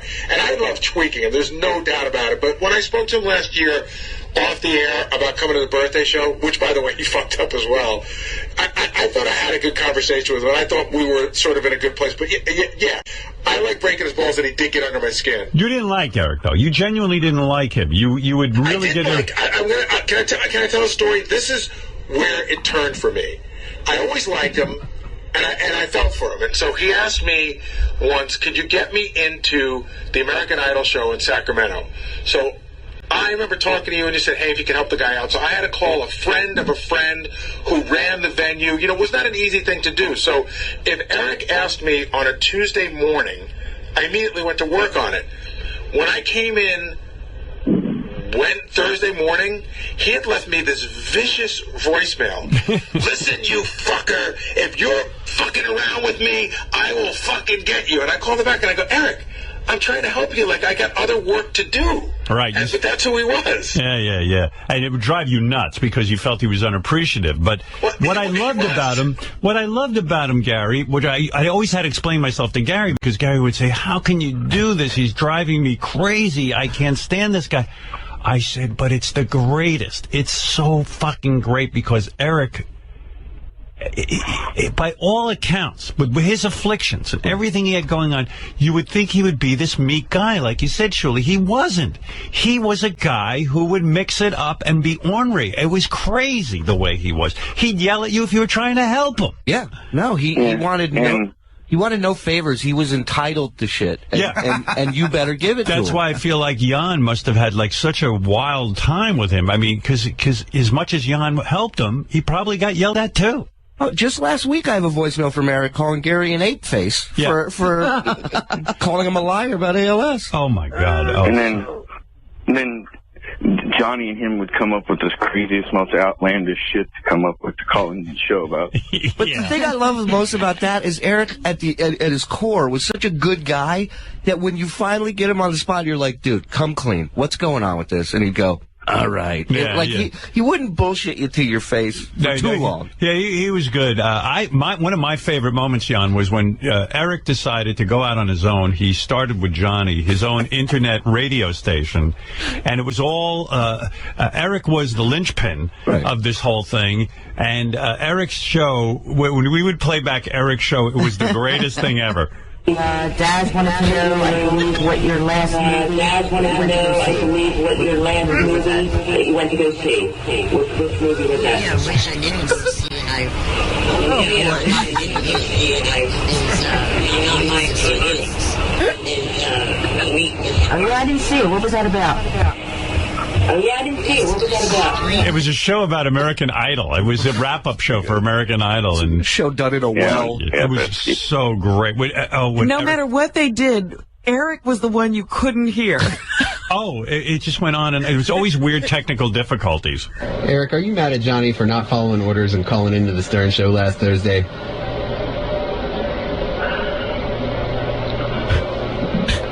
Well, it was really not in orders. When I made this statement that I made the other day, you couldn't write this stuff.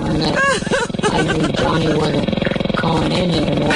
I was basically. You couldn't write this stuff. Oh, it was amazing. That's a great question. Yeah. Jan, it was unbelievable, right? And then there was one point Eric then Eric gave up on the American Idol show. He decided to have a country music show. And the country music show, the problem was the music was louder than Eric.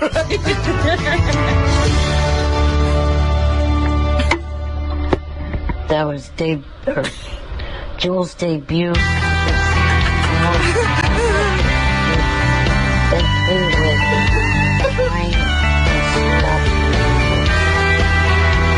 He's doing a talk-up right now. She's crazy. A demo on how not to do a radio show. Oh, my God. I would say, Eric, we can't hear you. It didn't matter. Like Christopherson would do.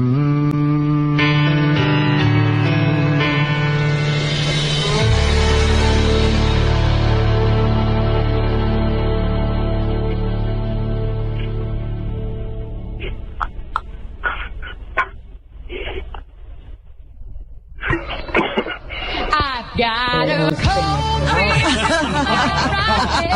and my left I got my wedding band.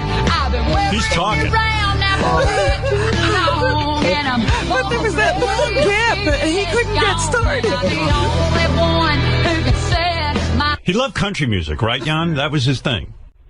Yeah, that was his main music he liked. Oh, he liked a little bit, I guess you could say, pop and R&B. He loved it all. He loved pop stars. He loved following the charts. He was great. I mean, good Lord. I loved it when he would call you and give you advice because now you were a judge and he knew all of these shows. Oh my and God. he evaluated your performance. He was the only whackpacker that I would get bummed when he was mad at me. We only had one real big fight. What was your fight about? This was years That was ago. the laying down thing. Yeah, this was years ago. We were doing a show somewhere, and he came out to the show, was a part of it with us.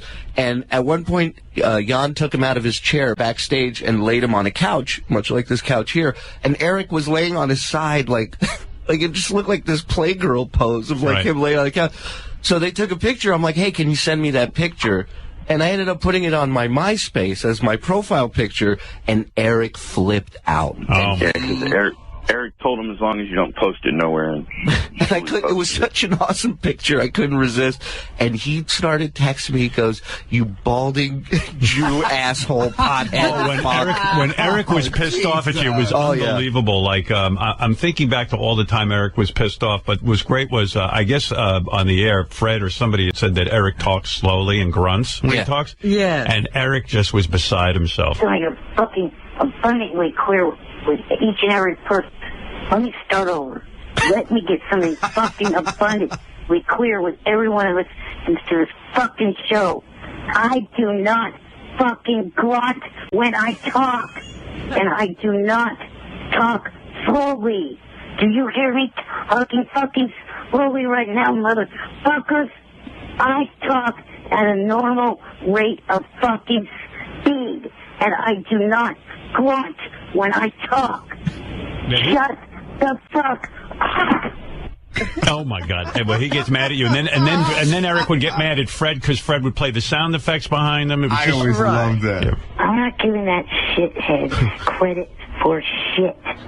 Well, Even if he deserves it, is what I you're think saying. you're making a mistake.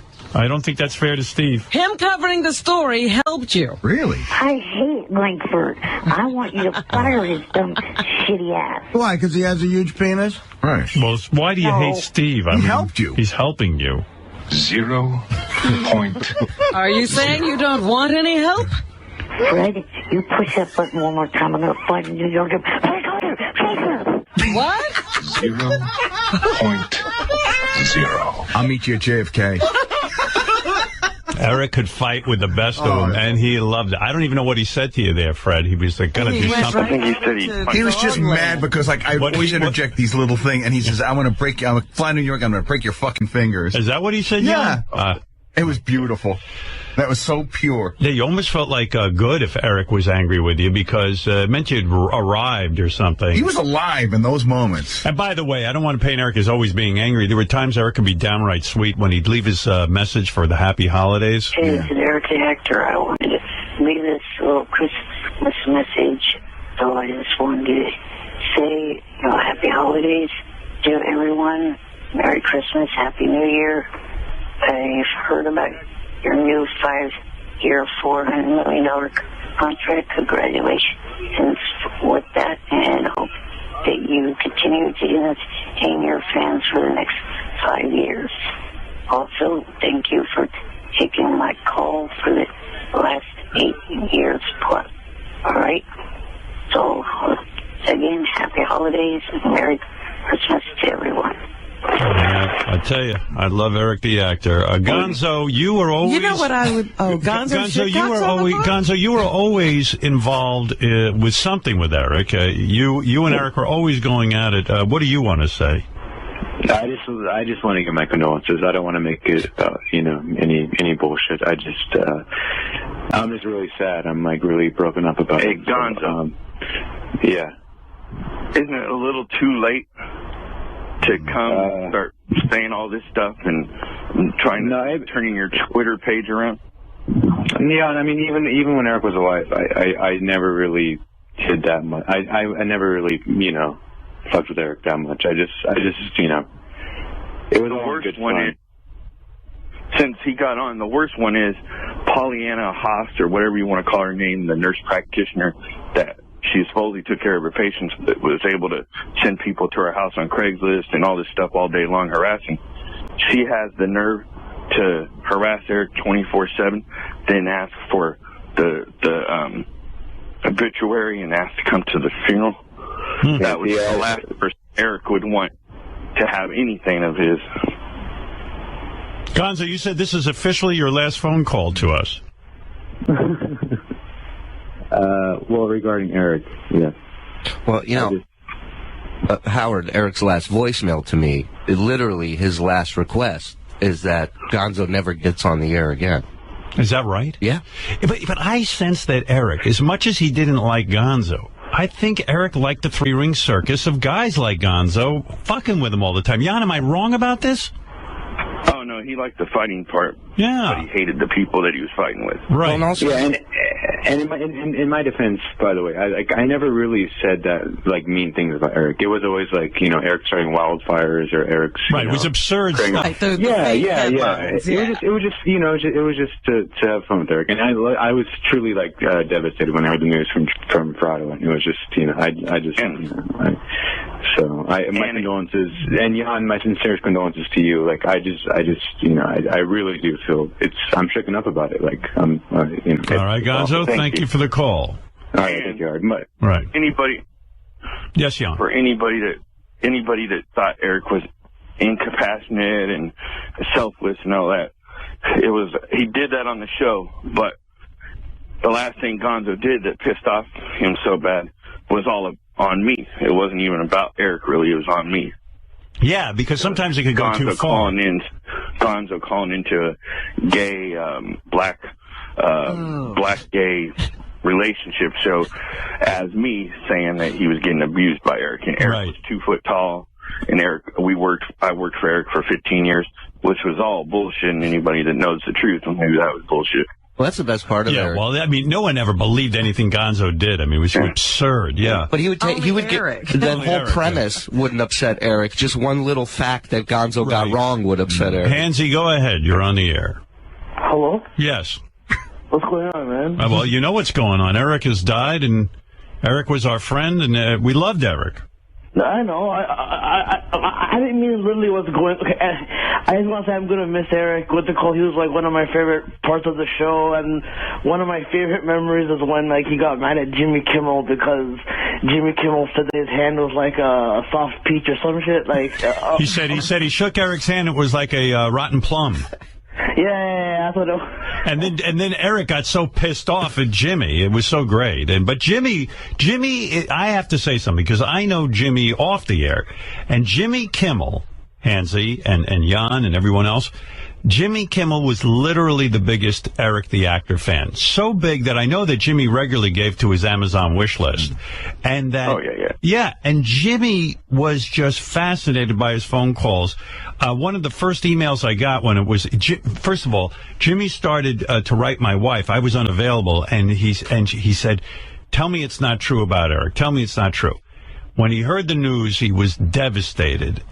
And really, really devastated. I mean, he just adored him, and really said to me, it was weird because I guess we had been playing something of Eric's on Howard 101 while we were away, and he said I sat in my driveway for 20 extra minutes listening to Eric the Actor. I mean, Jimmy, is there a bigger Eric the Actor fan than you?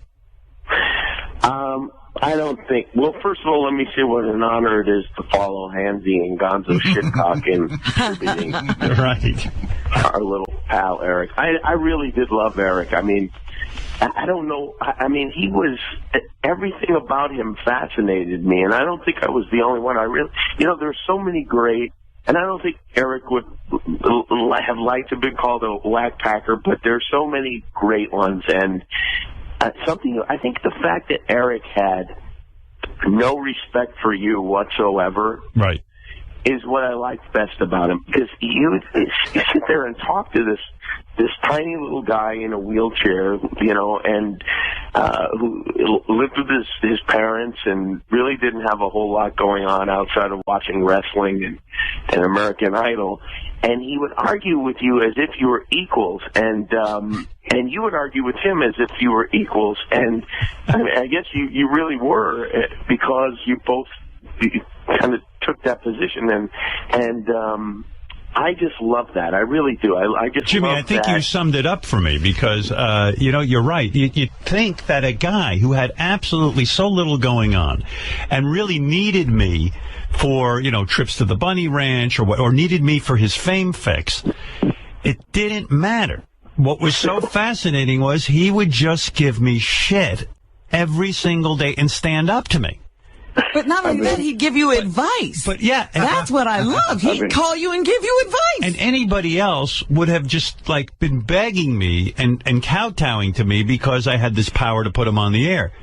But it was precisely that he didn't give me shit that made him great. I've been listening since the 90s, Howard, and he is, as he would say, the only normal caller that I would remember that fought so much with you. Yeah, absolutely. None of the other ones would fight so much with you. Absolutely. Jimmy, yes, this really is devastating, isn't it? Oh, it's terrible. I mean, it really is terrible. I was trying to explain this to my parents yesterday, and they had no idea what I was talking about. But I really, yes.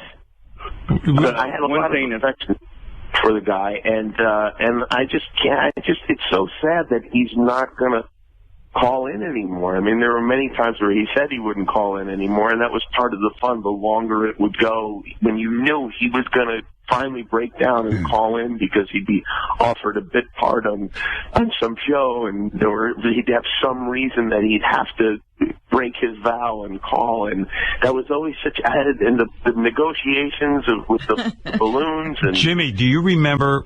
I think the greatest moment was Eric had banned himself from the show. He said, "That's it. I'm never calling in again." And it had gone on for the longest time, like weeks, literally. We hadn't heard from Eric. And I remember sitting here on the air. I would be looking. How long did it last, Jan? 3 months? 3 months, I think. 3 months. So for 3 months, I hadn't heard from Eric, and I got really weirded out about it because, I loved Eric's phone calls, and I thought, wow, maybe he's for real this time. Maybe we really lost him. I don't know. This sucks.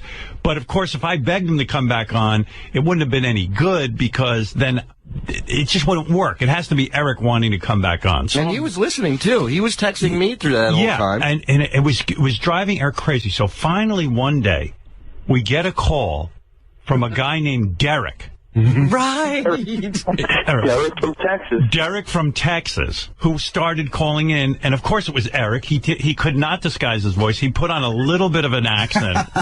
And now that he's gone, we can reveal the secret. Yeah, and I played along. I would just be Derek. Eric can never call in again, but you all talk to. And he's like, yeah, that's right. Howdy, y'all. Howdy, y'all. Derek, the actor, might have been my favorite of all time. And once in a while, he'd screw up and call himself Eric. Right. It was so He'd great. lose the accent in the middle of the sentence. Jimmy, what was your favorite Eric, the actor moment? Turned out he had a lot in common with Derek. The midget Derek from Texas. Yeah, they were almost the same guy. They both wanted to be actors. They both wanted acting parts. It was great. What was your favorite remembrance of? Well, for me, it was the balloons. I mean, that off here I became obsessed with the idea of flying Eric with balloons, and almost to the point where I think I was pestering you about it. You were. There was no price I was unwilling to pay to get to make that happen. And it still amazes me that after all the pressure that we put on him collectively, really to do something that wasn't such a big deal, but that he said no, and he just wouldn't do it. And he would say no matter what they would offer. Yeah, he really would. But what was great about it was there was no way we were going to fly him with balloons. Like there was no way, but just telling Eric he was going to fly with balloons. Because first of all, the idea of attaching balloons to a wheelchair and getting him up in the air in the studio. And then I really had this horrible panic that we fly Eric with balloons and he flew out our window up here. And we never see him again. He'd be on the 36th floor and he'd just be flying around for the rest of his life. I was more afraid of flying Eric with balloons than Eric was. And I would call him off air and offer him things just to gauge, how against it he was. There was nothing you could offer this guy that would make him agree to that. And when Jimmy says that he pestered me, I was not flying Eric with balloons ever. But Jimmy was serious about it. And he goes, no, we can do this. You got to make it happen. You got to make it happen. And literally, I'd say 2 or 3 emails a day for a while from Jimmy about flying Eric with balloons. I studied it. I figured out how many balloons it would take, and that it was indeed possible. But well, you know what? I really admire him for not doing it. He had so much self-esteem for a person who, you know, it's a lot of people who have everything don't have any self-esteem, and he really, I mean, he knew he was great. Jimmy, he loved life. Jan, am I right? I mean, Eric, despite all of his pain, all of the predictions of his early death, all this stuff, he loved life. The way he embraced wrestling, and he embraced the show, and he loved it. I wish everyone had a love of life like Eric did. Well, I'll say a couple things about Jimmy. The one thing when it come up about when did he meet Jimmy the first time, the one thing he would bring up the most was the first time he realized Jimmy was really a fan and was really cool was the first time we went to the studio. We were about 6 blocks away, and he sent his cousin Mickey after us to give Eric a jersey from the Sacramento Kings, and Eric would bring that up a lot when he talked about Jimmy. Yeah, you know, Eric was grateful, believe it or not. Yes. And then he, I guess you could say, used Jimmy. Jimmy, I don't know, you guys probably remember when I believe it was Jimmy that set up the visit with the ABC executive, and Rob Mills. Rob Mills. Yeah, Jimmy was behind that. That he would fight with balloons if he did that, and then when he got there, Robert Mills asked him, "When are you going to fly?" And he told Robert Mills, "No, I'm not going to fly." He lied. Here's a remembrance. This is a little bit of Derek from Texas, Eric's alter ego. Hey there, Mr. Frado. I'm leaving this message for you to give to those Stern people, because, you know, I've really been thinking about it. I don't like them at all.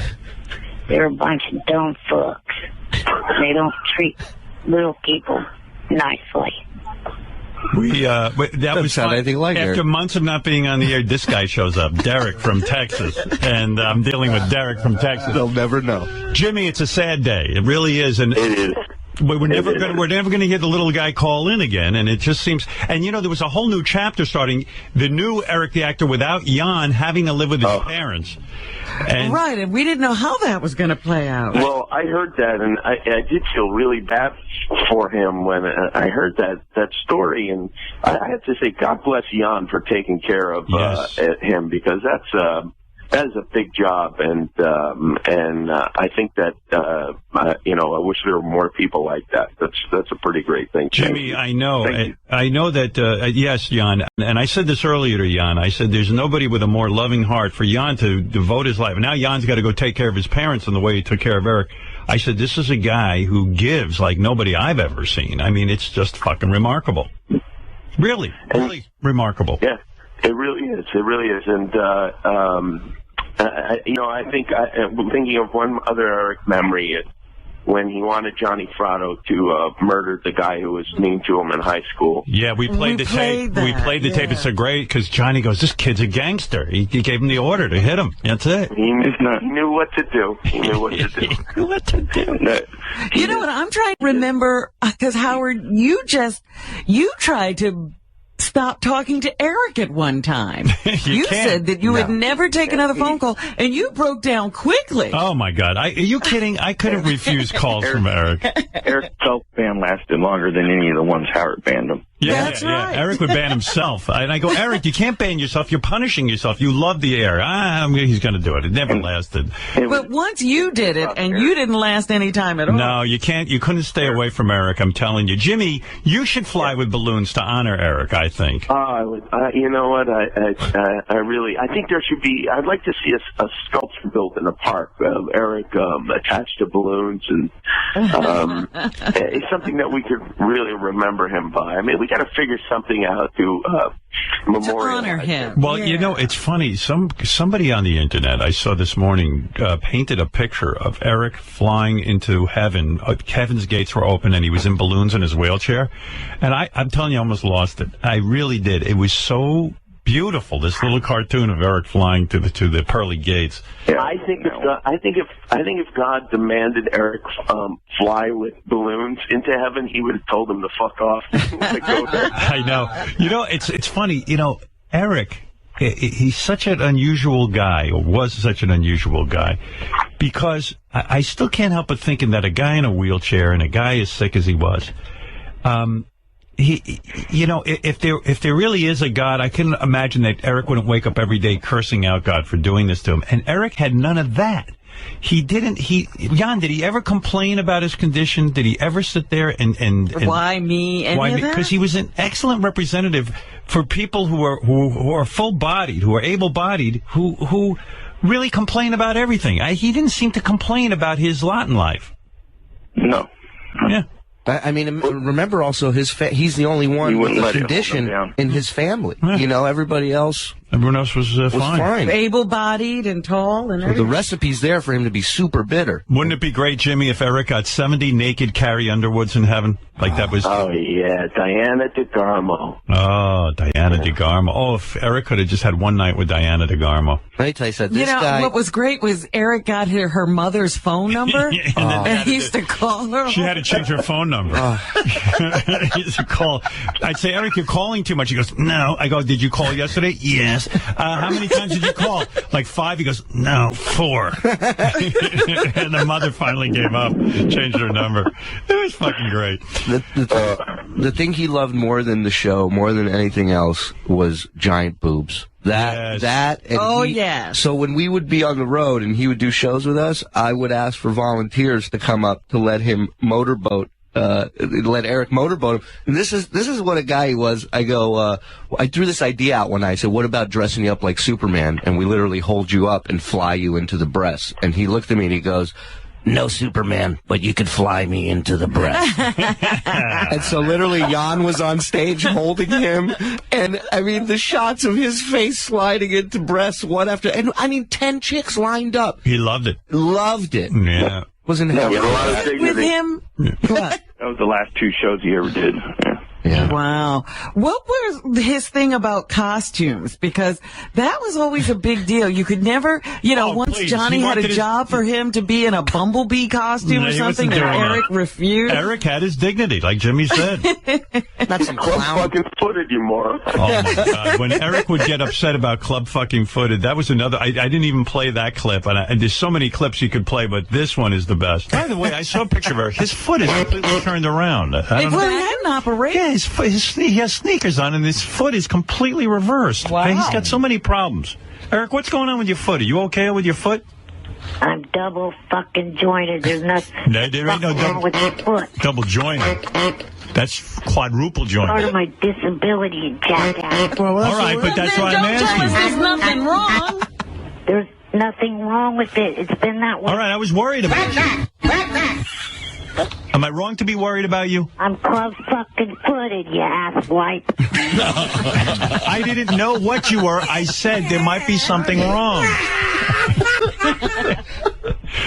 I love when he called me an asswipe. But it was great how Eric would say there's nothing wrong. Everything was wrong. Right. This is one of the things I really love about the show, because I think almost everyone else, and really everyone else, if you have somebody who's handicapped or has something that's uncomfortable to talk about, you just won't talk about it, and you'll just be nice to that person. You won't speak to them like a human being. You just kind of let them go about their lives and not give them any attention. But that's like when people know each other and people are friends, they do talk about these things specifically, and to get that kind of stuff out in the open on the show is rare, and one of the things that I really love. And sometimes people are like, oh, we're making fun of Eric. It's like, yeah, of course, we're making fun of Eric. Everybody makes fun of everyone on the show. He's treated like anybody else on the show. And that was one of the things that I was most he said plenty of times, and I'm pretty that the show and Howard has the rights to make fun of him, but no fans have the right to make fun of him.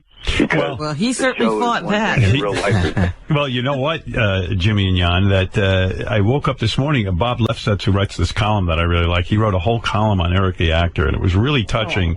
And he was talking about this point, that he learned more about Eric's, bathroom habits. Eric was very open, and Jimmy makes the point, too, that handicapped people, you really, they're sort of like untouchables. You don't know what's going on with them. People Everybody's avoid afraid to do anything. And Eric would really say, "Here, I jerk off, I roll onto the bed, I do that." Eric had a lot of pride, but also he was willing to talk about just how difficult his life was. Like he said, my last conversation with him, he was like, "Yeah, I bathe myself, but Jan has to help me with this and that." In fact, my last conversation was about you, Jan, because he was so upset that his parents were now going to be taking care of him. Can I please say this last thing?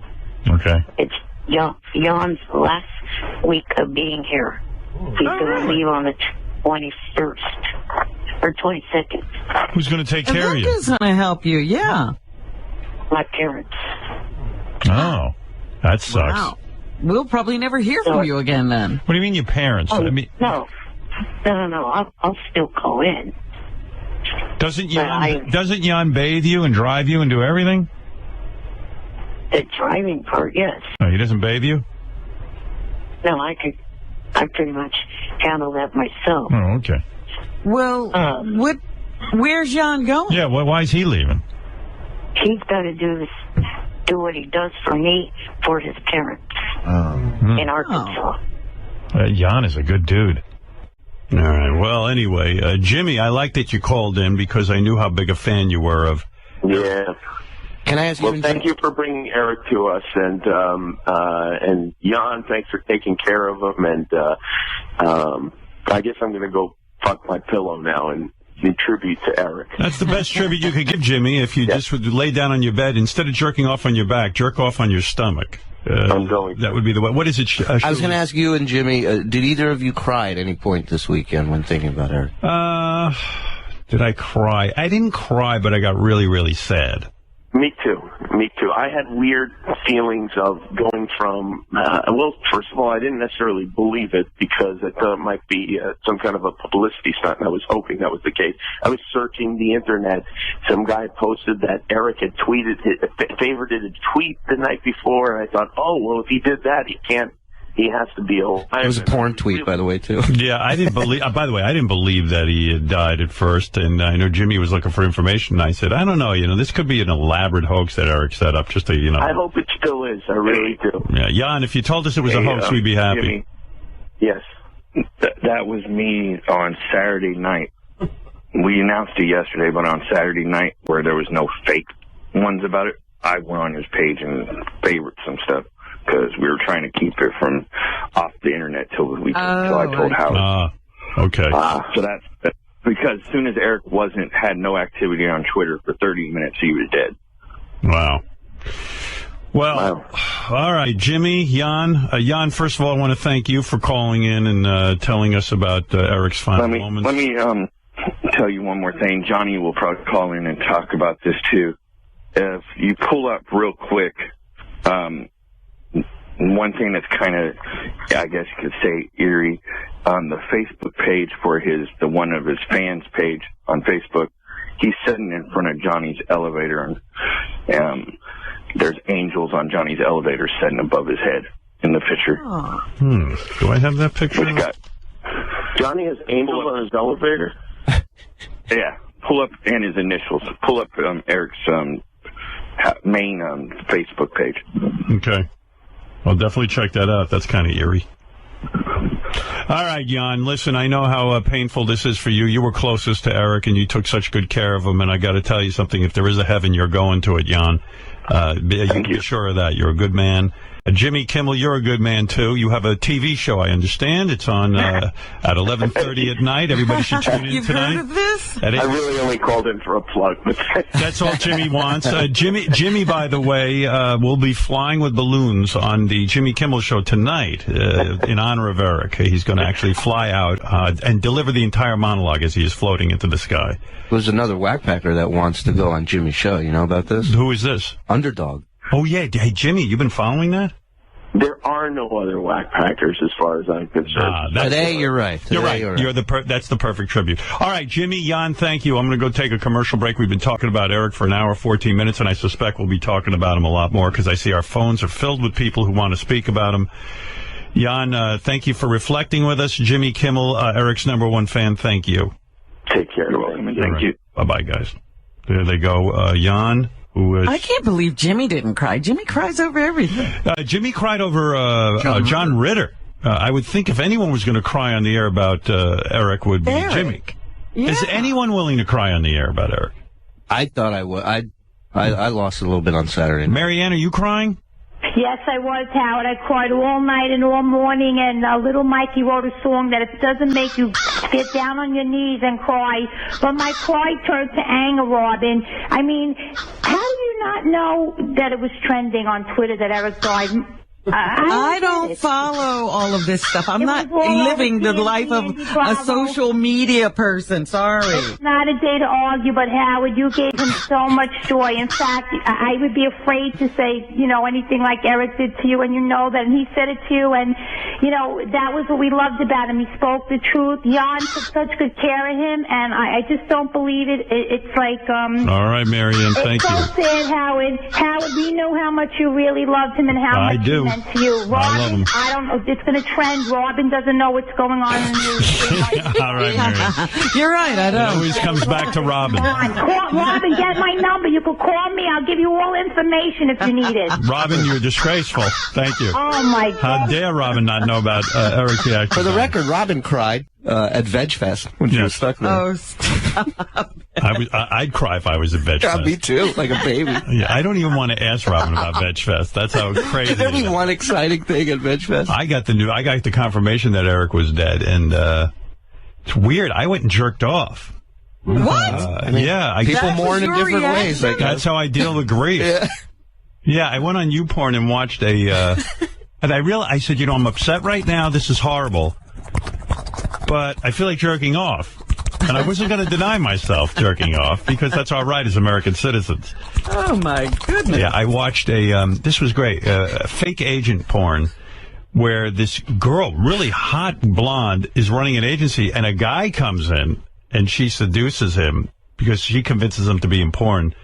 The dialogue's the best part of those. The best. Oh, my God. And the guy's like, I don't know. I don't want to get into porn, this and that. She goes, come on.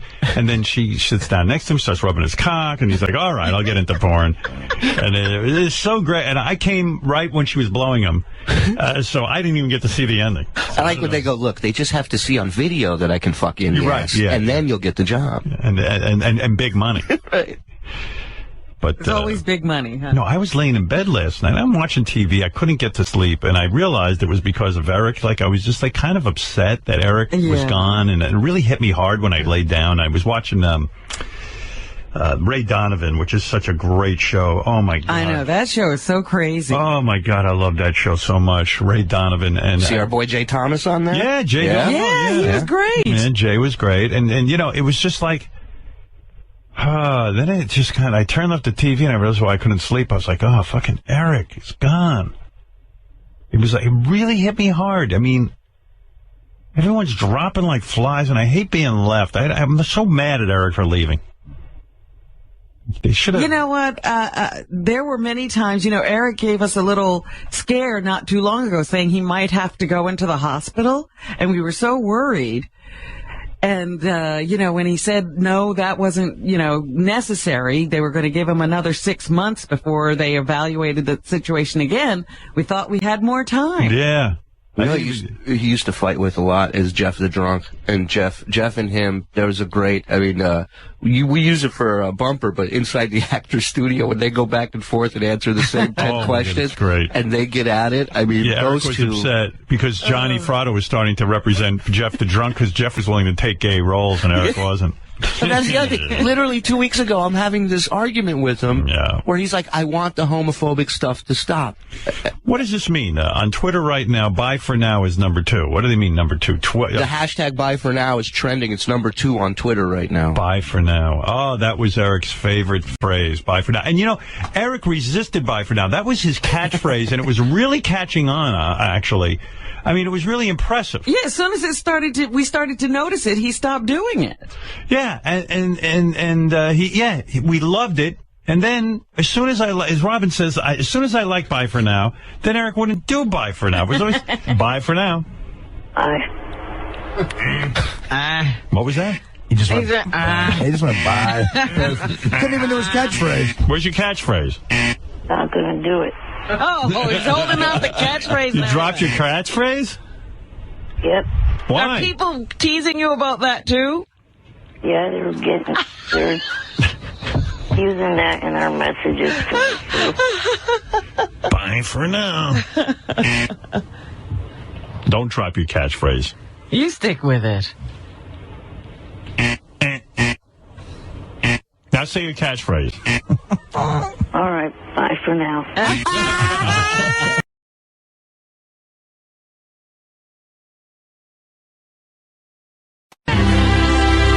that reporter I called? Crap, don't let the bunnies out. The Actors Studio is proud to welcome Eric the Actor. Yeah, I'm happy to be here. What you did in that film was remarkable for so many reasons. Yeah, I guess from watching that. What's your favorite word? Bullshit. What's your least favorite word? Ack. What turned you on? I've been a Jeff Hardy fan for quite a while. My name's Kevin Stevens, and I'm an actor here. Get the fuck away from me, you idiot. He comes anywhere near me, I'll break his wrist. Stay the fuck away from me. Just back the fuck off me, or else you will fucking regret it.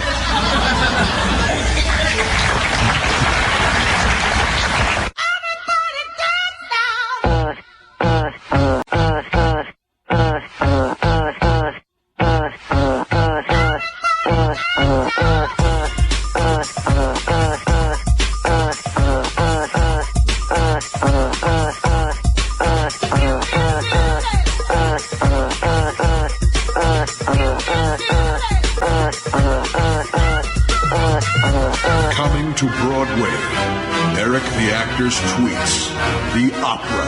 I do not shit myself. I do not shit on myself. I've never once crapped myself when I was at the A's game. Go fuck yourself and go to hell, you fucking dipshit. Combining opera's most beloved arias with Eric's majestic poetry. I am not gay. I have never fucked you in my life. Experience the passion. You don't fuck. I do not have cum on my glasses. The excitement. I am not a bug-eyed toad. Go fuck yourself, you pathetic, motherfucking dumb fuck dipshit. The fury. I am not fucking bipolar. I do not have a fucking lazy eye.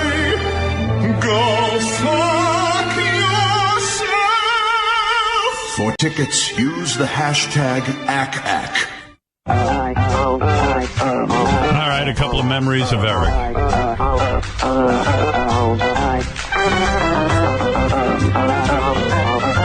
We've spent an hour and a half on Eric, and I would gladly spend another hour and a half because he deserves it. Yes, Johnny Frado. You know, the impact will really hit me when, after a while, I realize we're never going to hear an Eric call. It'll never pop up again where we say, well, Eric the Actor's on the phone. Johnny Frado, you're on with Jan. Yes. Yeah, it's so bad. It's so bad.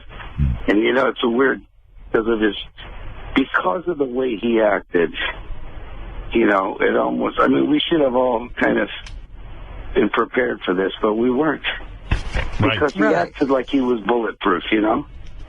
Yeah, absolutely. Yeah. I knew he was ill, and I knew that he wouldn't last long, and he had defied all of the doctor's predictions. But at the same point, I always thought that Eric would just beat the odds and live forever.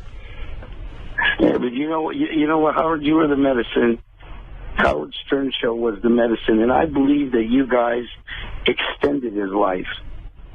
And obviously, I mean, no question, no one could argue that you gave him a great life. You gave him a better life, really, than a lot of people that aren't afflicted.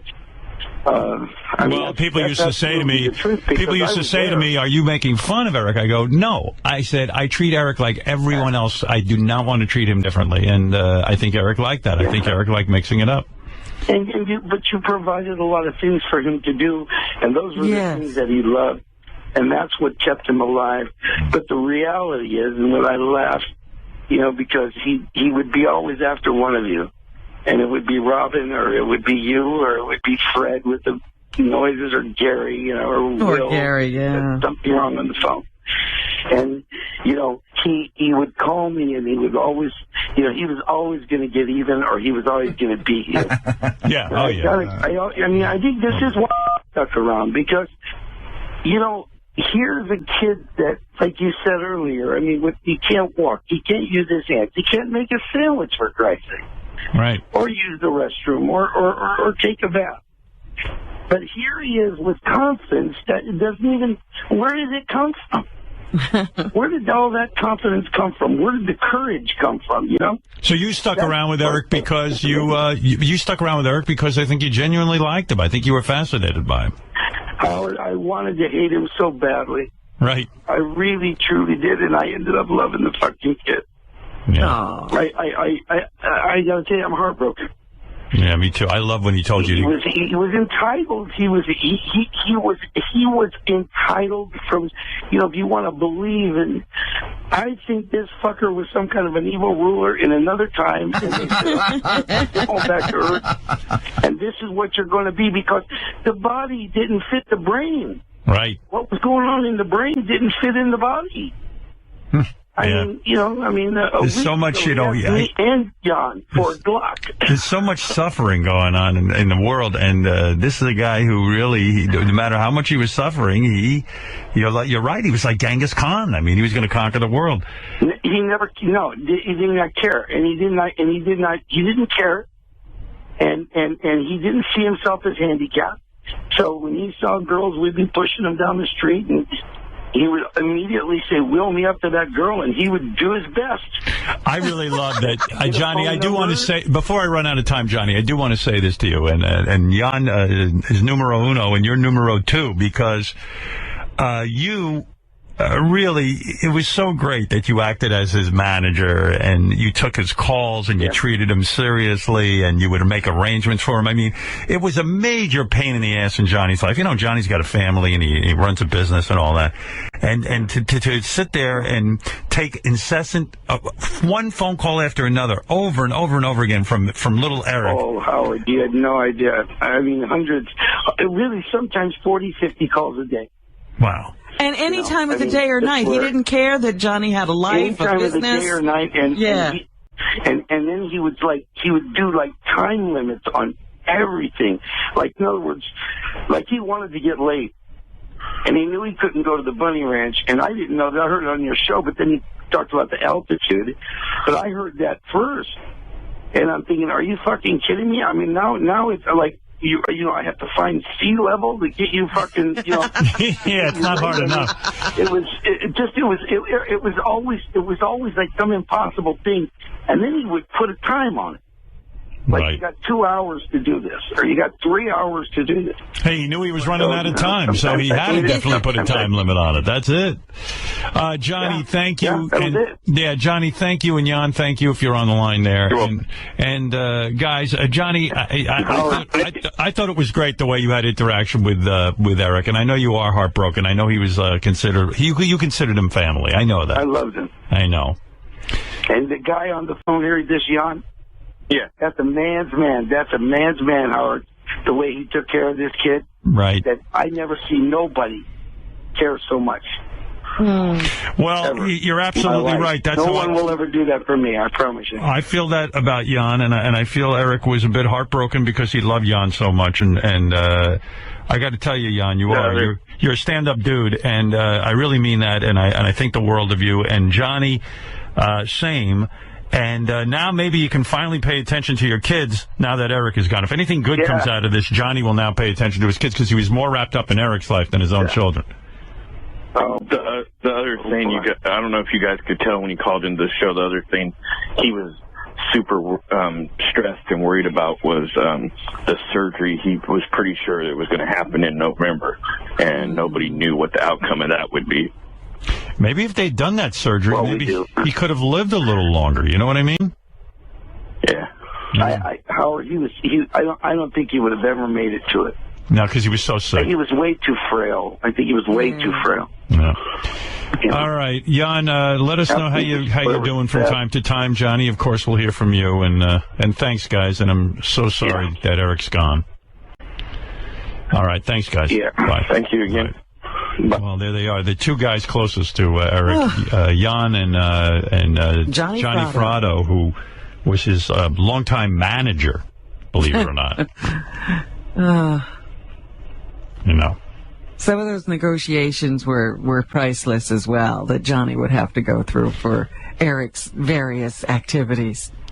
I should have asked Jan. I mean, who's going to clean out Eric's stuff? You know, like what happens to Eric's chair? What happens to Eric's memorabilia? All his little, his A's, his beloved A's, the hats. Yeah, and I think he collected a lot of autographs and all of that stuff. Like, what are they doing with all that? I wonder if Jan's a part of that. Well, he said he was staying there a week longer. He's probably helping. Yeah. Well, I wonder what the WWE is feeling. You know, they've lost one of their biggest supporters. Eric Lynch, Eric the actor. Some knew him as Eric the Midget. He didn't like that, so we changed it to Eric the actor. But, he complained, and he was great. He was no bigger than 4 feet tall, but boy, oh boy, did he have a big presence on this show. And he didn't have the looks, he didn't have the strong body, but he had a mind on his shoulders that I think people will never forget. And he really did teach us a lot. I love that Johnny said he'd have them roll him right up to any beautiful woman he saw, and he'd take a shot. That's right. He tried to find things in life that mattered to him and go after them, and Eric lived life. You know, most of us wouldn't have the balls to ask for a free pass to a whorehouse, but Eric did. And maybe that was the secret to life. Who knows? Look, who demands to be on TV shows and then gets his way? Always got his way. You know, Eric needed a lot of help. He really did. He needed my help getting acting jobs. He needed help from the government getting oxygen and medical supplies. He needed Jan, of course. He needed Johnny. He needed his parents. He needed free stuff from Amazon. But, he had a wish list for some of the most ridiculous shit that you've ever seen. He wanted, on his wish list, for real, the big book of boobs, an Eric Chavez action figure from the Oakland A's. He wanted a case. That's 24 bottles of Dr. Brown's cream soda. He wanted every flavor and size of Gatorade that you can imagine. He wanted pellet pistols, blank guns. Pellet. That's right. He loved guns. What's a Little Debbie zebra cake? He wanted that, too. I don't even know that. It's a brand of cake.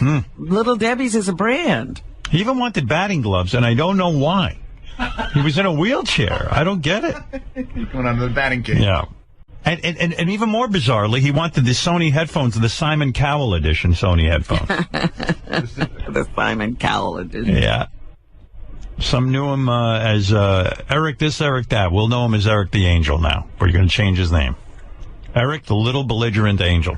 Well, now we're getting quite a few representatives up there from our whack pack. Mm-hmm. You know, we've lost quite a few people. Would you say that Eric, Gary and I were just talking about this, would you say that Eric, was Hank the Angry Dwarf a bigger impact on the show or Eric? Oh, wow. That's a tough one. That's a good question. I said possibly Eric. Hank, was right up there. Hank was amazing. Yeah. That's a tough one. I think I'm calling that even. Right. Well, I want to thank Kelly Clarkson this morning because she's the reason I found Eric. Yes. Eric Thank was in goodness love you with called her fat. That's right. If I hadn't called her fat, we'd have never met Eric. the ball never would have started. The ball never would have started rolling. He was 85 pounds. And I think anywhere between 3 and 3.5 feet tall. I never really figured it out. But you can't judge a book by its cover.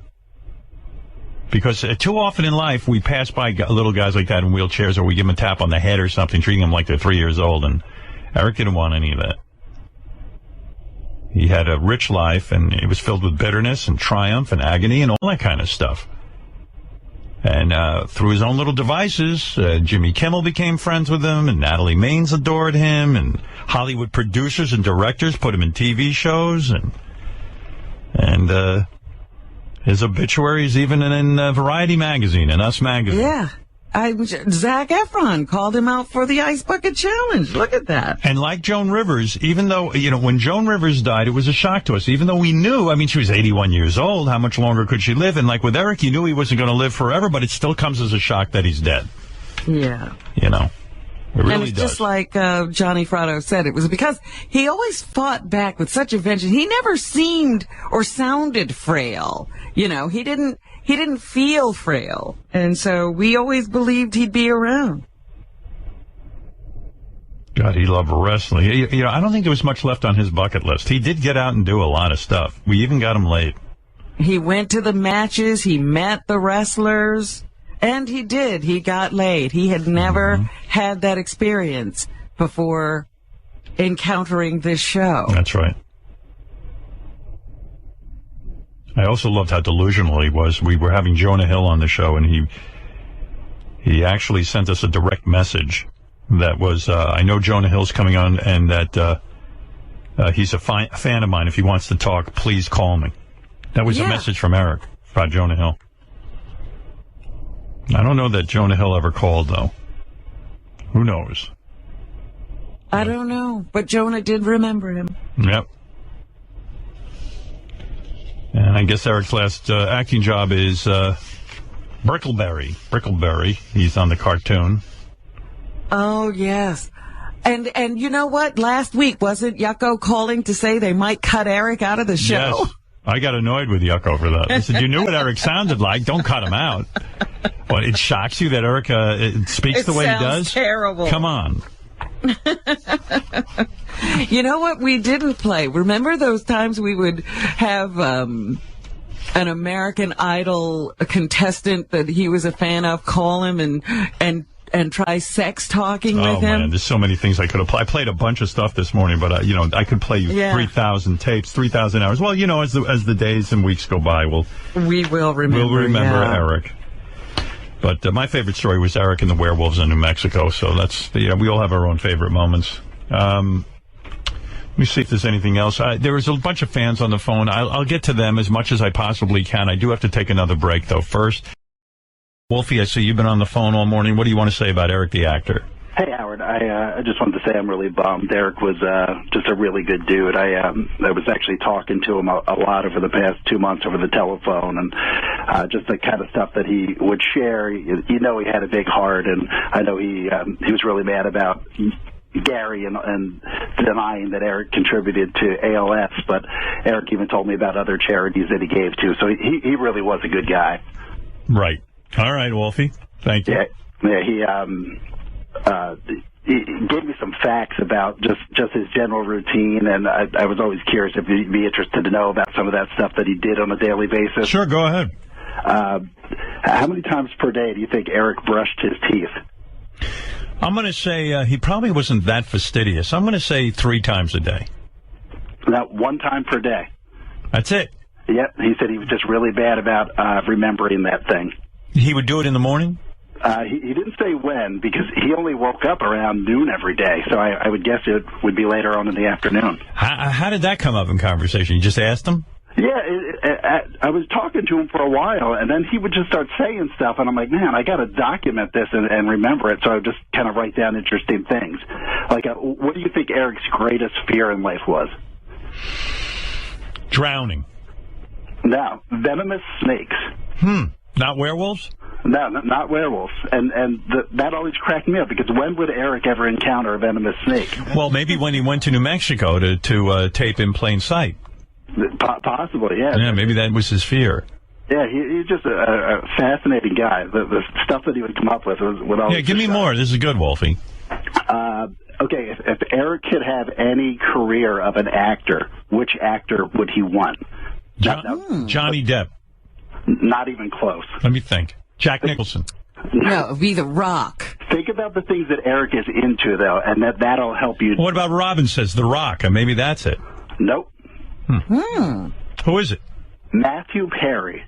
Oh, my God, from Matthew Friends? Perry? And the reason was he was in a movie called The Whole 9 Yards, where he stood in a room with Amanda Peet when she was naked. So he got to see that. That's why Eric would want his career. You know, that's the kind of thinking that I loved about Eric. Like, he didn't think about the roles of a lifetime or anything. He thought about, like, standing in a room naked with Amanda Peet. Yeah, he was a guy's guy. He really was. Yeah.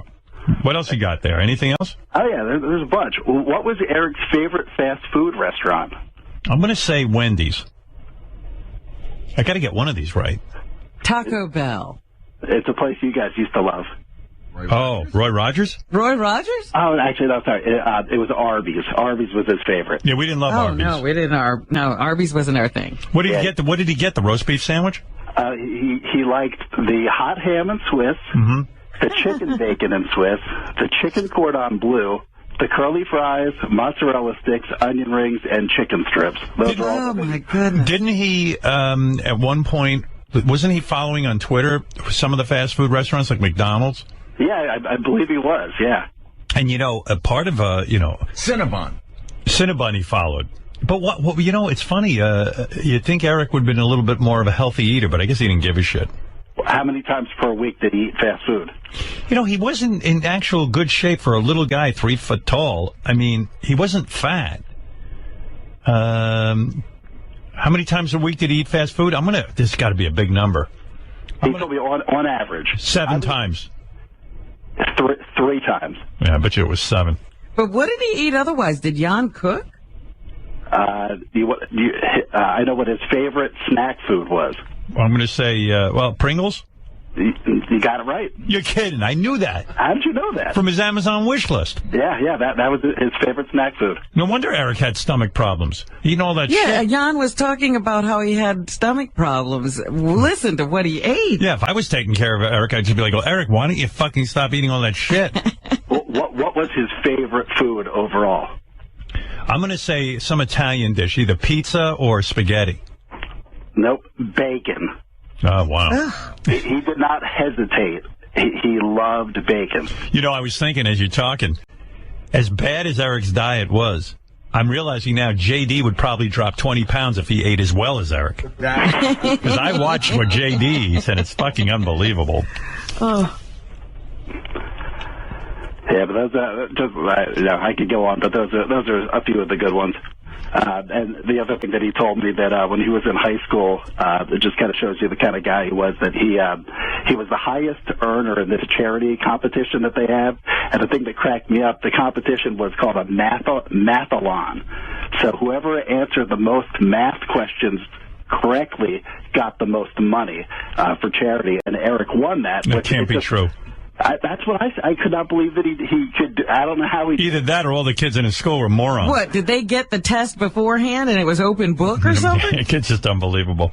Yeah, he was an amazing guy, and you treated him really well. I know he liked you. He didn't like Gary very much, but he did like you. Yeah, Gary was his enemy. Did you? Yeah. You know, it's interesting. What do you have, a file on everybody? I mean, because you're like a creepy stalker, Wolfie. No, this was like I said. I only started talking to him maybe 2 months ago, and just as he was saying stuff, it was just fascinating. Did you? How did you wind up talking to him? But you take notes, right? And then you. I took notes on that, but I felt guilty about it. Like I never called in with it, right? Because I didn't want to. I felt like that was kind of betraying his trust. I didn't want to do that, but Yeah, but now. Why were you talking to him? Just I hooked up with him from another guy from the show. He gave me his contact information, and we started talking. Wolfie has a full-time job, which is unbelievable because you know he's got so much time. Well, okay, Howard, the only time you could talk to Eric would want me to call him at midnight my time. Right. because that's, outside of his nap or TV schedule.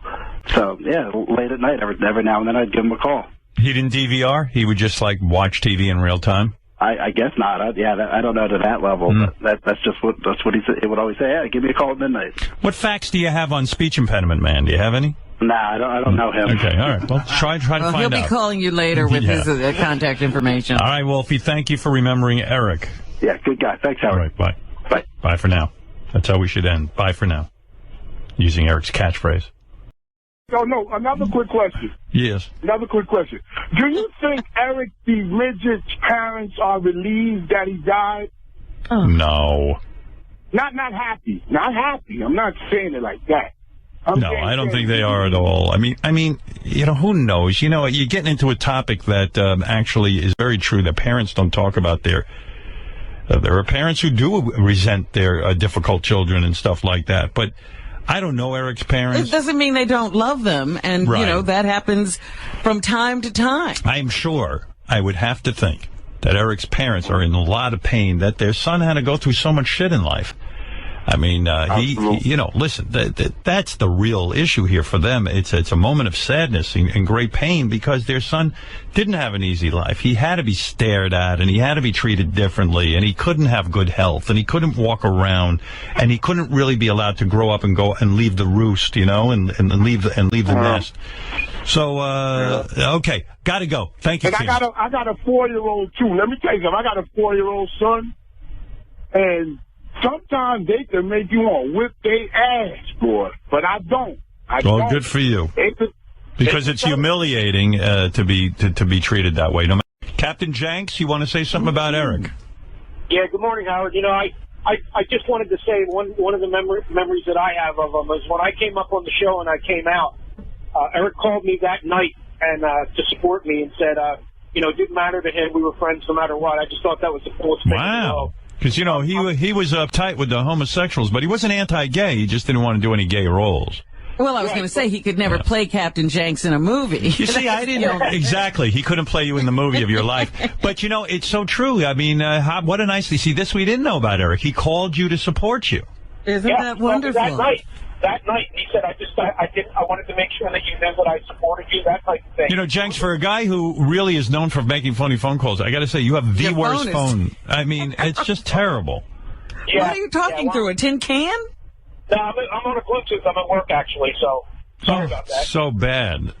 I mean, here you're speaking so nicely of Eric the actor, and good Lord. Well, isn't it wonderful and very fitting that the tribute to Eric can't be heard? Yeah, I'm really going to miss the hell out of him, Howard. Jizz in your butthole. In my butthole wire service that I use, it made the news. Eric the actor Lynch, a frequent call-in guest on the Howard Stern Show, is dead at the age of 39. This sucks. It really does. Quotes Lynch's longtime manager, who says Eric was rushed to a Sacramento hospital on Saturday after suffering heart problems. He died that afternoon surrounded by family and friends. A member of Stern's so-called Whack Pack, the diminutive wheelchair-bound Lynch, often called the Shock Jocks radio show to unload on Stern, making his most recent appearance on the show just last week. When they say he died surrounded by family and friends, you would know more about this because you were a nurse, Robin, but does that mean, at one point he was conscious and maybe knew he was dying and got to say goodbye, or was it probably... It all depends. I know that when we were talking to, what's his name? His handler. Jan. I couldn't, that just escaped my mind. But anyway, when Jan was talking, he said that, there was some time that Eric was awake and complaining when they rushed him to the hospital. So he might have been awake while they were working on him, and then maybe they got to a certain point where they knew this was a lost cause because things were shutting down, and it depends on how quickly they were shutting down, because then eventually you do lose consciousness. So I don't know I would like if to his family know. got there in time. I don't know why I want to know that, but I want Jan to tell me that. Hey, Gary, if at some point before the end of the show you can get Jan back on the phone, I'm going to ask him that question. I would rather he have died surrounded by American Idol contestants. He would have preferred that. But what a bummer. Yeah, although his medical condition was never explained, we tried as best we could. Lynch often shared that he had outlived doctors' expectations. He had every medical problem in the book, Robin. And let's talk about Eric. The hashtag Buy For Now is topping Twitter this morning. And Eric the Actor, actually. It's everywhere. But I have to tell you guys, when I found out about this, I was skeptical. And then I ended up hoping it was some kind of mastermind plan that Eric had, some kind of hoax. And then when it finally hit that he had passed away, I was really saddened. And whether you, and I know Eric is a very polarizing figure. Either you loved him on the show or hated him on the show, but he had an impact. He had a heck of an impact. And his 39 years, which were more than anyone expected, he definitely lived his life to the fullest, meaning as full as he could, considering his handicaps. Yeah, again, for me, I know I had an up and down relationship with him, but I will say this, because I don't want to be one of those disingenuous people who's now like, oh my God, I loved him so much. Yeah. We definitely had an up and down relationship, but I will say I never said we shouldn't have him on the air. I always thought we should have him on the air. He just irritated me from time to time, but people loved him, and that was the one thing I got out of it. The love wasn't always returned, but people loved him. Even if he didn't love him back. Is it fair to categorize your relationship with him as a love-hate relationship, though? No, because I didn't hate him. He just got under my skin. I didn't have hatred for him, but he did piss me off, and I would bust his balls. And, he would mix it up with me, and I would mix it up back with him. And he always, I think Jan sort of hit it on the head today. Like, even his relationship with Gonzo Shitcock, I think he liked the fight. He enjoyed fighting. Oh, yeah. I think that was part of, he enjoyed the fight. And sadly, I enjoyed fighting with him. Yeah, I mean, JD, I think that was part of his essence and probably helped him get through each day. He lived for the combat, if you will. He loves the fighting. He loved playing a role. He loved playing any sort of role. He's big into wrestling, big into acting. And any sort of quote unquote role he could take on, even if it meant being a bad guy, he'll take it. But that brings up a really good point, because there were times when he would be so, in my mind, so wrong about something that I would say, well, this has to be a bit. He has to be playing a part. And then I would dig deeper, and it just never seemed like he was. Sometimes I think he was. I don't think he was a lot of the time. Oh, well. What do you think he meant to Howard? Well, I know Howard loved picking up his call. He was a super important part of the show, and I think Howard really genuinely liked him. Howard, like Howard said this morning, he would always say, Gary, calm down. That's what makes him funny, is that he doesn't, appreciate stuff, and he can sometimes be ungrateful. But I don't think Howard ever found those qualities in him. Howard just liked him as a person on the air. It was interesting. Well, in the first hour of the show, Jan called in and really spent the whole hour on the phone talking to Howard about what happened and Eric's impact, and here's a little bit of that. But I sense that Eric, as much as he did Gonzo, I think Eric liked the three-ring circus of guys like Gonzo fucking with him all the time. Jan, am I wrong about this? Oh, no, he liked the fighting part. Yeah. But he hated the people that he was fighting with. See, that's very interesting. He loved fighting, but he didn't like who he was fighting with. And when Gonzo... So that means he probably hated me, but he didn't like fighting with me. Yes. Congratulations. That's awesome. And when Gonzo called in and tried to give a sort of sincere condolence, Jan was having no part of that. None at all. No. I'm with Jan on that. I mean, again, you got to be upfront. Just because the guy died, you can't change your tune. I remember I was in high school. There was a guy that we all went to high school with, and we just didn't like him. And he died, and, when we were in college, and we were sitting around, and we're like, poor Joe. And then my friend goes, Joe's an asshole. And we were all like, oh my God. He goes, he was an asshole 5 minutes ago. He didn't get better because he died. So, I mean, I think you have to be true to what you think about a person without being disrespectful. Mm-hmm. Now, we were made aware of this in different ways over the weekend, but coming in this morning, we sort of knew what had happened. Robin, however, was at VegFest and wasn't up on it. Now, I don't know if you can blame Robin for that necessarily, because she's very busy and there's, a lot going on. But were you surprised that she didn't know that this had happened? Well, you gave me an opportunity. Robin's not high on my list right now because I really am bothered by something that happened today. Well, what was that? I really am bothered by this. I'm going to say this. Oh. She sent an email to Howard saying that she saw me on AGT and you can't miss those teeth. Now, that's not a joke for the air. That's just a joke to take a poke at me in the email. It's like a Jackie thing. Yeah, it's like a Jackie. And by the way, nobody else, none of the listeners tweeted, "Hey, saw Gary." So to make it sound like, Rob made it sound like the whole world saw my teeth and it stopped the show. So did she send you one email and Howard a different email? Yeah. Yeah, I got the left side, Howard got the right side. And you were made aware of this morning when you heard it on the air, basically? Yeah. She sent me a note asking me about something. She said, "Hey, saw you on AGT." I said, that's the only way I knew that I was even in the shot. Does that come as a surprise to you that she would do that, or anybody around here? Because no, it's not a surprise, but other people around here send emails that are very similar to different people. But when you hear them, they don't sting any less. And you and Robin have been good lately, right? I mean, for the past few years, so... And we still are good. I'm just saying that bothered me. Okay. Well, I can understand why that would bother you. JD, does Gary have the right to be bothered by this? Sure. I mean, if, someone tells me one thing and then, next, they add a little more details to someone else, non-flattering details.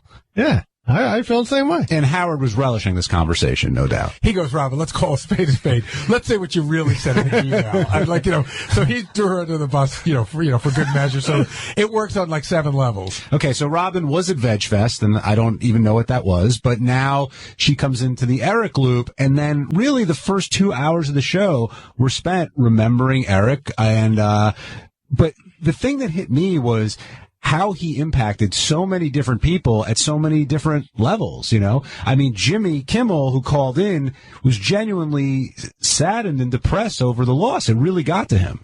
I think Eric is the ultimate example of Howard taking nobody and making them famous. Because, the Zac Efrons, the Jonah Hills, he was a part of the show, and everybody seemed to have an opinion on him one way or another. Most people were really sad. Most people sort of got him, and he had an effect on people. Although if you told him that, if you were alive today and you said you had an effect on people, there'd be a long pause and he'd go, "Good." Do you think? Can they give me a job? I want to give JD some credit here because, I mean, hearing all the old stories and, you know what to do. And I mean, just great Eric memories were fantastic. But then when you got to hear his Idol show and the country show, I don't think people remember how incredible of a broadcaster Eric was. I know it was torture for you to listen to, JD, but you know how funny it is. Yeah, I mean, within those 30 seconds, those little 30-second clips, there's a whole 4-hour show going around it. And there's a lot of pausing, a lot of, just talking about Idol and people I don't care about. And it turned into, I told Shuli this for the news. Eric did his Idol show. That was an hour. And then he would do basically an Eric Q&A for another 2-3 hours. Who was queuing? Well, he would be in a chat room and people would write to him questions and stuff. So, and he has nothing but time. So these Q&As would last until he got tired. And, by then I'm done. Not to mention the engineering on these shows. Oh, yeah. Well, there was none. But there was none. JD, you bring up a really good point. And the thing was, he had nothing but time, which is why his timetable was different than everyone else's. Yeah. He wanted it. If it wasn't done in 4 hours, Eric in that 4 hours had done nothing, where everyone else might have slept or worked or any number of things. So he had no patience for dawdling. Exactly. Mike in Canton, you're on the wrap-up show. Hey, John, hey, Gary, what's up? What's up? Hey, sorry, you were on speakerphone. I tried to call into Howard earlier. I actually did something. Another one of the Whack Packers went down, and I put my flag at half mast for little Eric today. That's great. That's awesome, and it'd be even more awesome if somebody drives by and beeps their horn because they know why you did it. I know that, and the funny thing is, one guy down the street, I know he listens to Howard all the time. His is actually at half mast today. That's what gave me the damn idea. John, somebody sent me a note. Is the Whack Pack dwindling? Somebody said that they thought that an inordinate amount of people in the Whack Pack are dying. But I think that part of being in the Whack Pack means that you're not 100% either physically or mentally. I don't know. I mean, we've lost a couple over the years. Like Hank, again, Hank's death was, I don't think anybody expected Hank to be 100. You knew that his lifespan was going to be shorter than most. Yeah, but what Howard said this morning was very true. Like, you knew Eric was dealing with the condition, and eventually this day would come, but you never thought this day was going to come. So I got the call from Shuli. I was on my way from a memorial service for one thing to a funeral for another person, and I got the call, and my immediate reaction was, how'd he die? And Shuli's answer was, well, there was something going on with his stomach, but which I never really, this is the one thing I do feel guilty about. I don't think I ever took this seriously. Shuli's like, he's been living on borrowed time for 12 years. I always thought that, you said that, but I thought he'd be around a lot longer. Yeah. I really did. I thought he'd be around a lot longer. Well, we wish that he was, and thankfully everyone is remembering him fondly today. When we come back, we'll talk a little bit about Eric and his impact on celebrity culture. We'll take more of your phone calls. It's the wrap-up show you're listening to on Howard 100 and Howard 101. The great Jimmy Kimmel, who woke up at 3 a.m, I guess, his time to call in and talk about his fond remembrances of Eric. If you missed it, here's a little bit of what Jimmy had to say.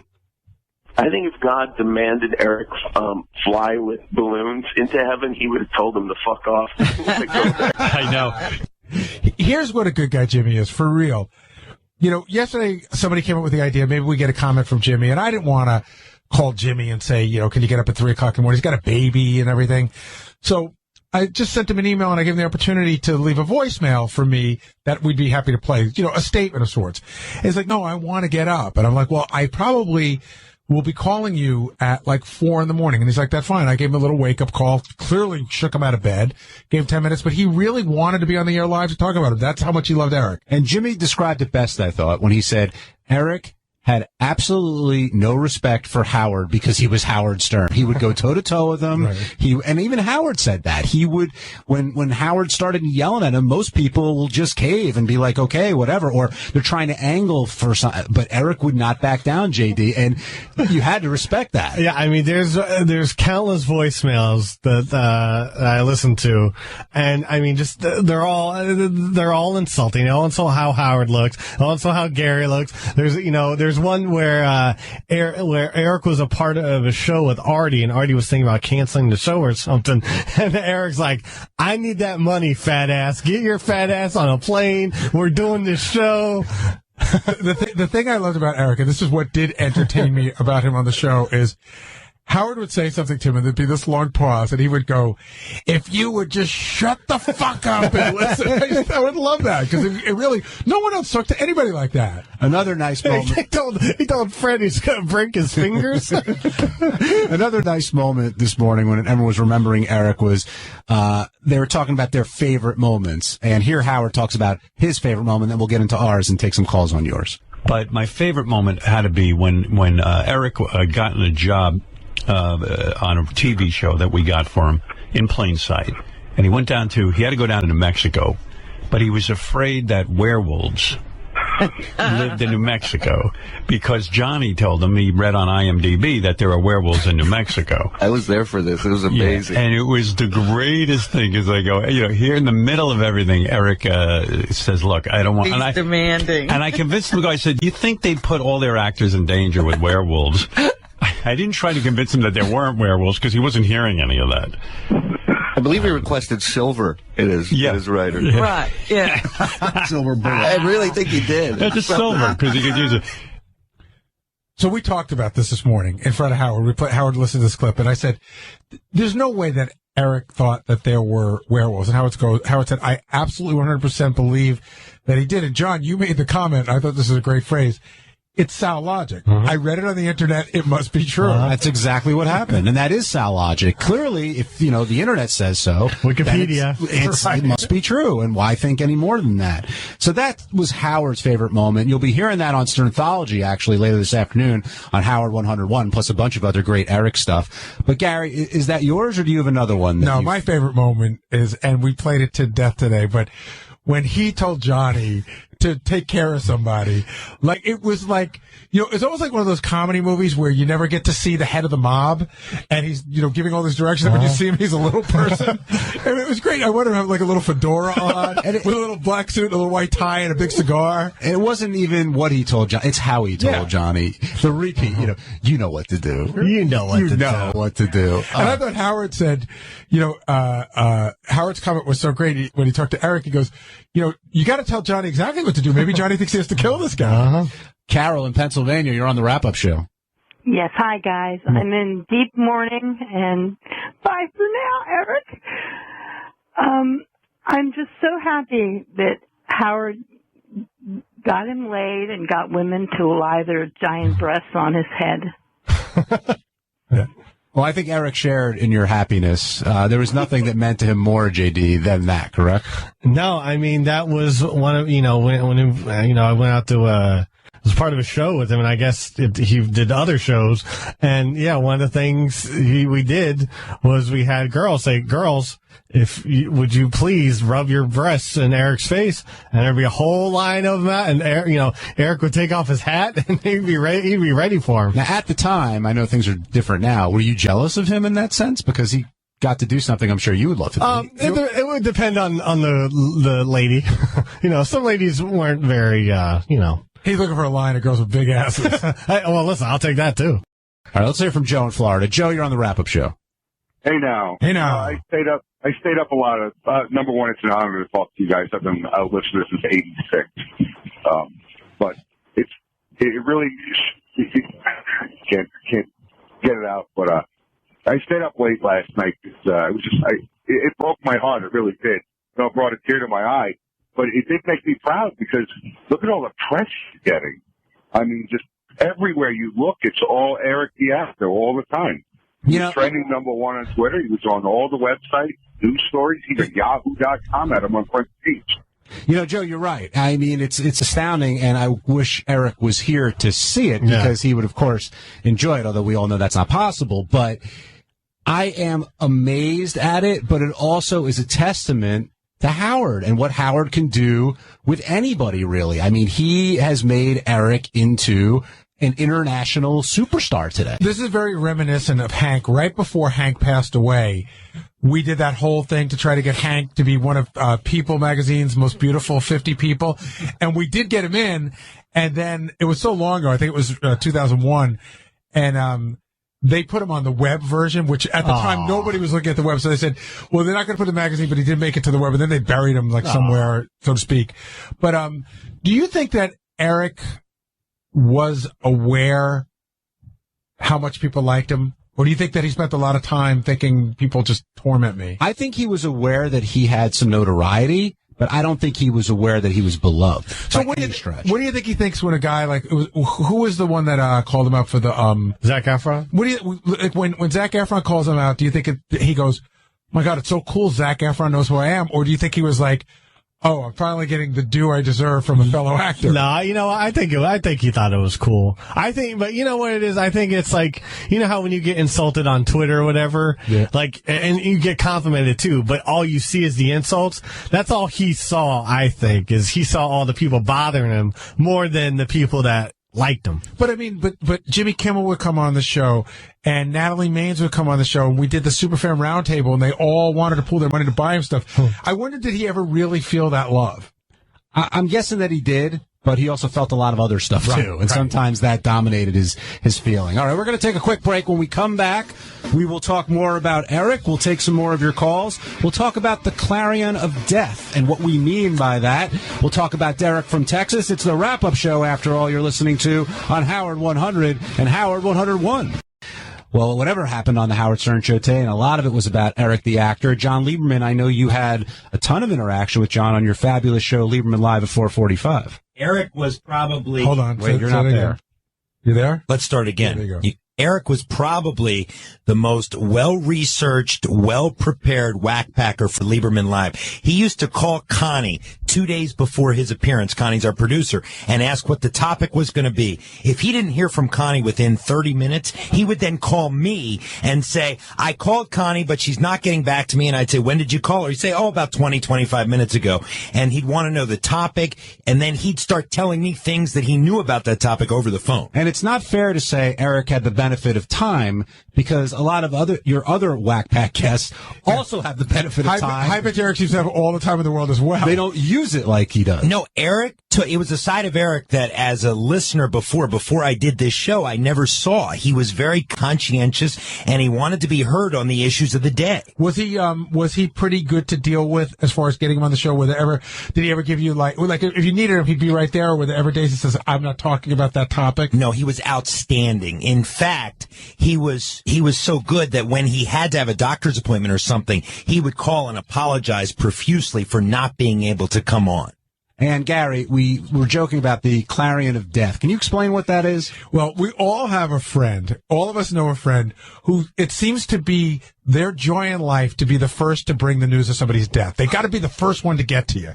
They got to be the one who tells you. So, we know some people like that. Like Shuli called me to tell me, and I don't put him in that category because Shuli's job was to tell me as the executive producer of the show so I could get ready.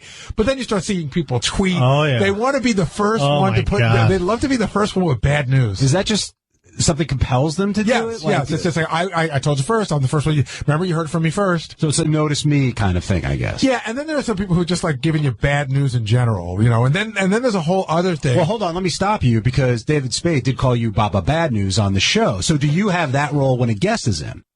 Well, it's different. It's not like I'm saying, hey, I just heard this breaking bad news. I'm going to be the first one to tell everyone. What I have the dirt on people. So when they're there, I look through the notes and I bring the bad news, but I'm not bringing fresh bad news. I'm recycling old bad news.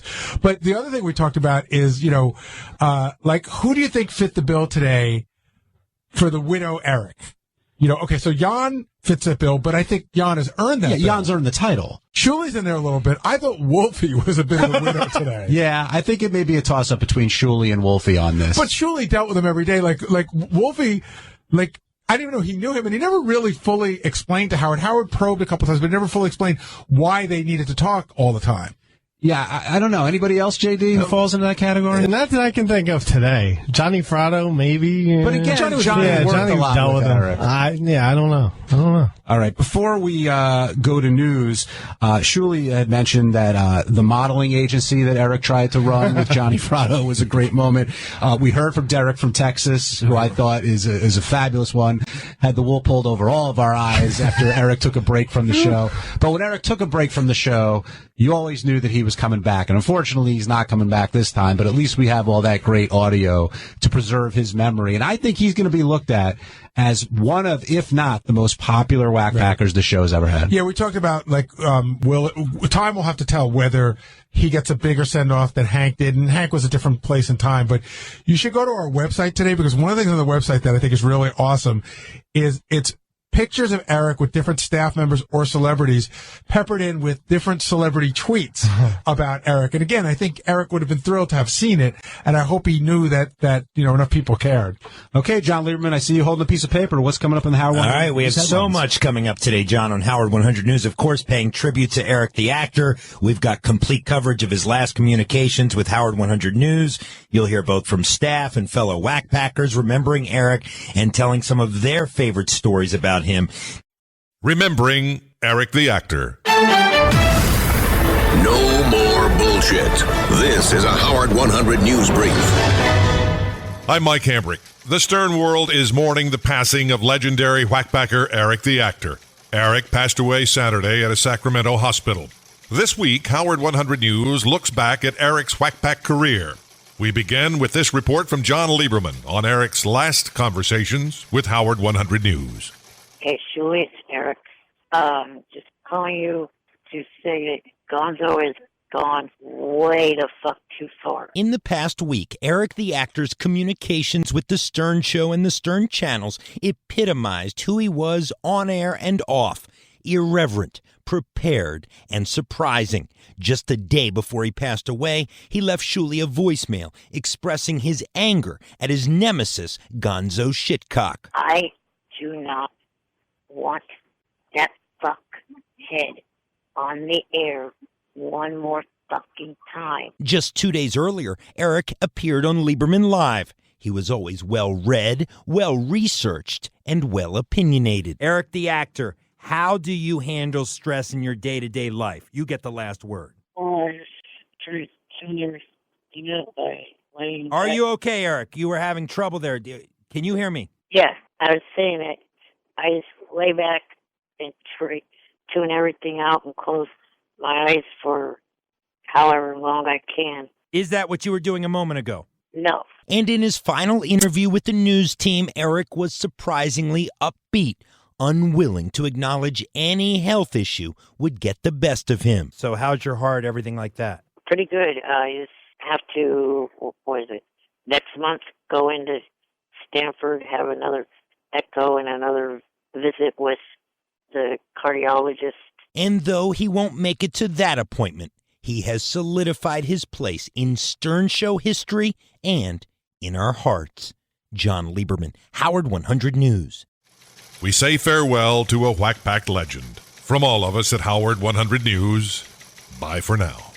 Another Howard 100 News brief at the top of the hour, or as close as we can get. Howard 100.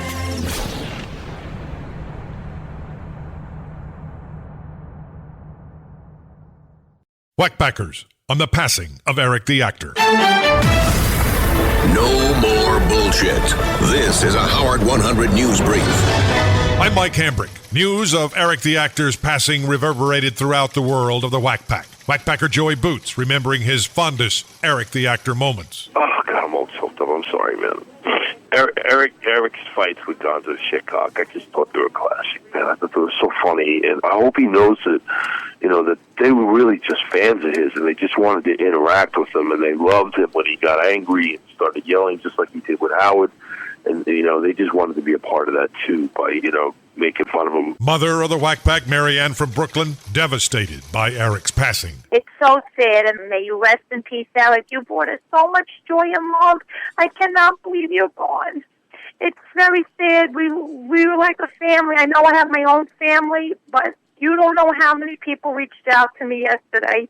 Millions of calls and texting, and people didn't want to believe it's true, and I think he did joy of a broken heart. I'm sorry. Whackpacker Bobo on what he will miss most about Eric the actor. The funny thing about Eric, you can hate his phone calls coming in, but by the end of that call, you grow to love the guy again. It was like a love-hate relationship, and Howard made him a star. He gave him a purpose to get up in the morning. And finally, arch nemesis Whackpacker Jeff the Drunk had these words on Eric's passing. I'm not happy. I mean, it's not like I hated him, and I never wished him dead, or did I? Rest in peace, Eric, the actor. I caught myself there. The Howard 100 News reporter that perhaps interfaced with Eric the actor most frequently was Shuley. We ask him to give his thoughts on the passing of the legendary Whackpacker. Shuley? Well, Mike, that's a great question. I got to be honest with you. Eric meant everything to me. Eric was obviously great on air. Anytime he called into the show, or anytime he left me a voicemail, or if we had an interview set up for the news, I knew it was going to be gold every time. And as far as a friend, I mean, the guy didn't miss a beat. He contacted me the day my daughter was born to congratulate me, spending time with him on the road, and just seeing how much he loved entertaining people. When he was on stage, he was 10 feet tall. He loved every second of it, especially the boobs in his face. And I'm going to miss him a ton. And yeah, it sucks. I love you, buddy. Rest in peace. Another Howard 100 News brief at the top of the hour, or as close as we can get. Howard 100. Speaking of Eric the actor, again, I opened up the Daily News today, and right there on the TV page, big as can be, actors sad exit from Don Kaplan, Howard Stern and others mourn Eric Lynch. Eric the actor. So Eric getting lots of play, and you can't help but think, my goodness, he would have been having the best time with all of this. I mean, all of the fuss. The WWE gave him a shout-out last night. Eric's beloved WWE had this to say. Well, ladies and gentlemen, we would like to take this opportunity to offer our condolences to the Howard Stern Show and the Howard Stern Show family on the passing of Eric Lynch, a.k.a. Eric the Actor, this past weekend. Eric the Actor was a friend of the WWE, a lifetime WWE fan, came to our shows, our movie premieres. He will be missed. Impressive. With the important music and everything behind it. Yeah, you can't do better than that. Andy Cohen from Bravo with his talk show mentioned Eric the Actor. Okay, it is time for my mazel of the day, and it goes to Eric the Actor, my favorite Stern whackpacker, who, according to TMZ, passed away yesterday. Oh. Eric was the littlest whackpacker of them all, measuring in at 3 feet 5 inches. He's been calling into Stern for over 12 years. He was the angriest curmudgeon ever to grace the airwaves. What he lacked in size and patience, he more than made up for with his ability to entertain. I loved Eric the Actor. I'm a big Howard fan. I think we all are. And we're just going to miss him. There you go. Eric the Actor. And not only that, Eric the Actor on all the newscasts. And this one I like because I think this is the one where the woman sounds like she's like, who the hell am I reporting on? You know, you can just tell she doesn't know what she's talking about. Probably had a busy day, and this one came across the teleprompter, and she's like, what the fuck? A Sacramento actor who gained fame on the Howard Stern radio show has died. The manager for Eric, the actor Lynch, says he died yesterday at UC Davis Medical Center. He was reportedly not feeling well for a few days and went to the hospital. The cause of his death is still unclear. Standing at 3 feet tall, Eric used a motorized wheelchair to get around. He had been a member of Stern's Whack Pack since 2002. He also had a guest spot in several TV series. He brought a lot of entertaining moments to fans of that show, for sure. Yeah, you can tell that guy knows about him, but, Yeah. but the girl was clueless. And Eric was kind of a genius now that I realize it, because by giving himself the name Eric the Actor, when she announced his name, I think she thought it was like, oh, Eric, oh, the actor. Eric, you know, like because no other way he was going to be called an actor. Then she sees that Lynch sitting there, and she's like, what is this? They could have put anything up on that teleprompter. She's like, Eric the Actor apparently was club fucking footed. And I'm going to play you the most amazing piece of tape. You know, when President Bill Clinton was alive, he was no longer in office. What did he say? When President Bill Clinton was alive? I mean, when President Bill Clinton was, I'm sorry, I'm spaced out. When President Bill Clinton was no longer in office. Okay. Eric the Actor wanted to meet him. And we did arrange for it. We never talked about it on the air. So when Eric died, we went to Bill Clinton and get a comment, and he actually had one. So I think this is newsmaking. Oh. Here is former President Bill Clinton talking about the now deceased Eric the Actor. I will miss the light that he caused to come on in the lives of everybody he touched. When he smiled at you, if you looked in his eyes, you knew he was not just smiling, he was looking in your soul, searching around for what was really going on. I didn't detect any of that with Eric, but I think that's a nice thing to say. I was going to say, I never got that. Yeah. Well, hey, he knew him differently. Maybe with the president, right. He was different. I think the president was scrambling for something nice to say. But that was really overboard. Isn't that great, though? He wasn't the only celebrity to speak out.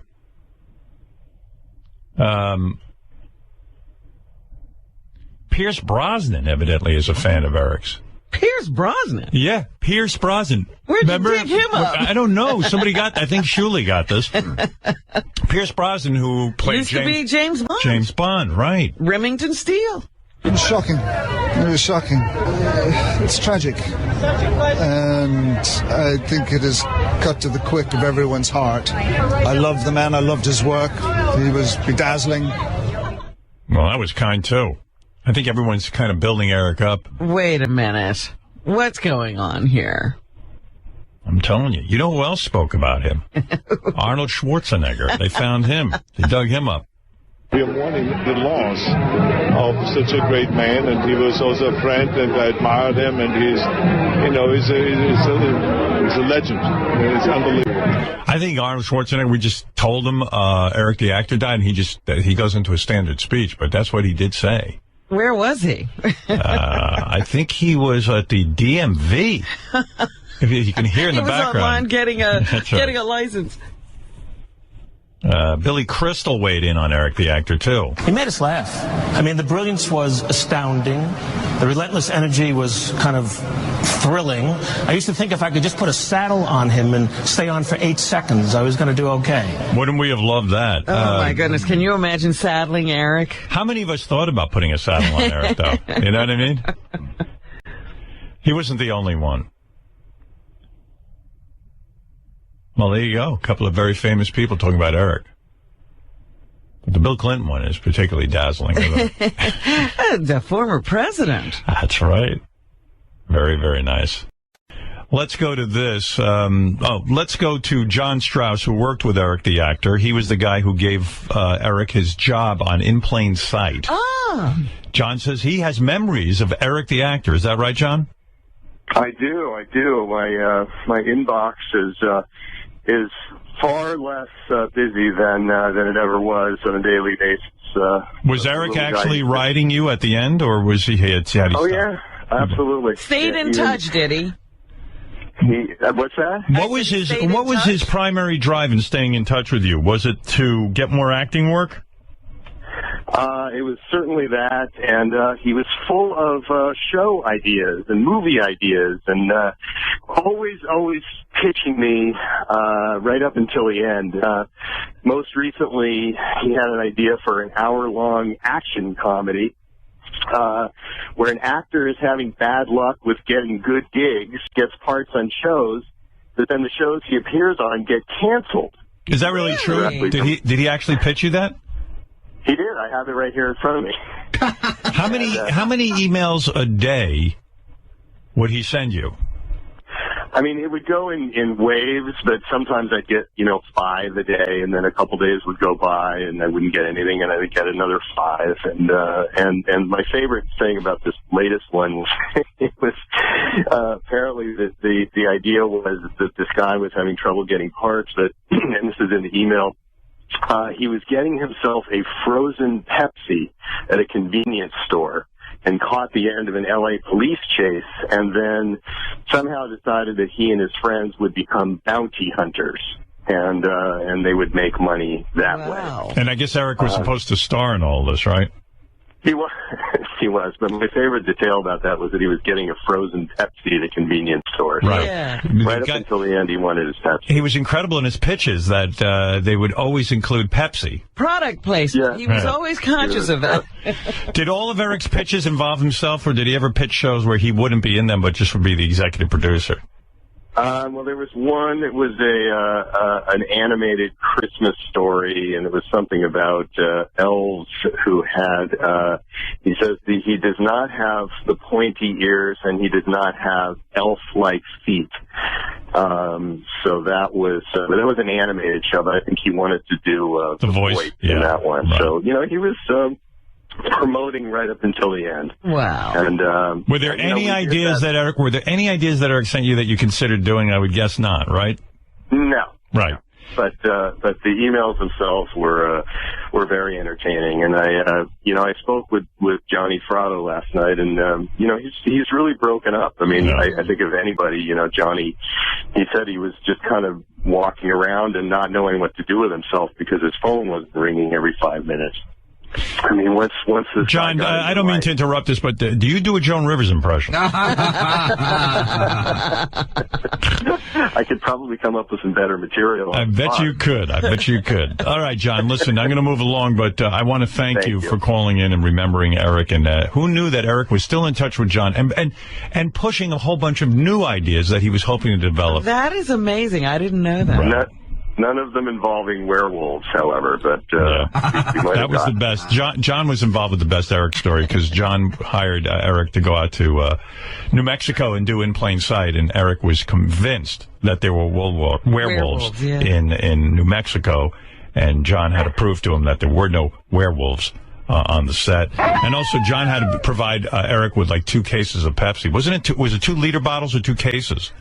No, it was I think 6 liter bottles or something like that, and we had to do Arby's and McDonald's, and he got everything he wanted, and sadly we kind of contributed to his demise. But you know what was great about Eric? He really felt he deserved all of that. Like he didn't have any clue that. Like, basically, you were giving him a pity job, and that it was basically the work of an extra, you know, with a line or 2. Right. And yet he'd be like, like he, you know, listen. He had a rider. Yeah, he wanted Pepsi. You had to get him 6 Pepsis. You had to get him. And I remember, like, a couple of months ago, there was some guy we were talking to who was producing something. We said, hey, do you think you'd give Eric a job? And he went, no fucking way. He goes, I've devoted my life to getting this show on the air. You think I'm going to screw this up by having Eric show up? That was Guillermo del Toro. Yeah, Guillermo del Toro. We wanted to get him a job on The Strain. He goes, The Strain is like my brainchild. It's something that It's a life achievement. Which, by the way, how great is that show? It is. Every episode is amazing. It's amazing, really. All right, John. Thanks for calling in. All right, thank you. He will be missed, and thanks so much. You working on anything good? Yeah, doing a series right now called Mozart in the Jungle for Amazon Prime, and was actually in the process of looking for a little part for Eric on it. Wow. And John Strauss was Eric's biggest supporter. Yeah. He was like his patron, you know? All right, thank you, John. Poor John. Right, thanks, take care. His email will never be filled again. I'm thinking about Mozart in the Jungle. Is it the composer? You know what's so weird? I don't know what that is. I don't want to get into it. But what's so strange is that, and people don't know this unless you had a relationship with Eric, if you got an email from Eric, it wasn't 1 or 2 lines, which most email usually are because people can't stand sitting there typing. Eric had endless time. So when he says he got 5 emails a day. They were long. Yeah, and they'd suck you in because of their length and the detail. I mean, it was crazy. I mean, at some point your eyes would glaze over, but you were like, well, maybe there's some nugget in here that I should know about. And you'd be forced to read the whole thing. And I can only imagine how long those emails were. I wonder if he ever followed up with phone calls. Did he try to talk to him? You know what we should do on our website? Because we have a whole bunch of Eric stuff up there, including David Cho's painting of Eric, which I think is so great. But we really should take all the letters we have from Eric, all of the emails, and post them so people can just read through the archive of incredible ideas and thoughts that Eric had about the show. Or when he was angry, he would send angry emails to Gary Those were great. They were stunning. It was just crazy stuff. Crazy stuff. All right, getting back to, okay, as long as we have Eric stuff, let me just, I thought Little Mikey hit it right on the head with this song about Eric. I love this one. Rest in peace now, tiny actor. You kept us laughing every day. Fly with balloons up to heaven.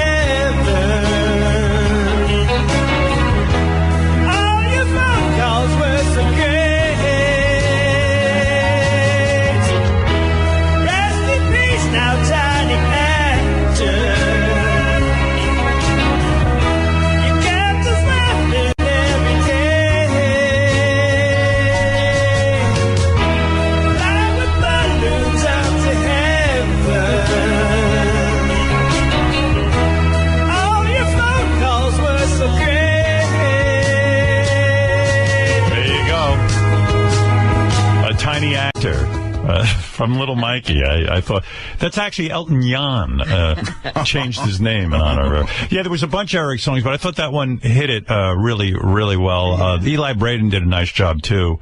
Eric died and we should lay him to rest between Kate Upton's giant breasts. Either that or we should try to fly Eric to heaven with balloons up in the sky. Fly Eric to heaven with balloons up in the sky. We're all so sad our dear friend died. Eric died, but don't be depressed. We're gonna fly him with balloons and that's the best. Eric, we love you, you were the best. There he goes. Great send-off. Yes, Marianne from Brooklyn. Go ahead. Howard, do you ever think that when people die, if they know how much we really cared about them? No, they're dead. No. How would they know that we cared that much about them? I don't know. I know. I mean, while they're living, do they know how much we really care? I hope when people are living, they know how much we really. Well, I can tell you with 100% sure, with surefire certainty. Thank you, Robin. That was the word I was looking for. That Eric absolutely did not know how much he was loved. Absolutely not. He there's no way. He just was at war with everyone. Clint, you're on the air in Winnipeg. Hey now. Hey now. I just say good morning to Robin, Fred. All right, thank you for the call, Clint. Hello? Yeah, go ahead. Come on. Oh, sorry. Who else you want to say good morning to? What about JD, Scott the engineer? No. Just them? Okay, go ahead. Rest in peace for Eric, and I'm going to miss hearing the ack, and we didn't even get to use the nanu. Right.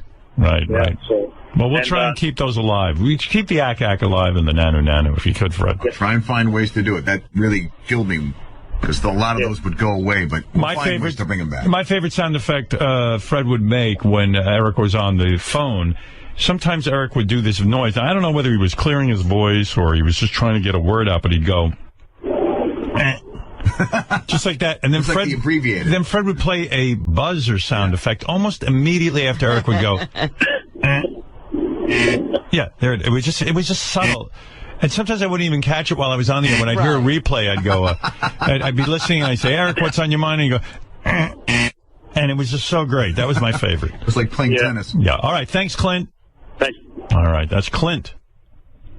And Jeff the Drunk, who was kind of in a war or battle with Eric. Jeff. Yes. Jeff was going out. Jeff had decided he wanted to be an actor and was grabbing all the parts that Eric didn't want. And Jeff actually succeeded in grabbing a few parts. Right, Jeff? Yeah, well, I won the act-off. You did. He had an act-off against Eric, and you did win. Yeah, well, I didn't actually perform. What? Jeff, what can I do for you? Well, you know, why didn't you pick up on me yesterday?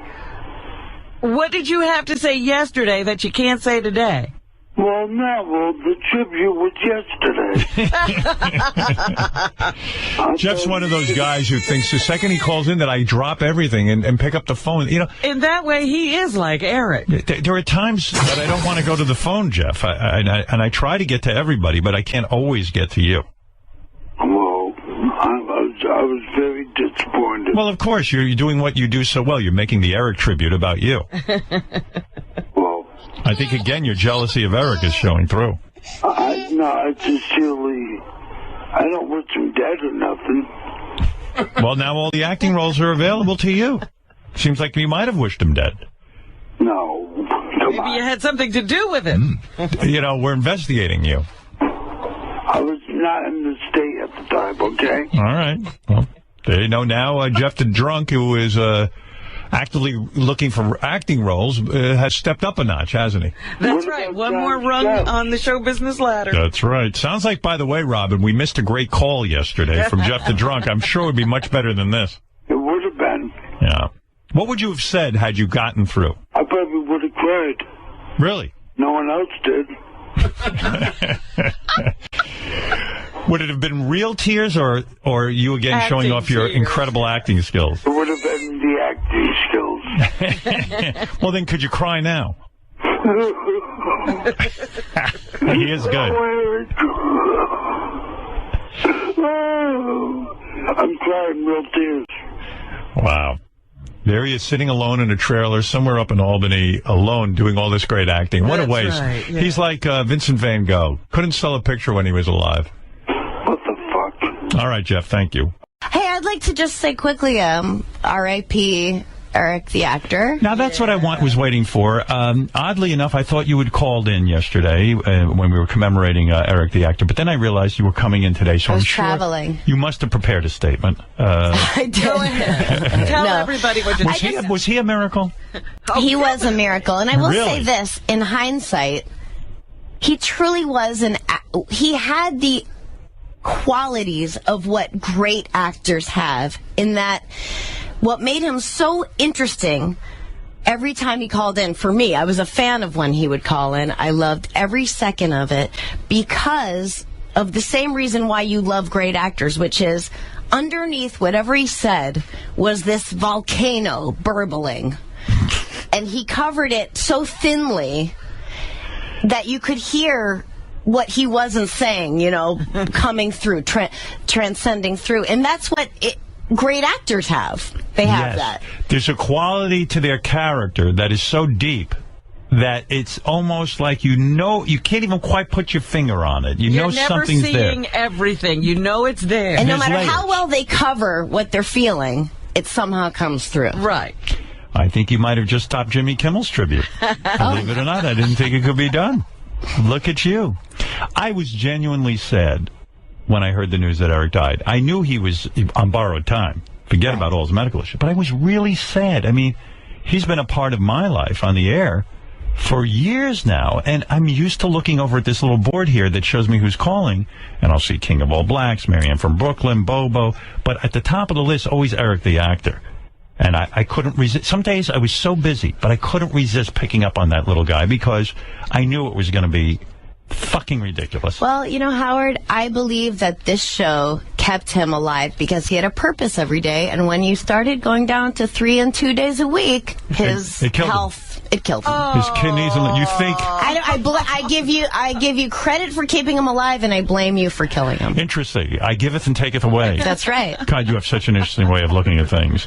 Well, Robin, since you're here, I want to talk to you a little bit about Eric, because there's just been this outpouring of real sadness and sympathy for him. And, Eric wasn't necessarily the nicest person in the world when he was on the phone. He was angry, but that's why people loved him on the show. Are you surprised at, the play it's getting? Because, everybody's picking up on it. That was surprising. That it went beyond the sternosphere is amazing. That it was picked up by Variety and TMZ and, local news out there was covering it.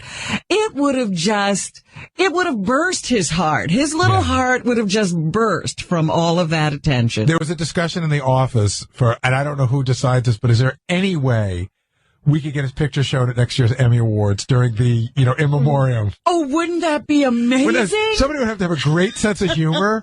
But then, of course, who's running that thing? But then if they did it, that, like who just died that nobody knows? Polly Bergen. Yeah. Like Polly Bergen's family would be so upset because she had a career. Right. Well, so did Eric. I guess I agree. Look, he's been on a number of shows. He can't help it that he was better known. I see Key Grips getting on that thing. So Eric has been in 5 shows. Yes. Starting with American Dreams. And so we should start a petition. Yes. We should start lobbying right now. I agree. And I think, Eric S. Lynch, his birth and death. And what shot do you show, though? Do you show him in one of his many characters? Like, you can't do the balloons thing because that really isn't no. a TV I like the In Plain Sight one. He looked good in that one. Or maybe you could just show a little clip of his head exploding from Friends. I think that might be. By the way, you don't get movement. Oh, you don't? Unless you are really, you have to be somebody special to get movement. Like Robin Williams or somebody like that. It would be if they showed Robin Williams and then this random 5-second photo of Eric's head exploding with no explanation, and then they go to Polly Bergen and they just keep going through. It is entertainment. Come on. I think we can make this happen. I really do. We're starting early. And Robin, you talk about the universe. I think it shows how Howard's universe has expanded. Yeah. I think if this happens 10, 20 years ago, it doesn't get the same play. Now it's really touching everything all over. And you hear these reporters, some of whom know Eric and some of whom clearly don't and are reading the story. Like, why am I reading this about this guy? Absolutely. I love that too, that there's that confusion out there among some people who have to do a story and they have no idea why they're doing it. He was a working actor.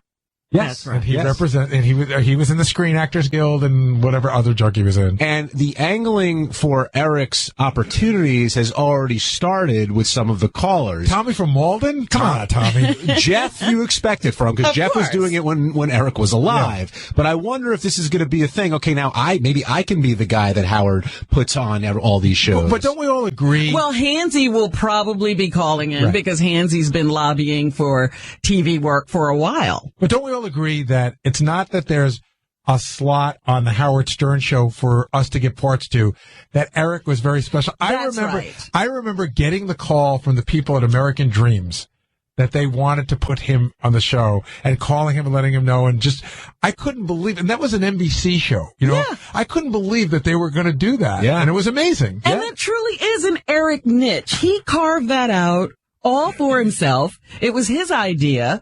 And it just came to be. And so I don't think somebody else just steps into that slot. Is he worthy of a star on the Walk of Fame?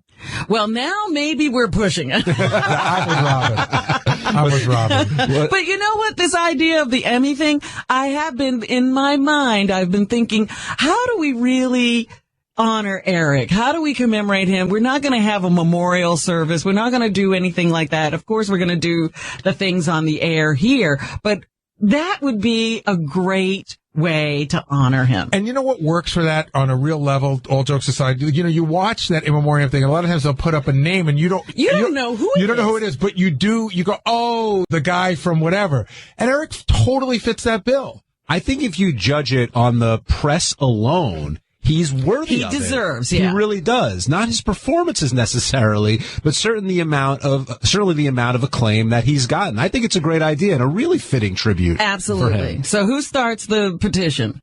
Jason and I are talking about it. We'll get it. One of the listeners will do it, and then we'll publicize it. Adrian in Omaha, you're on the wrap-up show. Good morning, guys. Nice to hear Robin on the wrap-up show. It's nice to be here. Oh, that's great. I was wondering if anybody from the show plans on attending Eric's funeral.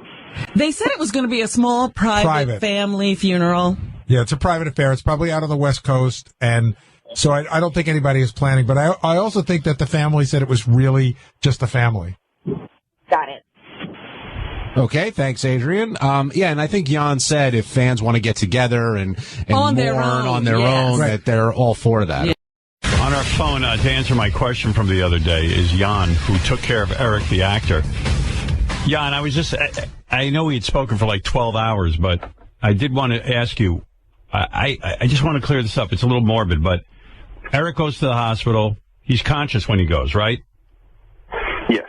Okay. He's complaining of stomach problems, right? Yes. So he goes in the hospital. How soon after he goes in the hospital does he die? I believe it was around 4 hours. 4 hours.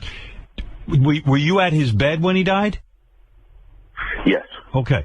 Was he conscious for a point? What? I technically, when he was pronounced, I wasn't. When he started to crash, I was. But then I got out of the way and walked away. So I was there when he started to crash, but when they pronounced him, I wasn't there. So when he started to crash, he was conscious, right? In other words, he was awake. He was awake and alert, and then right before he crashed, he kind of just eyes glazed and and kind of turned non-responsive. Were there last words? Like, was he aware that he was dying, or was he? In other words, was he saying, his goodbyes, or was he thinking, I'm okay, they're going to fix me up?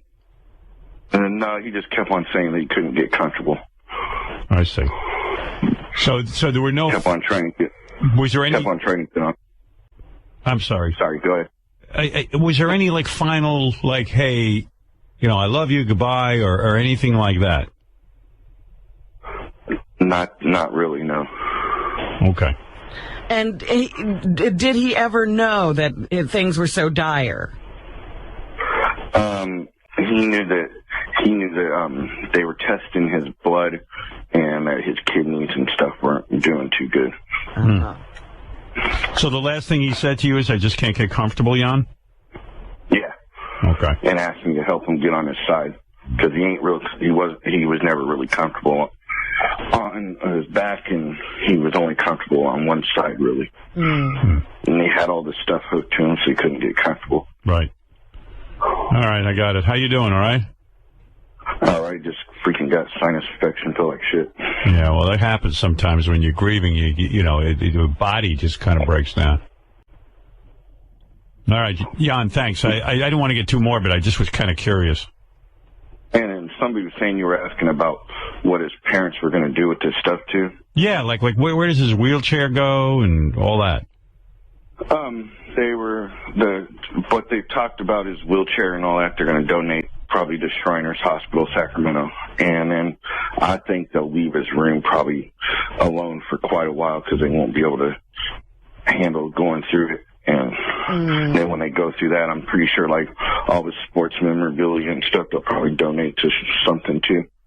Yeah, because Eric had a lot of stuff. You know what I mean? Like he had like we said, he was a real fan, so he was a collector. Yeah, and so in other words, the place where you guys lived, his parents paid for that. In other words, they had a separate home for them. Yeah. And you think they'll just leave his room the way it is because they're in no rush to clean up and then like maybe rent out that house or something? Yeah, at least for a while, yeah. And then you think like his computer and all his stuff will just sit there, and then at some point someone, when they have the strength to do it, will go in and clean up. Yeah.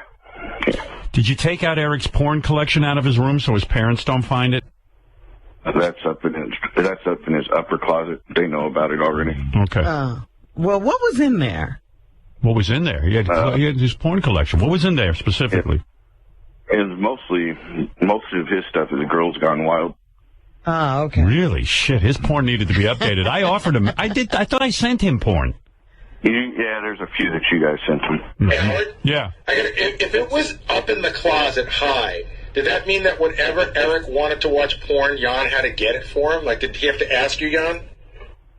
He never really watched any DVD ones. He always just watched them off the internet, like PornTube or Pornhub. Yeah, like a normal person.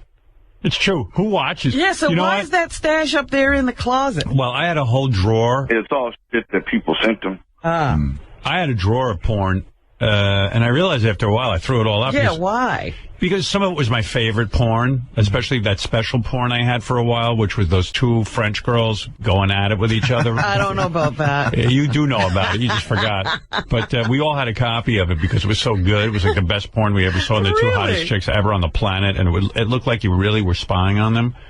It didn't feel like it was a porn. Oh, yeah. Yes, there it is. Anyway. Is that the okay. No. But anyway, so I held on to it for a long time, and I finally realized I'm not going to actually. Right, you're not going to pull that out and get a DVD player going. Well, because you feel so fucking deviant, like you're putting it in the DVD, and it's so nice that you just go on the web and watch 15 seconds of a clip and get it over with. All right, but anyway, Jan, I don't want to take up a lot of your time. Thanks for clearing that up for me. Okay. You're welcome. All right, thanks, Jan. And I want to say this real quick. I guess today that there's people are doing a memorial outside the studio. They are? Yeah, I saw Marianne and High Pitch Eric and Joey Boots out there. Oh, wow. Yeah, there's supposed to be a bunch of people, so thanks for that. And I think every year on the anniversary, I think a nice honor would be everybody drink a Pepsi and eat bacon. That was Eric's favorite thing. Pepsi and bacon. Yeah, there you go. Jeez, I don't know if I could remember, Eric. That's a hard. Well, you could just get that bacon substitute to make it out of soy. You could have that. Bacon. Yeah. Soy bacon. Oh boy. So much fun, it's funny. This isn't funny. It's a morbid thought. I was thinking about Eric yesterday, and I was like, I was like, gee, I can't believe he's gone. Is there any way Eric might have taken his own life? Like maybe taken something? Like maybe he was just so distraught. But Eric doesn't strike me as the suicidal type. No. He loved life too much, right, Jan? No, definitely. Of course, I got accused of messing with his medicine. Oh, did you? Some jackasses. On the internet or something? Yeah. Oh, great. Yeah, that's all you need. Ridiculous, yeah. Yeah. In fact, no life. All right. Anyway, Jan, I won't take up... One thing, yesterday we were talking about it on the wrap-up show, and we decided we're going to try to get Eric mentioned in that, to be remembered spot in the Emmys. Yeah, how are you going to do that? We're going to start petitioning and lobbying.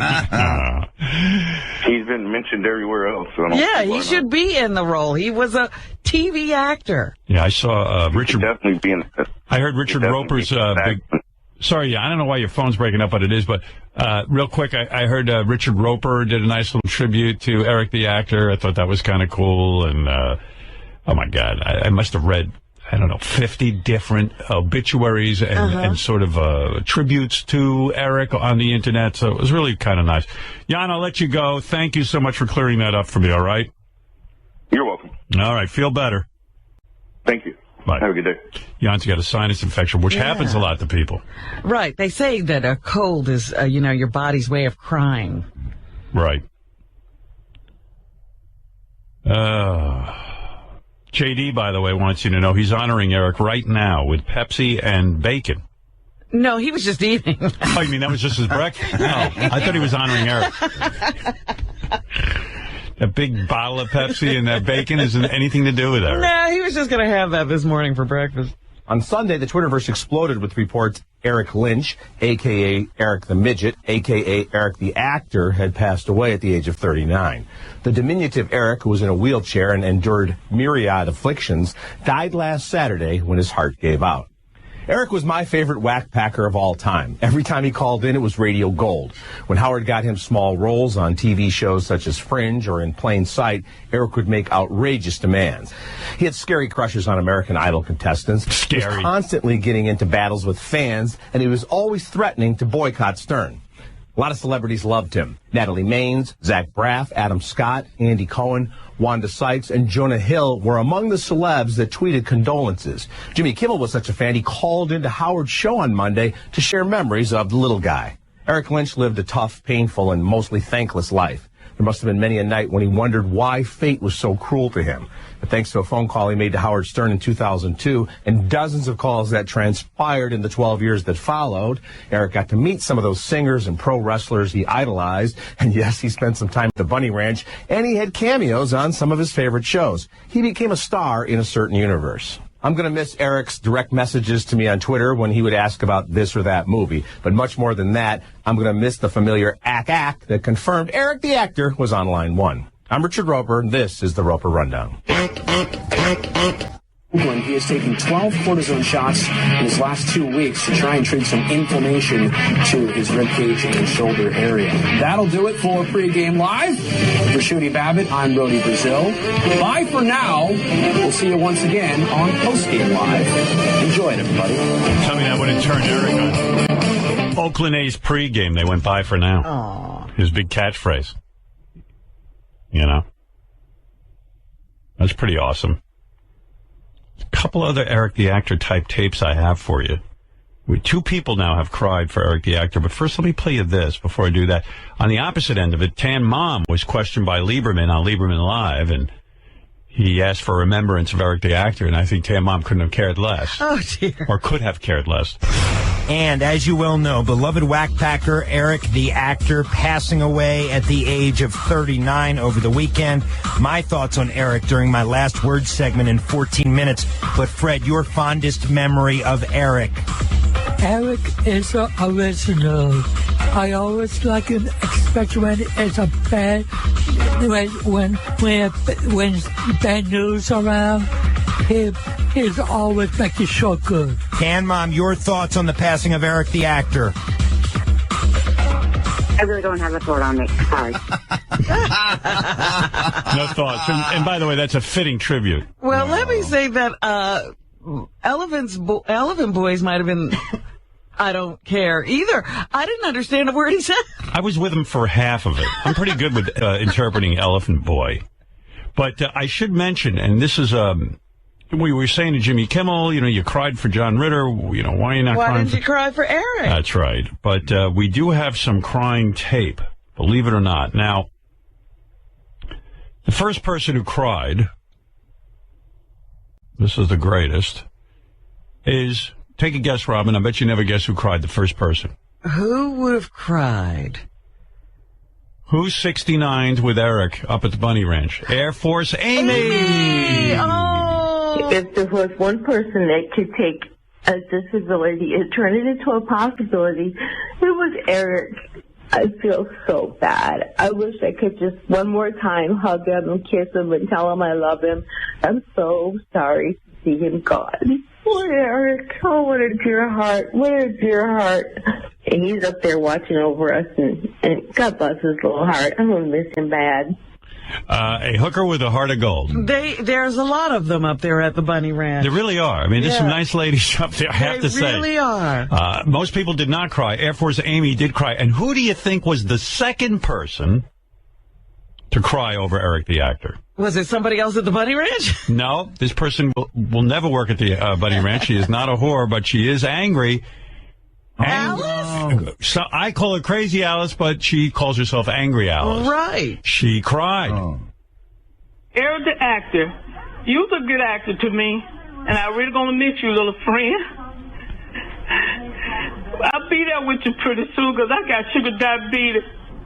And say hello to my sister for me, sweet thing. Alice, you okay? Maybe she thought Eric Roberts died. I'm just sick and tired of good people dying on me. I know he loved you. I know he loved being a part of things, and I know he's not suffering anymore, and he's in a good place. Yeah, he is. He's dancing up in heaven with my sister and the angels. But I really do miss him. That's the bottom line. And say hello to my friend, and I love you, brother. I love you too, Angel. Angel? What's going on there? Wow. Angel. Shuli working that beat. And Shuli was being all slick trying to get her to cry more, and he dried up all those tears when he was doing that. Well, he's up there. And right. He dried her right up. Dried her right up. He should just let her go. Wow. Who knew Angry Alice was in love with Eric the actor? You never know where her love is going to fall. Right. Good Lord. And Shuli. Goodbye, my angel.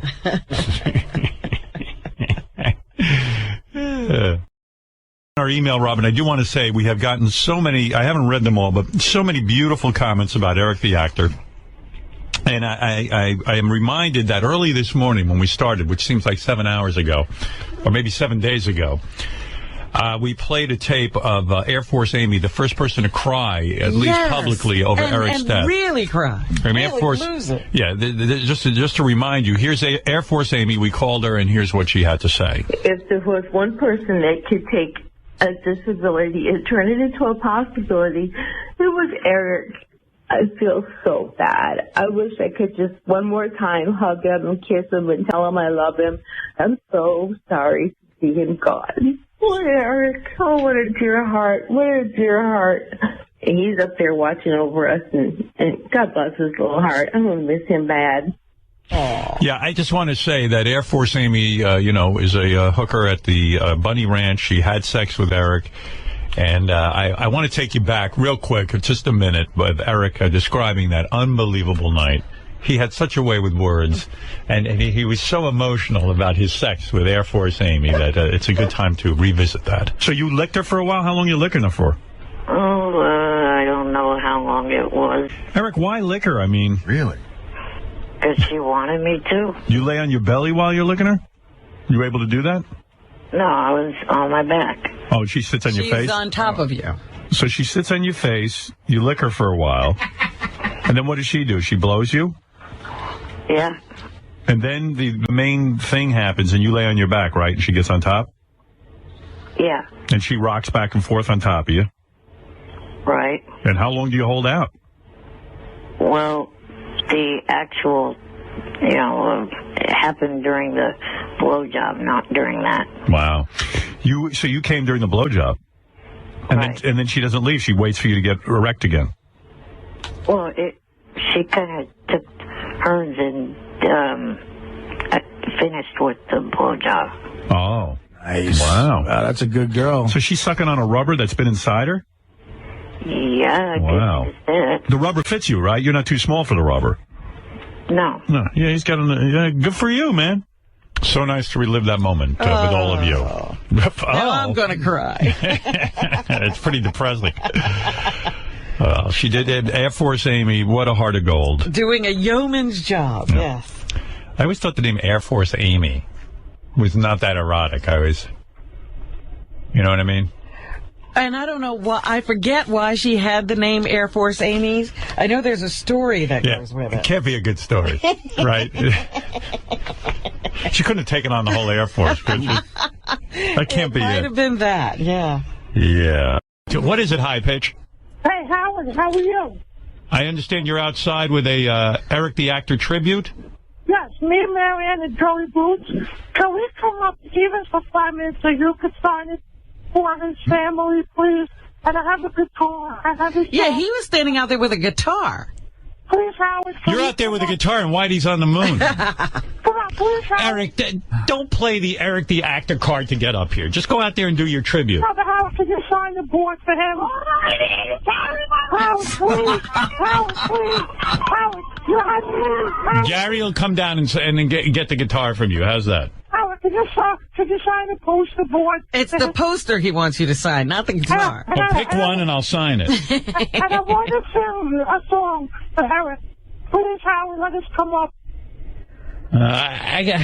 It's been a long morning, Eric. 2 minutes. I'm asking for... We've had John Cougar, and now you want to perform? The answer's no. Come on. The show's ending. Aren't you a little curious, Gary, about the song? 2 minutes, Howard. Listen to him. Do you want 2 minutes to hear his song? 2 minutes. I think I sort of heard some of it before. What is that? What? I sort of heard a little bit of it. Remember we played you that clip of him singing for Mellencamp up front? It's just him banging on a guitar. Okay. Come on. You know it's not going to be good, Gary. I mean, Gary's acting like it's not really a very good song. You're going to be disappointed. Come on, you'll be amazed. Oh, yeah. All right. But, Gary, just bring him up so he can sing the stupid song and I'll sign his poster. All right? Real quick. All right, thank you, Howard. Such a nudge. All right, shut up. You're coming up. I had to clear my throat. What did you just do? I had to clear my throat. Oh, that's disgusting. Why would you wait till we turned on the mic? I just had to clear my throat. By the way, that guitar looks like a ukulele in your hand. It's so enormous. It's a real guitar. It is, but it looks like a ukulele because you're so enormous. I know. Yeah, right. That's good. Eric, you begged me to come in. It was very annoying. I'm in the middle of trying to wrap up the show. Robin's doing news. I know you want to go home because it's Wednesday. Right. What is I want to go home every day. I know. Yeah, you have nothing to do, so you don't care about going home. Okay, you ready? What is this a song about? About Eric. Eric the Actor. You wrote this? And it's a serious song? Yeah. I hope, because, come on, the guy just died. But did he write it? Is this your song? I made it up this morning. You made it up. All right, go ahead. His name is Eric. He was in a wheelchair. We all love Eric. It's not bad. We will miss Eric. We rest in peace. He always says, bye for now. Robin, please, you ruined it. Wow. Robin ruined it, didn't she? No, he forgot the ack. He didn't even pretend to put his fingers on the frets. No. He really didn't. That's hard. I'm learning how to play. You're no Jimi Hendrix. You're Piggy Hendrix. I'm learning how to play. Right. I take lessons on the computer. Do you? Yeah. No. Let me hear you play an E chord. An E chord? Yeah. This is an E chord right here. Oh, he can't even hold the guitar. Put the mic near the guitar. That's an E chord. That's an E note. Howard, he's not even your fingers have to be on something to be a chord. Not to play the E. Not to play the E. My fingers are too Not the big. note. Your fingers are too big. How are you going to play the guitar? He's just going to play you the note. That's an E chord. No, it's not a chord. It's close enough, though. It is the E the E note. He's in the neighborhood of. That's an E chord. No. All right. Can you play a D chord? A D chord? Right here. That's the D chord. Oh, no. That's just you're hitting one string. A chord means multiple strings. Did you know that? And he still hasn't done anything with the fretboard. And that's an A, by the way. Well, the frets are hard for me. Yeah. I'm still learning. Yeah, that's why not everyone can play the guitar, because it's hard. Yeah. I wish the audience could see the way his mouth hangs open when you ask a question. You ask a question, it just hangs. Yeah, well, he's thinking. It's also hard to play when you have mayonnaise all over your fingers. I have no mayonnaise. Oh, well, then what is that stuff? What is sweat? I think you sweat mayonnaise. That doesn't look normal to me. No. Well, Eric, thank you for the beautiful tribute to Eric the actor. Well, Marianne made the postcard. It's a big board, and we want everyone from the show to sign it, even you, for his family. All right, that's nice. Probably the best thing you could give the family is keep that postcard away from them. I would think. I don't know that they're that into it. Well, actually, we had a celebrity come by and sign it. Who was that? Steve Lacy from Fox 5. Oh. Yeah. Well, I didn't know you had him. Then I'll definitely sign it. What will you miss most about not about High Pitch, but what will you miss most about Eric the actor? His phone calls and, just his phone calls to the show. And what about when you called him? That was a classic moment. High Pitch. What was one of my favorite calls ever is you called him as Kelly Clarkson, where you said the now famous line. Go ahead, say it. This is Kelly Clarkson. And then you went, who's High Pitch? Who's High Pitch? This is Kelly. This is Kelly Clarkson. I love when you did that. That was a great call. That really was. And seeing him in person, dressed as Kelly Clarkson, that was amazing. Eric was dressed as Kelly Clarkson? Yeah, I think we brought him in one time. Is that with right? a dress on. I didn't realize. He didn't seem to mind. No, you liked it. Yeah, and the way he looked at me, his eyes, oh my God. Here's a fact. 10 years ago today was the day that you made that call. Did you know it was the anniversary of that call? No. Yep, 10 years ago today is when you did that classic phone call to Eric the actor as Kelly Clarkson. Wow. I'll tell you what, even though it's late, you want to commemorate by playing it, Fred? Do you have it there? If I can find it. Oh. If I can't, they can help me in the back. Well, it's really some kind of phone call. Change one in red. What was that, my mumbly friend?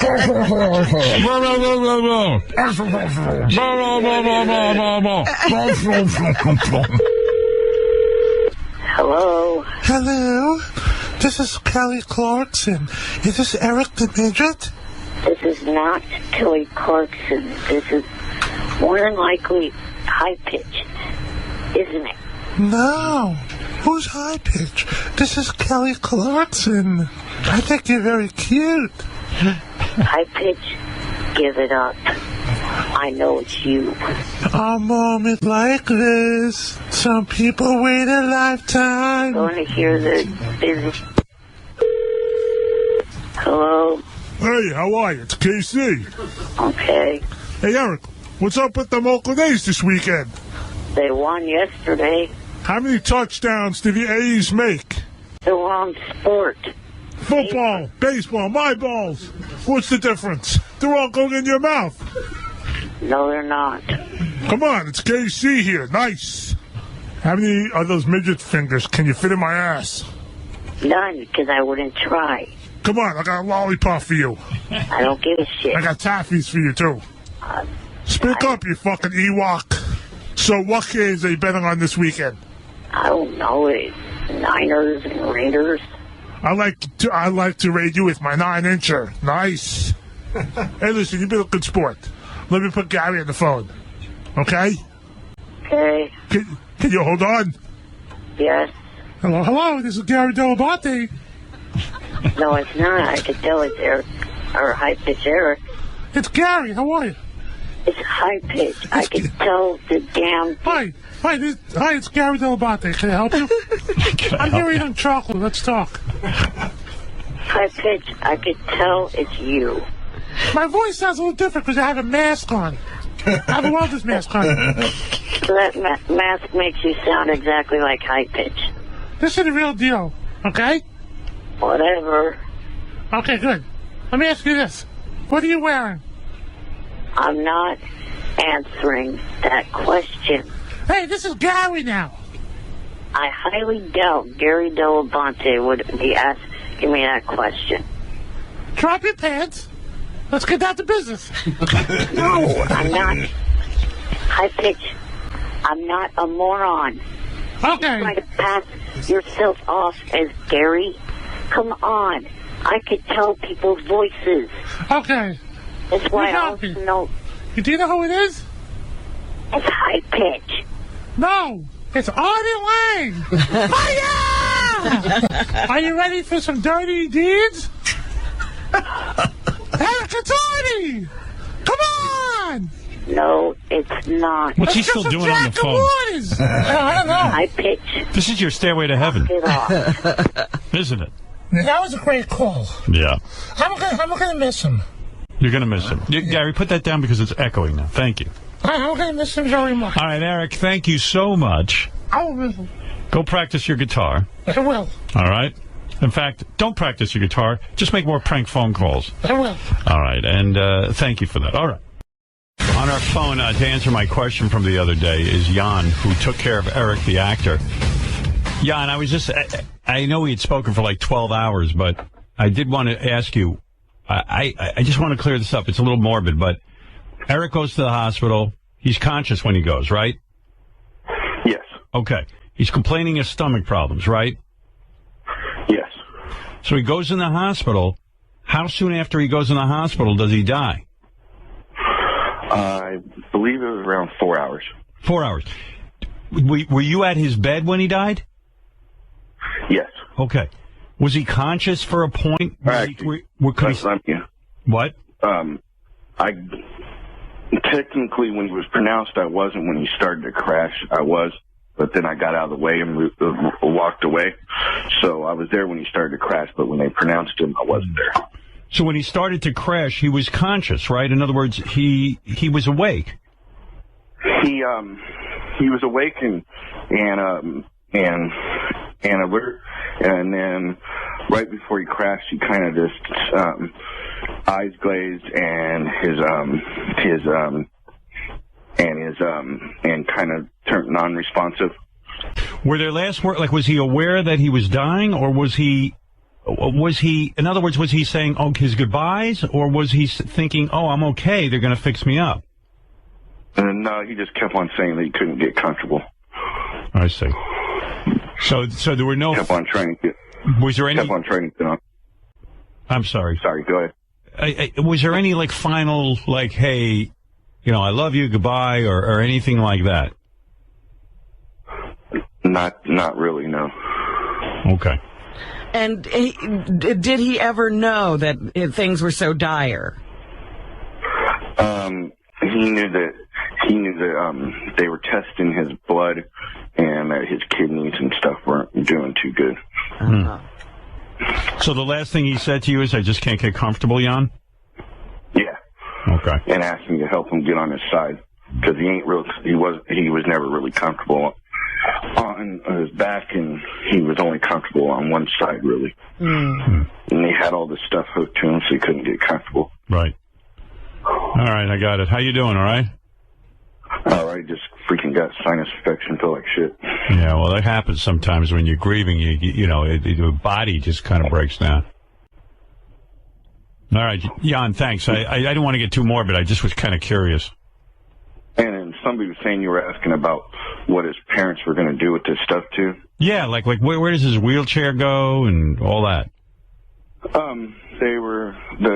What they've talked about is wheelchair and all that. They're going to donate probably to Shriners Hospital, Sacramento. And then I think they'll leave his room probably alone for quite a while because they won't be able to handle going through it. And then when they go through that, I'm pretty sure like all the sports memorabilia and stuff, they'll probably donate to something too.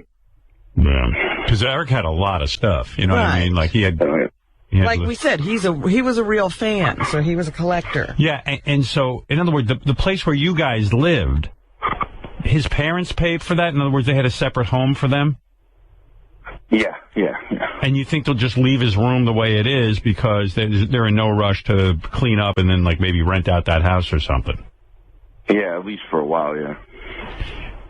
And then you think like his computer and all his stuff will just sit there, and then at some point someone, when they have the strength to do it, will go in and clean up. Yeah. Did you take out Eric's porn collection out of his room so his parents don't find it? that's up in his upper closet. They know about it already. Okay. Well, what was in there? What was in there? He had his porn collection. What was in there specifically? It was most of his stuff is Girls Gone Wild. Oh, okay. Really? Shit, his porn needed to be updated. I offered him. I thought I sent him porn. Yeah, there's a few that you guys sent him. Hey, Howard? Yeah. If it was up in the closet high, did that mean that whenever Eric wanted to watch porn, Jan had to get it for him? Like, did he have to ask you, Jan? He never really watched any DVD ones. He always just watched them off the internet, like PornTube or Pornhub. Yeah, like a normal person. It's true. Who watches? Yeah, so why is that stash up there in the closet? Well, I had a whole drawer. It's all shit that people sent him. I had a drawer of porn, and I realized after a while I threw it all up. Yeah, why? Because some of it was my favorite porn, especially that special porn I had for a while, which was those two French girls going at it with each other. I don't know about that. You do know about it. You just forgot. But we all had a copy of it because it was so good. It was like the best porn we ever saw. The two hottest chicks ever on the planet. And it looked like you really were spying on them. It didn't feel like it was a porn. Oh, yeah. Yes, there it is. Anyway. Is that the okay. No. But anyway, so I held on to it for a long time, and I finally realized I'm not going to actually. Right, you're not going to pull that out and get a DVD player going. Well, because you feel so fucking deviant, like you're putting it in the DVD, and it's so nice that you just go on the web and watch 15 seconds of a clip and get it over with. All right. But anyway, Jan, I don't want to take up a lot of your time. Thanks for clearing that up for me. Okay. You're welcome. All right. Thanks, Jan. And I want to say this real quick. I guess today that there's people are doing a memorial outside the studio. They are? Yeah, I saw Marianne and High Pitch Eric and Joey Boots out there. Oh, wow. Yeah, there's supposed to be a bunch of people, so thanks for that. And I think every year on the anniversary, I think a nice honor would be everybody drink a Pepsi and eat bacon. That was Eric's favorite thing. Pepsi and bacon. Yeah, there you go. Jeez, I don't know if I could remember, Eric. That's a hard. Well, you could just get that bacon substitute to make it out of soy. You could have that.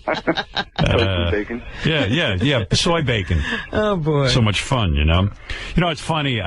This isn't funny. It's a morbid thought. I was thinking about Eric yesterday, and I was like, I was like, gee, I can't believe he's gone. Is there any way Eric might have taken his own life? Like maybe taken something? Like maybe he was just so distraught. But Eric doesn't strike me as the suicidal type. No. He loved life too much, right, Jan? No, definitely. Of course, I got accused of messing with his medicine. Oh, did you? Some jackasses. On the internet or something? Yeah. Oh, great. Yeah, that's all you need. Ridiculous, yeah. Yeah. In fact, no life happens. All right. Anyway, Jan, I won't take up... One thing, yesterday we were talking about it on the wrap-up show, and we decided we're going to try to get Eric mentioned in that, to be remembered spot in the Emmys. Yeah, how are you going to do that? We're going to start petitioning and lobbying. He's been mentioned everywhere else. So he should be in the role. He was a TV actor. Yeah, I saw Richard... definitely be in... I heard Richard Roper's big... Sorry, I don't know why your phone's breaking up, but it is. But real quick, I heard Richard Roper did a nice little tribute to Eric the actor. I thought that was kind of cool. And, oh, my God, I must have read... 50 different obituaries and sort of tributes to Eric on the internet. So it was really kind of nice. Jan, I'll let you go. Thank you so much for clearing that up for me, all right? You're welcome. All right. Feel better. Thank you. Bye. Have a good day. Jan's got a sinus infection, which happens a lot to people. Right. They say that a cold is, your body's way of crying. Right. JD, by the way, wants you to know he's honoring Eric right now with Pepsi and bacon. No, he was just eating. Oh, you mean that was just his breakfast? No, I thought he was honoring Eric. A big bottle of Pepsi and that bacon isn't anything to do with Eric. No, he was just going to have that this morning for breakfast. On Sunday, the Twitterverse exploded with reports Eric Lynch, a.k.a. Eric the Midget, a.k.a. Eric the Actor, had passed away at the age of 39. The diminutive Eric, who was in a wheelchair and endured myriad afflictions, died last Saturday when his heart gave out. Eric was my favorite whack-packer of all time. Every time he called in, it was radio gold. When Howard got him small roles on TV shows such as Fringe or In Plain Sight, Eric would make outrageous demands. He had scary crushes on American Idol contestants. Scary. He was constantly getting into battles with fans, and he was always threatening to boycott Stern. A lot of celebrities loved him. Natalie Maines, Zach Braff, Adam Scott, Andy Cohen, Wanda Sykes, and Jonah Hill were among the celebs that tweeted condolences. Jimmy Kimmel was such a fan, he called into Howard's show on Monday to share memories of the little guy. Eric Lynch lived a tough, painful, and mostly thankless life. There must have been many a night when he wondered why fate was so cruel to him. But thanks to a phone call he made to Howard Stern in 2002 and dozens of calls that transpired in the 12 years that followed, Eric got to meet some of those singers and pro wrestlers he idolized. And yes, he spent some time at the Bunny Ranch, and he had cameos on some of his favorite shows. He became a star in a certain universe. I'm going to miss Eric's direct messages to me on Twitter when he would ask about this or that movie. But much more than that, I'm going to miss the familiar ack that confirmed Eric the actor was on line one. I'm Richard Roper, and this is the Roper Rundown. He has taken 12 cortisone shots in his last 2 weeks to try and treat some inflammation to his ribcage and shoulder area. That'll do it for Pre-Game Live. For Shooty Babbitt, I'm Brody Brazil. Bye for now. We'll see you once again on Post-Game Live. Enjoy it, everybody. Tell me that when it turned Eric on. Oakland A's pregame, they went by for now. Aww. His big catchphrase. You know? That's pretty awesome. A couple other Eric the Actor type tapes I have for you. Two people now have cried for Eric the Actor, but first let me play you this before I do that. On the opposite end of it, Tan Mom was questioned by Lieberman on Lieberman Live, and he asked for remembrance of Eric the Actor, and I think Tan Mom couldn't have cared less. Oh, dear. Or could have cared less. And as you well know, beloved whack-packer Eric the Actor passing away at the age of 39 over the weekend. My thoughts on Eric during my last word segment in 14 minutes. But Fred, your fondest memory of Eric? Eric is original. I always like him, especially when it's a bad, when bad news around. He's always make the show good. Tan Mom, your thoughts on the passing of Eric the Actor? I really don't have a thought on it. Sorry. No thoughts. And by the way, that's a fitting tribute. Well, let me say that Elephant Boys might have been... I don't care either. I didn't understand a word he said. I was with him for half of it. I'm pretty good with interpreting Elephant Boy. But I should mention, and this is... we were saying to Jimmy Kimmel, you cried for John Ritter. Why are you not crying? Why didn't you cry for Eric? That's right. But we do have some crying tape, believe it or not. Now, the first person who cried, this is the greatest, is, take a guess, Robin. I bet you never guess who cried, the first person. Who would have cried? Who's 69'd with Eric up at the Bunny Ranch? Air Force Amy! Oh! If there was one person that could take a disability and turn it into a possibility, it was Eric. I feel so bad. I wish I could just one more time hug him and kiss him and tell him I love him. I'm so sorry to see him gone. Poor Eric. Oh, what a dear heart. What a dear heart. And he's up there watching over us, and God bless his little heart. I'm going to miss him bad. A hooker with a heart of gold. There's a lot of them up there at the Bunny Ranch. There really are. I mean, there's some nice ladies up there, I have to say. They really are. Most people did not cry. Air Force Amy did cry. And who do you think was the second person to cry over Eric the Actor? Was it somebody else at the Bunny Ranch? No, this person will never work at the Bunny Ranch. She is not a whore, but she is angry. Alice? So I call her Crazy Alice, but she calls herself Angry Alice. Right. She cried. Eric the Actor, you was a good actor to me, and I really gonna miss you, little friend. I'll be there with you pretty soon, because I got sugar diabetes. And say hello to my sister for me, sweet thing. Alice, you okay? Maybe she thought Eric Roberts died. I'm just sick and tired of good people dying on me. I know he loved you. I know he loved being a part of things, and I know he's not suffering anymore, and he's in a good place. He is. He's dancing up in heaven with my sister and the angels. But I really do miss him. That's the bottom line. And say hello to my friend. And I love you, brother. I love you too, Angel. Angel? What's going on there? Wow. Angel. Shuli working that beat. And Shuli was being all slick trying to get her to cry more. And he dried up all those tears when he was doing that. Well, he's up there. And right. He dried her right up. Dried her right up. He should just let her go. Wow. Who knew Angry Alice was in love with Eric the actor? You never know where her love is going to fall. Right. Good Lord. And Shuli. Goodbye, my angel.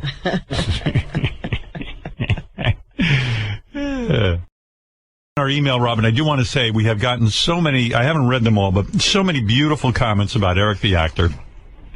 And I am reminded that early this morning when we started, which seems like 7 hours ago, or maybe 7 days ago, we played a tape of Air Force Amy, the first person to cry, at least publicly, over Eric's death. Really cry. Air Force, lose it. Yeah, just to remind you, here's Air Force Amy. We called her, and here's what she had to say. If there was one person that could take a disability and turn it into a possibility, it was Eric. I feel so bad. I wish I could just one more time hug him and kiss him and tell him I love him. I'm so sorry to see him gone. Poor Eric. Oh, what a dear heart. What a dear heart. And he's up there watching over us, and God bless his little heart. I'm going to miss him bad. Aww. Yeah, I just want to say that Air Force Amy, is a hooker at the Bunny Ranch. She had sex with Eric. And I want to take you back real quick, just a minute, with Eric describing that unbelievable night. He had such a way with words, and he was so emotional about his sex with Air Force Amy that it's a good time to revisit that. So you licked her for a while? How long you licking her for? Oh, I don't know how long it was. Eric, why lick her? I mean... Really? Because she wanted me to. You lay on your belly while you're licking her? You able to do that? No, I was on my back. Oh, she sits on your face? She's on top of you. So she sits on your face, you lick her for a while, and then what does she do? She blows you? Yeah. And then the main thing happens, and you lay on your back, right? And she gets on top? Yeah. And she rocks back and forth on top of you? Right. And how long do you hold out? Well, the actual, it happened during the blowjob, not during that. Wow. So you came during the blowjob? Right. And then she doesn't leave. She waits for you to get erect again. Well, she kind of took hers and finished with the blowjob. Oh. Nice. Wow. That's a good girl. So she's sucking on a rubber that's been inside her? Yeah, I wow. guess that's it. The rubber fits you, right? You're not too small for the rubber. No. No. Yeah, he's got good for you, man. So nice to relive that moment with all of you. Now I'm going to cry. It's pretty depressing.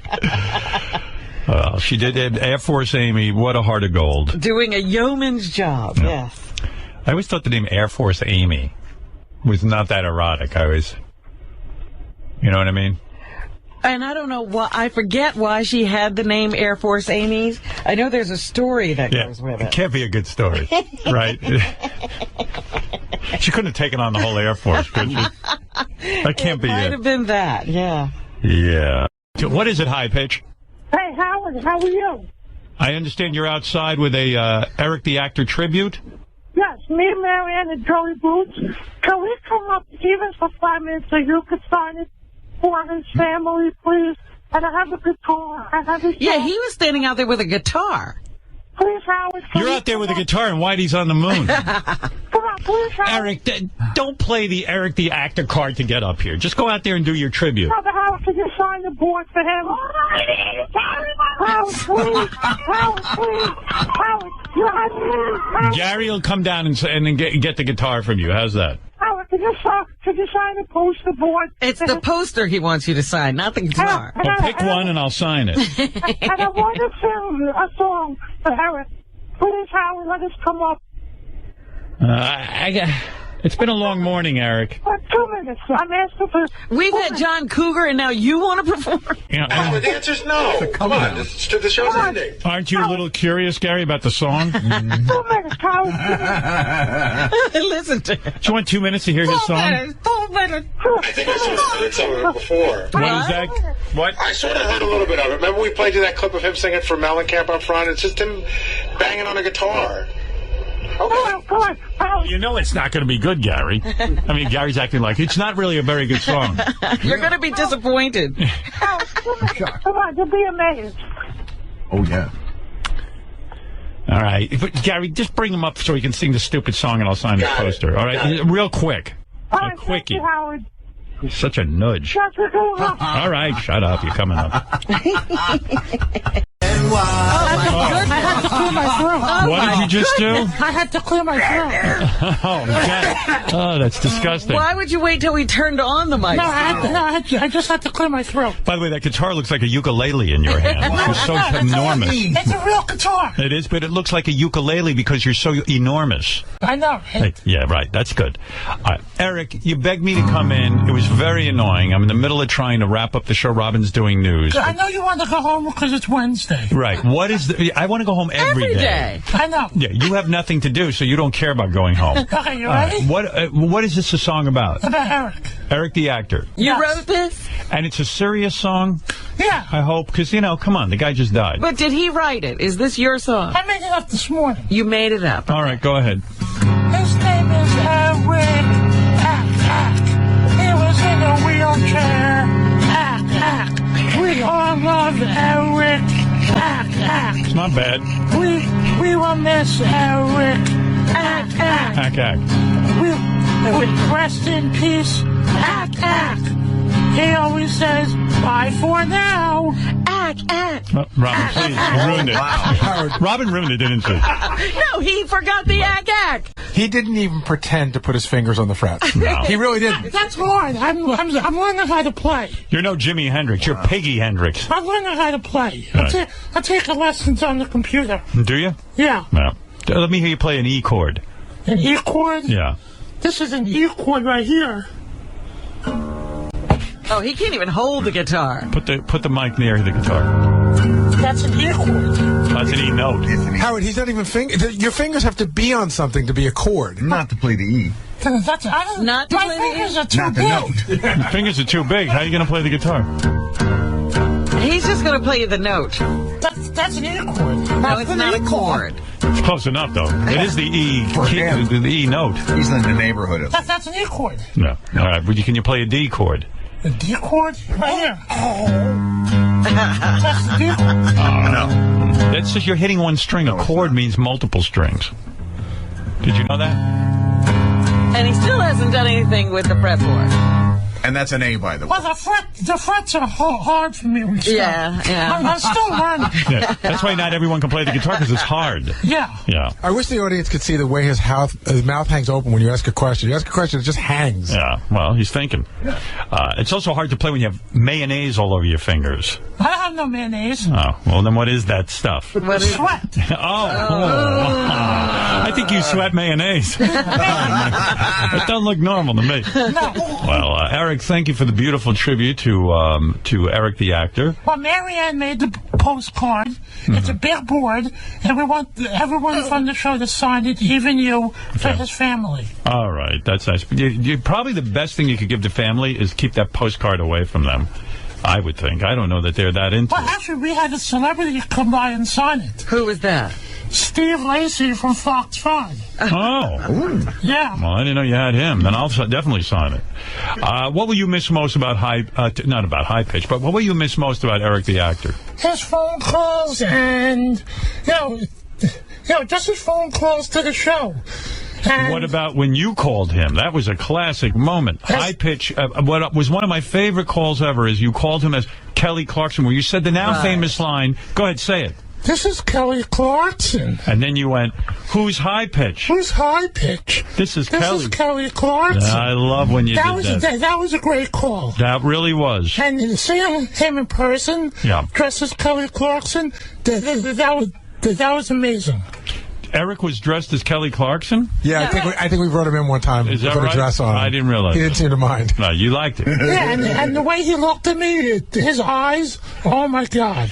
Here's a fact. 10 years ago today was the day that you made that call. Did you know it was the anniversary of that call? No. Yep, 10 years ago today is when you did that classic phone call to Eric the actor as Kelly Clarkson. Wow. I'll tell you what, even though it's late, you want to commemorate by playing it, Fred? Do you I'll have see it if there? I can find it. Oh. If I can't, they can help me in the back.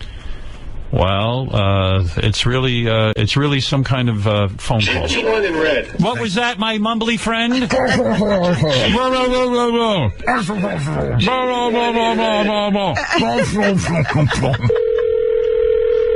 Hello. Hello.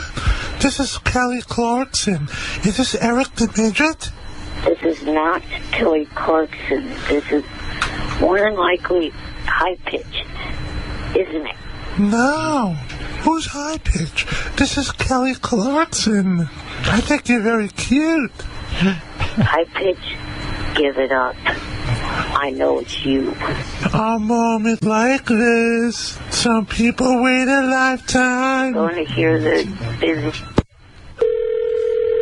Hello. Hey, how are you? It's KC. Okay. Hey, Eric, what's up with them Oakland A's this weekend? They won yesterday. How many touchdowns did the A's make? The wrong sport. Football, baseball, my balls. What's the difference? They're all going in your mouth. No, they're not. Come on, it's KC here. Nice. How many of those midget fingers can you fit in my ass? None, because I wouldn't try. Come on, I got a lollipop for you. I don't give a shit. I got taffies for you, too. Speak up, you fucking Ewok. So what games are you betting on this weekend? I don't know. Niners and Raiders. I like to raid you with my 9-incher. Nice. Hey, listen, you've been a good sport. Let me put Gary on the phone. Okay? Okay. Can you hold on? Yes. Hello, this is Gary Delabate. No, it's not. I could tell it's Eric, or high pitch Eric. It's Gary. How are you? It's high pitch. I could tell the damn. Hi, it's Gary Delabate. Can I help you? I'm here eating chocolate. Let's talk. High pitch. I could tell it's you. My voice sounds a little different because I have a mask on. I have a wellness mask on. So that mask makes you sound exactly like high pitch. This is the real deal, okay? Whatever. Okay, good. Let me ask you this. What are you wearing? I'm not answering that question. Hey, this is Gary now. I highly doubt Gary Delabate would be asking me that question. Drop your pants. Let's get down to business. No, I'm not. High pitch. I'm not a moron. Okay. You're trying to pass yourself off as Gary? Come on. I could tell people's voices. Okay. That's why I also know. Do you know who it is? It's high pitch. No, it's Artie Lang. Fire! Are you ready for some dirty deeds? Eric, it's Artie! Come on! No, it's not. What's he still doing on the phone? I don't know. High pitch. This is your stairway to heaven, Get off. isn't it? That was a great call. Yeah. I'm gonna miss him. You're going to miss him. Gary, put that down because it's echoing now. Thank you. I'm gonna miss him very much. All right, Eric, thank you so much. I will miss him. Go practice your guitar. I will. All right? In fact, don't practice your guitar. Just make more prank phone calls. I will. All right, and thank you for that. All right. What'd you think of Eric's performance? I thought it was exactly what I thought it was going to be. A guy holding a guitar, not even fingering the frets, Wang Chunging away on, ack, ack, ack. But his heart was in the right place. Who knows where his heart is? Do you see that body of his? Yeah, he's getting up there. That's for sure. Well, again, I would have liked to, he was bragging that he was down from 370 to 365. And he might be up to 375 now. It could be. His weight does fluctuate here and there. Jan called in at the beginning of the show and spoke about, he revealed where Eric's porn stash was, but said he basically went online for a lot of stuff like that.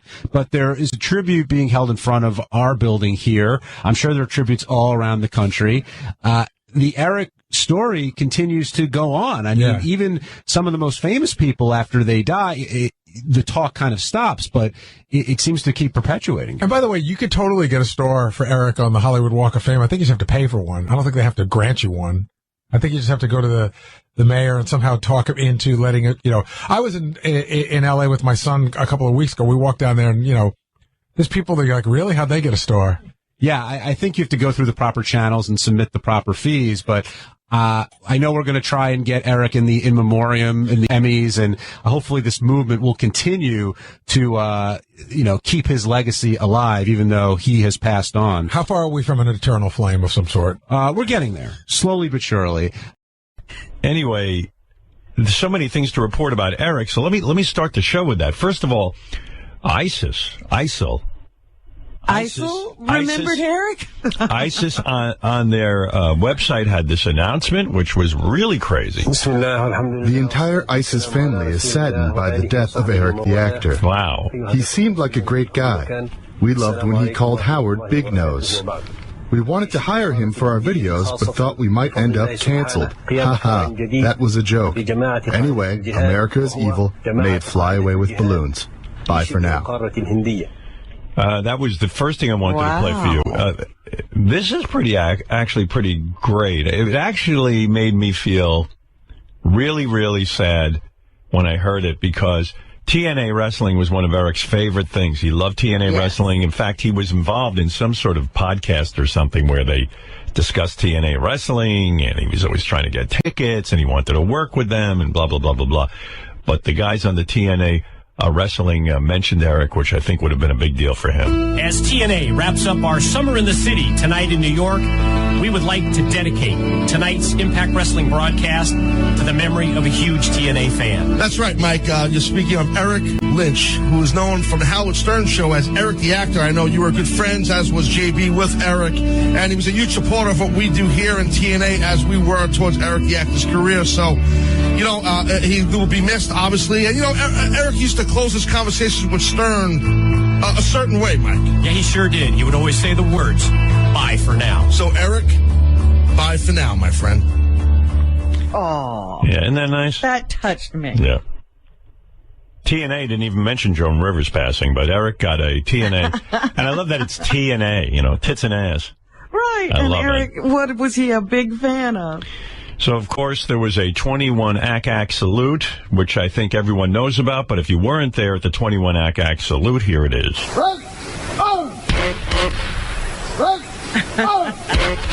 Yes, 21 ACACs. And I thought it was beautiful. So there you go. And it goes on and on and on. I mean, you could, if you want to hear all 21, I don't know. Let's be quiet.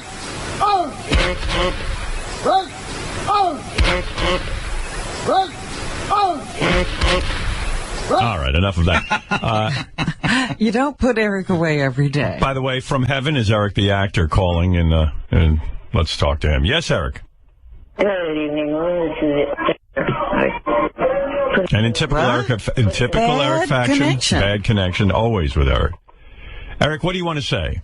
Well, it was really not in order not to. Oh, jeez. Interference between us and heaven this morning. Very typical of Eric. Eric, what is heaven like? Is the sound okay? I was basing that on what... Yeah, Eric. Little guy has said goodbye, but not goodbye for now. Look towards the moon, you'll see balloons, and he'll be flying somehow. Sometimes he would snap, he wasn't handicapped, he was handy-capable. Now we have no choice, we can't hear your voice, Eric will always miss you. That little guy had giant balls, and now there will be no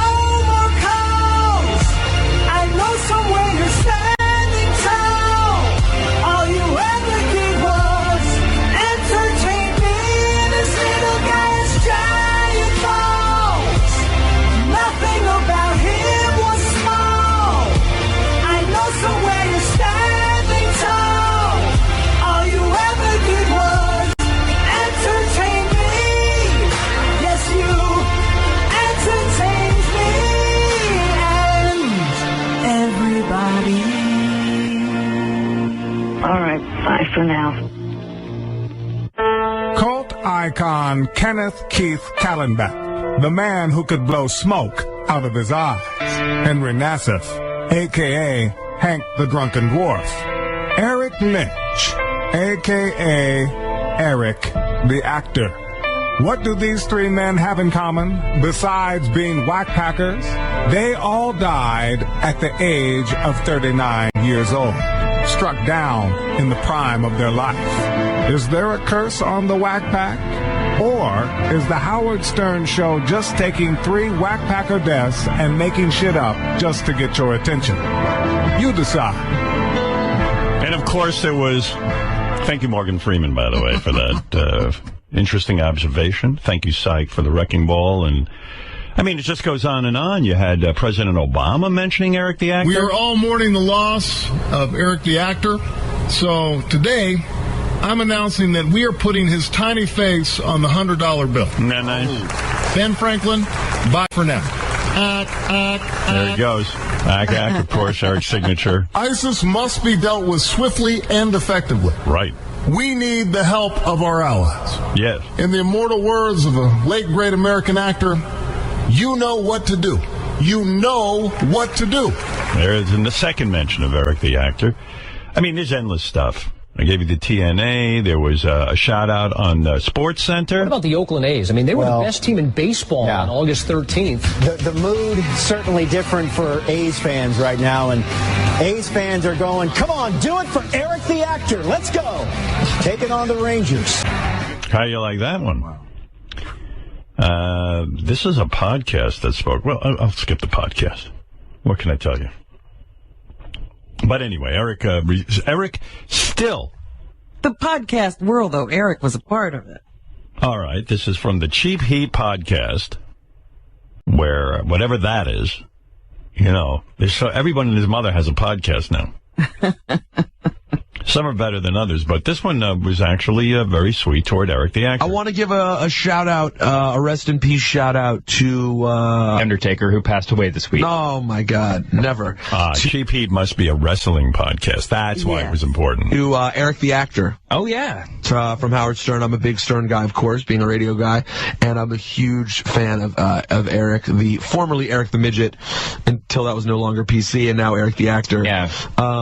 But, yeah, he was a big mark. Well, not big. He was tiny. But he was a huge wrestling fan. He was a giant and marked him. It marked him. He was a giant man. And he loved wrestling in general. Did a couple of features with, popped up on some TNA interview shows and things of that nature. Yeah. And hilarious character on Stern and huge wrestling fan. So, want to send a farewell to Eric the Actor. I hope that people that are like under the age of 30 understand how significant Howard Stern is, the Howard Stern Show is for like the lives of basically like everyone they read or listen to or like whatever. I mean, I think for some people he's still in the middle of such a good run. Yeah. That I think people get it. I definitely idolize Howard, and Eric the Actor I wrote a piece actually that I didn't submit. I didn't quite finish it yet. I was having trouble finishing it for Grantland that I wanted to write. Yeah. You know, kind of like a radio guy, you know, a bit of an obituary from a radio guy about what makes Eric the Actor so great. Yeah. Because he was so, it's sort I'd of like to wrestling. read that. When you get a guy who's not acting, their character is just completely off the wall, and when the mic goes on, all they do is dial it up a little bit. Yeah. That's what made Eric so entertaining. So rest in peace, bud. All right, let's get to some Peckerhead email. It's funny, I was thinking, when I die, I hope I'm remembered by Cheap Heat, because this guy knows how to give a eulogy. I like him. So thank you, Cheap Heat, for the beautiful tribute to Eric the Actor. Had Eric ever known when he was alive that he would somehow be mentioned on Cheap Heat, I think he would have been very excited. Right, Robin? Absolutely. I don't think Eric would have imagined this kind of outpouring. I don't think Mandela himself was missed this much, honestly. Not on this show, anyway. All right, so that tribute to Eric the Actor, and by the way, Beetlejuice will be stopping by later in the show to offer his condolences and tell you was Beetle affected? Yeah, but in a very strange way. I'll save his comments. Wait till you hear his comments. Oh, dear. Will, what was it Beat said when we asked him about Eric the Actor? This is very controversial. Hold on to your hat, Robin, if you're wearing one. Will. All right. He doesn't remember who he was. Why don't you read your own notes? It says, Beat doesn't remember Eric the actor, but says he wouldn't have been famous if he weren't for Beetle paving the way for him to come on the show. Beetle with the SmackDown. Wow. Yeah, well, hey, look, Beetle has his own legacy to deal with. To quote Beetle, if he hadn't paved the way, Eric wouldn't have shit. Now, these are controversial comments, and I assure you there'll be more of them when Beat comes in, so hold on. My goodness. Hang in there, everybody, for the roller coaster known as Beetlejuice. I was in a discussion with some friends of mine, high-level people, and they turned to me in a moment of real sincerity, and they said, who was the most important whack packer? I said, why don't you answer your own question? And my friend said, well, I think more important than Eric the actor. He said, I'm a huge Eric the actor fan, but Beetlejuice is more important. I said, wow. Really? I said, I got to think about that. And I went with Eric the actor, and then I kind of went, wait a second. Maybe it is Beetlejuice. Could it have been Hank the Angry Dwarf? Now, there was another high-level attorney in the room at the point, and he said Hank the Dwarf. And then I switched my vote and said Hank the Dwarf because he made a convincing argument. He's a barrister. Really? That's right. So this went on for some time, and then I'd like to hear this debate. And then 3 guys with white jackets showed up and took us all away for the weekend. And I want to tell you about that. That was fun. I was in there with the Joker and the Penguin at this place called Harkham or something. One guy... I would love to hear a debate like that. As they were dragging us out, they had their arms under our shoulders and our feet were dragging on the ground. I heard Beetlejuice is the Jackie Robinson of the Whack Packers. So. The Jackie Robinson? That's right. He broke ground. But ultimately, the historians will decide. So... we'll see. Yeah, I don't even know how I would answer that question. The most important whack packer. Hey, Jason, you think on our website we can put up an Insta poll? Well, that'll take us a year. Yeah, no problem. You mean like when, though? Be honest. Give me 15 minutes. Get out of here. 15. Really? I was trying to pad it, so I get it done faster. Ooh. Okay, brother. 15 minutes. You'll have an Insta poll. We'll find out. And before you vote, please use your head. Don't just vote willy-nilly. Really think it through. You want to hear about Eric's wake? Johnny Fratto's on the phone. Yeah, I saw the announcement of the wake, and there was this beautiful picture of Eric on it. Is that right? He looked so happy, yeah. Must have been after his acting stint on Fringe. Maybe. Yeah. He looked ecstatic. What was the wake like, Johnny? Okay, well, I actually didn't go. I got to see pictures, but that wasn't what I was going to tell you about, because I was getting a play-by-play from Jan, who you've absolutely got to talk to. But there's some irony here, Howard. I mean, this kid spent his whole life in a wheelchair, right? Right. Guess where they inter him? Where? You won't believe this. They put him in a chair, in another chair. They buried what are you talking about? They buried him in a chair? Well, no. They have a chair. They have a bench made, like a bench.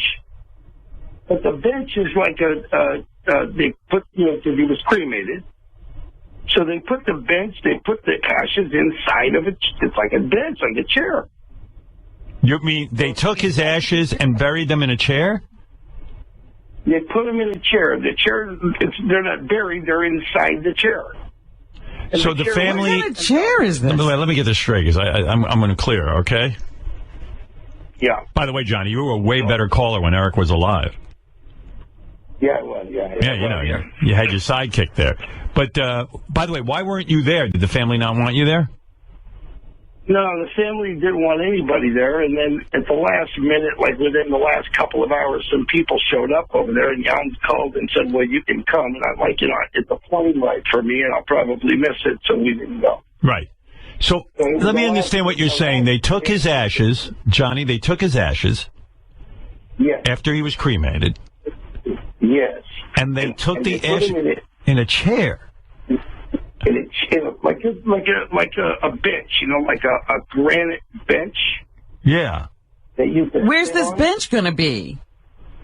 In our studio. It's at the mortuary. At the mortuary? I'm not understanding any of this. Are you, Robin? No, I've never heard of such a thing. I have never heard of it either. Yeah, we're confused. It's running for Eric's got to go from one fucking chair to another fucking chair. All right. I mean, he's sitting there, put him in a bird or something flying around. Something that could move, yeah. Something free. You're saying people can sit on Eric now and then like fart on him and stuff like it's a chair? I mean, that's kind of what I was thinking. I didn't want to say that, but yeah. Huh. All right. Well, thanks, Johnny. Get them confined to a chair, put them in a chair. All right, Johnny. Thanks for the update. I appreciate it. And then one more thing, Howard. You know, Eric's caretaker, Jan, you know, is in pretty bad shape, okay? Because it's not like he got rich doing that for Eric. As a matter of fact, it went quite the other way. And Jan has a PayPal account. And can I say the name of the PayPal account for people to make donations to Jan? Because Jan's got to get their all right, I guess. I don't know. I mean, it's turning into a... All right, go ahead.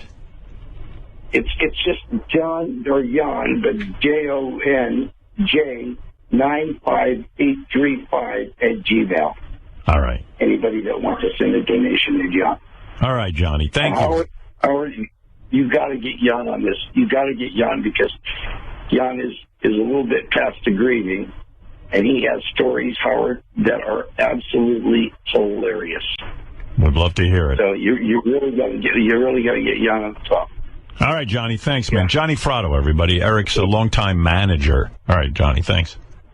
All right. Manager and agent. He did it all. And he revealed to us, he said he was going to tell us about the wake, but it turned out he's just going to tell us that Eric now is a chair. Living as part of a chair. See, that I believe energy, as Robin says in her stadium tour, energy lives on. So Eric is now a chair. We can sit on him. We can sit on him, and we're probably going to fly out and sit on him at some point. Jan, who is Eric the actor's caretaker, is on the phone with a Eric the actor funeral update. What's going on, Jan? Hey, how you doing? The funeral was on that Friday. Went good. No craziness at it. It went peaceful. And I'd just like to thank all the fans for their kind words and generosity. And I'm now settled in Arkansas. All right, Jan. How you doing? And also... Yes? Good. I also wanted to thank you and Robin and everybody else that signed the card. Right. Yeah. Well, anyway, I mean, we all miss Eric. Right. Yeah. And Jan, hang in there, buddy. I know you're rocked by this, of course, like we all are, but I know you especially. Yep. All right, Jan. Thank you. Well, there it is. Eric had his funeral, and it was a nice funeral, right? I mean, it was a respectable funeral, and people got up and said nice words. Did a couple of people speak about him? Yeah, a couple of people got up and speak about him. Did you say anything, or did you keep quiet? I couldn't say nothing. I ain't good at public speaking like that anyways. All right, yeah. Thank you. Okay. Who spoke at the funeral? The pastors did the eulogy for his parents because they couldn't handle doing it, and a friend from high school and a Stern fan that met her husband through JFSC. She got up and spoke about Eric. Wow. And about her and her husband meeting through JFSC and having a baby. Did anyone tell you something about Eric you didn't know? No. I mean, he was there every moment. Hey, Jan knew it all. Yeah. Yeah. Is Eric, Johnny Fratto called and said that Eric now is part of a chair monument. That got Eric's dad a little bit pissed off. It's actually a bench. He's part of a bench, right? Yeah, it's a granite bench, and in the lake part of it's where the urns sit. Yeah, I saw it. Someone sent me a picture. Did you? Yeah, it's a very elaborate monument, and Eric, they infused it. They put his ashes in there. this thing, yeah. And so Johnny was saying it's ironic because Eric was in a chair his whole life, and now he's part of a now he's part of a chair. And Yeah, it's not really a chair; it's a bench. So he's in a bench now. At least he's part of a bench where people can sit on him and stuff and remember him. Have you felt Eric's presence at all? You know, sometimes people after they pass, people say they've had dreams where someone says something to them, or they see things that remind them of Eric, or little signs. Any of that? Not yet. Not yet. All right. Well, report to me if anything happens. Was anyone from the Bunny Ranch at the funeral? No. I would have thought maybe some of the girls showed up. Yeah, one of those girls should have spoken. Maybe the family wouldn't like it. No. Maybe. All right. No, I don't think they would have been too happy with that. Yeah, I still can't believe he's gone, but thank you for the call, Jan. There has been fans going up there to the Bunny Ranch to honor him by pouring out Pepsi in front of the Bunny Ranch. Is that right? You know, no offense to you, Jan. I was thinking if Eric does come back and haunt anyone, it's going to either be Carrie Underwood or Kelly Clarkson. I don't think he's going to waste his time with you. What is that DeGarmo girl? He really loves Diana her. DeGarmo. Diana DeGarmo. Yeah. All right. Thank you, Jan. You're welcome. All the best. Bye-bye. That's Jan, who was Eric's caretaker, giving us an update. You know, now I see roles that Eric could have done. I know. There was a little role on Gotham last night. Is that right? I haven't seen it, so don't be a spoiler. I haven't even watched the whole thing, but I saw this one. I said, Eric would have been great in that.